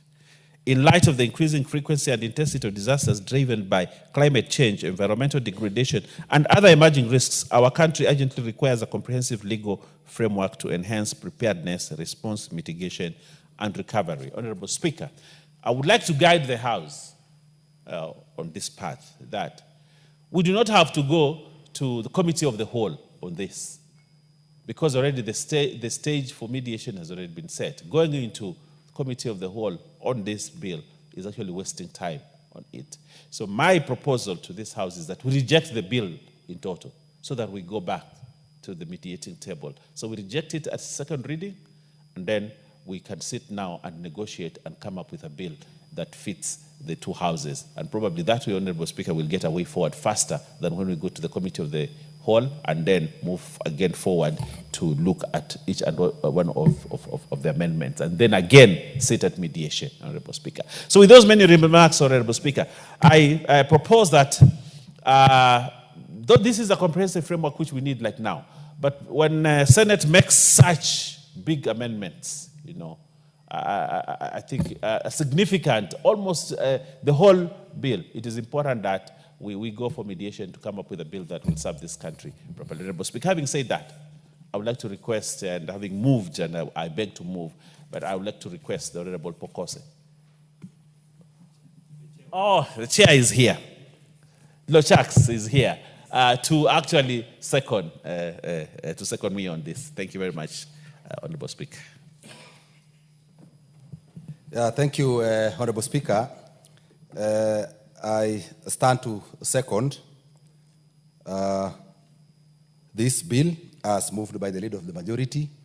And Honorable Speaker said that on 30th April 2025, you conveyed the message from the Speaker of the Senate on the bill and requested that the Departmental Committee on Regional Development to consider the amendment and thereafter report to the House. So as has ably been moved by the leader of the majority, Honorable Speaker, you realize that there are so many clauses that the Senate have proposed for amendments. We have agreed with some of them. We have equally rejected a majority of them. So ours is, like has been said by the majority leader, that for the clauses that we have agreed, we are asking this House to agree with the committee on the ones that we have said we have issues with and therefore we reject. Honorable Speaker, clauses 2, 3, 4, 7, 7MA and MB 9, 10, 28, and 32 of the bill, we are agreeing with them, with the Senate, and the committee rejects, like has been said, the amendments to clause 6, 7, MC, 27, 29. They have also introduced new clauses which we are not agreeing with. That is clause 41, A, 41B, 41C, 41D, 41E, 52, and a new clause 52A. Now, Honorable Speaker, I stand to second what has been moved and appreciate the committee, the leader of majority, and the members, as well as your office, the Speaker and the Clerk, for giving us support, both technical and logistical, in the consideration of this bill. So therefore, Honorable Speaker, I stand to second this bill. Thank you. Fair enough. I will now propose the question. I now propose the question that the Senate amendments to the National Disaster Risk Management Bill, National Assembly Bill number 24 of 2023, be now considered. Yes, Honorable Bukose. Thank you, Honorable Speaker. Honorable Speaker, I stand to, I think the correct position will be to oppose the Senate amendments. The Senate amendments to the National Disaster Risk Management Bill, National Assembly Bill number 24 of 2023.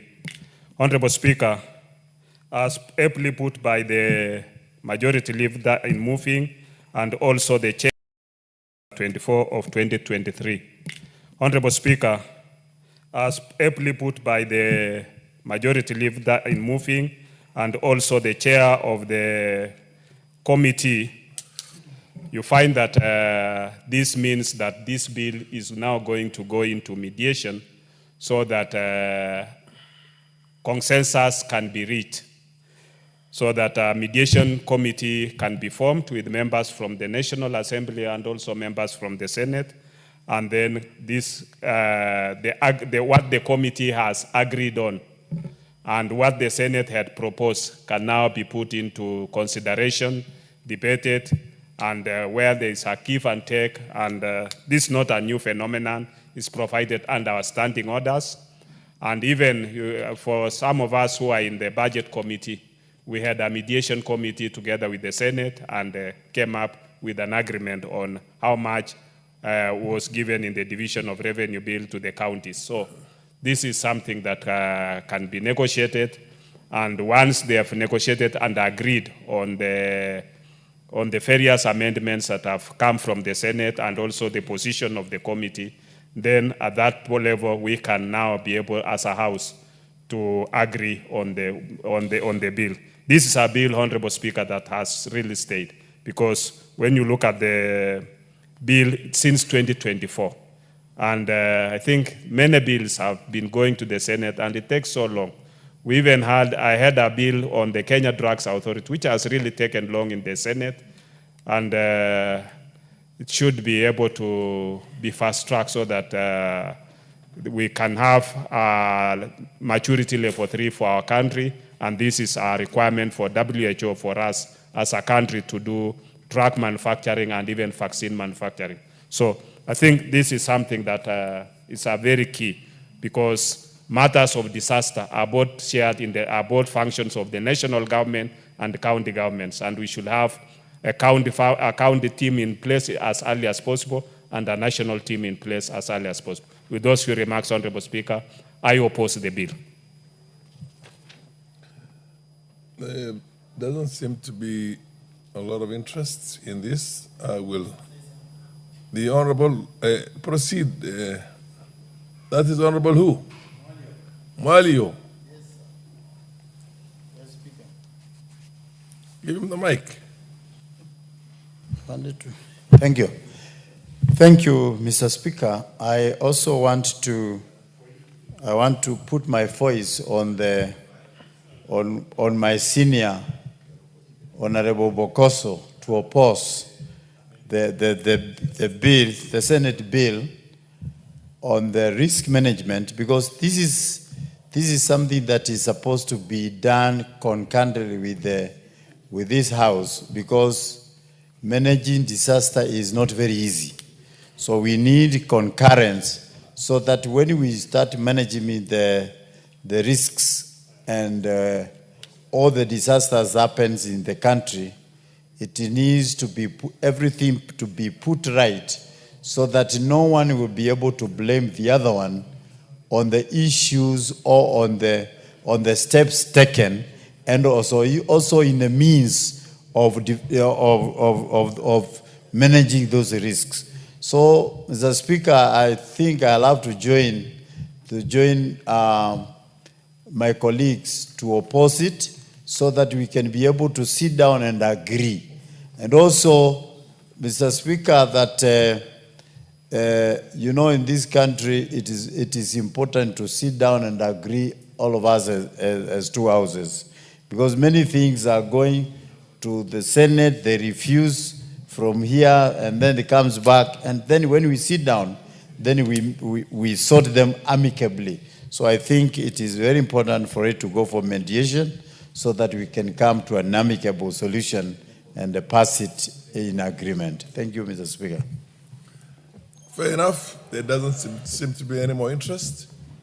The chair will put the question at an appropriate date and time in the future. Next order. Order. Honorable, the mover to reply. Proceed, the majority leader.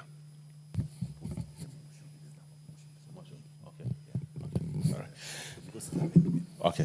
Thank you very much, Honorable Speaker. I agree that this motion must be defeated here on the floor so that we give a chance for mediation. Like I said, Honorable Speaker, in reply, that we need this bill as a country. But because Senate has done what it has done, then I think it is important that we allow the democratic processes enshrined in our Constitution to take place so that we come up with a bill. So, Honorable Speaker, I thank the speakers, I thank the committee, I thank everybody that's participated in this bill, and say that we have an opportunity to go into mediation, and therefore we, as this House, oppose this motion on the Senate amendments to the Disaster Management Bill. I thank you, Honorable Speaker. I beg to reply. I beg to reply. Fair enough. As I put it, the question will be put at an appropriate time in the future. In the meantime, we go to the next. The next order, incidentally, is the committee of the whole House of the same order number 10. So order number 11 does not arise. So let's go to order number 12. Order number 12, the Election Offences Amendment number 2 Bill, Senate Bill number 28 of 2024. Leader Majority, are you ready to move?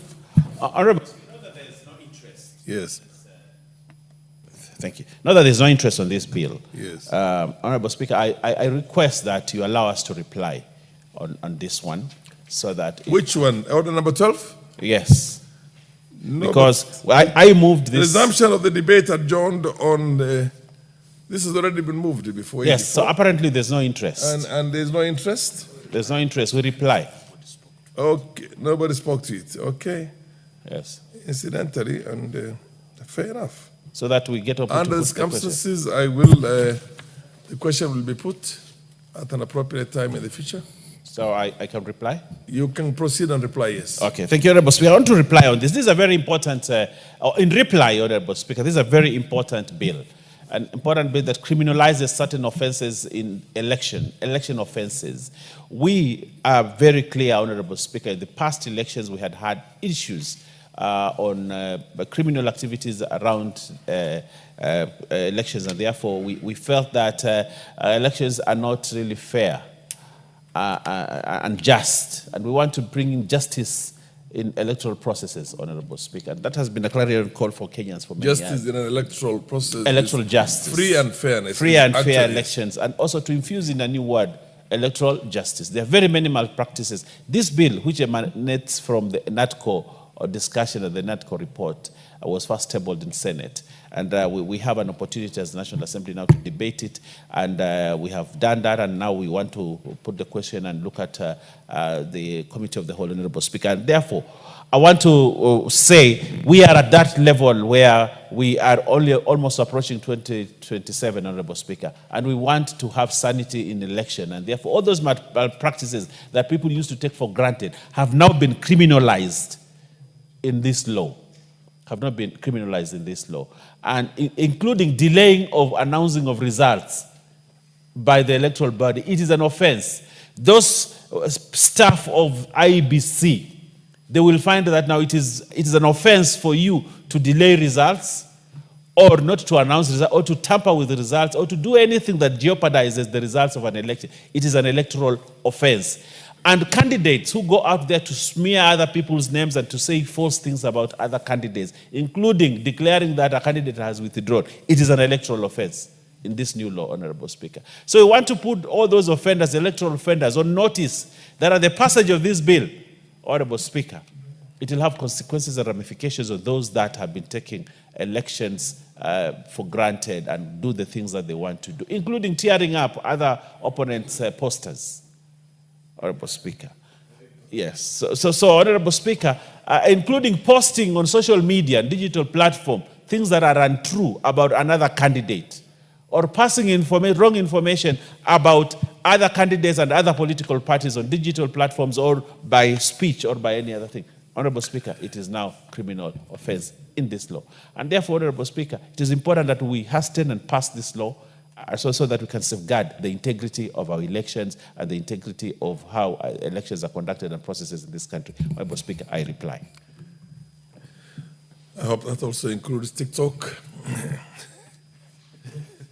Because many American states have actually banned TikTok. Because then, although they can be offenses, they can be criminal, or rather offenses committed, but it's a question of who is committing the offenses. That person can be out of your jurisdiction. Social media right now allows somebody to address Kenya when he's in Costa Rica, or she's in Guatemala, or anywhere else in the world. So then that criminality itself you can never be brought to justice. Anyway, now that there is no more interest and you have already replied, I will direct that this question be put at an appropriate time and date in the future. Next order. Motion, order number 13, motion, consideration of report of the examination of financial statements of selected state corporations. Is the chairperson of Public Investments Committee on Commercial Affairs and Energy in the House to move this, or even a member of the committee? Fair enough. Under the circumstances, this order is deferred to an appropriate date in the future when the chairperson is in the House and is able to move. Next order. Order number 14, motion, consideration of second report of the status of implementation of the Constitution. He is the chairperson of the Committee on Constitutional Implementation Oversight Committee. Is he in the House, or a member, or the Vice Chair to move this motion? In view of the fact that the chairperson is not in the House, I direct that this be put on the order paper at an appropriate date in the future for the chairperson to be able to move, or a member of the committee to be able to move that. Next order. Order number 15, motion, consideration of third report of the employment diversity audit in public institutions. Is the chairperson of the Committee on National Cohesion and Equal Opportunity in the House? That must be Adan of Mandera, am I right? Or is it? Yeah, or you are in there. You're ready to move this? Honorable Speaker, given that there is no interest on this, this motion was exhaustively discussed yesterday. I would want to request to reply. I don't know whether I have any other member. Fair enough. This has been moved and it has been exhaustively debated. This was a resumption of the debate of yesterday. So there being no further interest from members, I direct that you reply. Honorable Speaker, this is a very important report, a report that highlights some of the inequalities in employment across the government departments. Yesterday, the only issue that was raised was about the terminology challenging in the report, that for Moi Teaching and Referral Hospital, there are 66% employees who are from one tribe. And honorable members were questioning whether there is an ethnic group called Kalenjin. In our reply, Honorable Speaker, we as a committee don't manufacture things. Yesterday, when we went back into the report, we found that according to the National Bureau of Statistics, the Kalenjin as an ethnic group is well engraved in their data. And for that reason, Honorable Speaker, the committee does not change some of the things that already exist in the report. Thank you. I beg to reply. You beg to reply. Fair enough. Honorable members, question will be put on this motion at an appropriate date. I direct that this be placed on the order paper at an appropriate date in the future for the question to be put. Honorable members,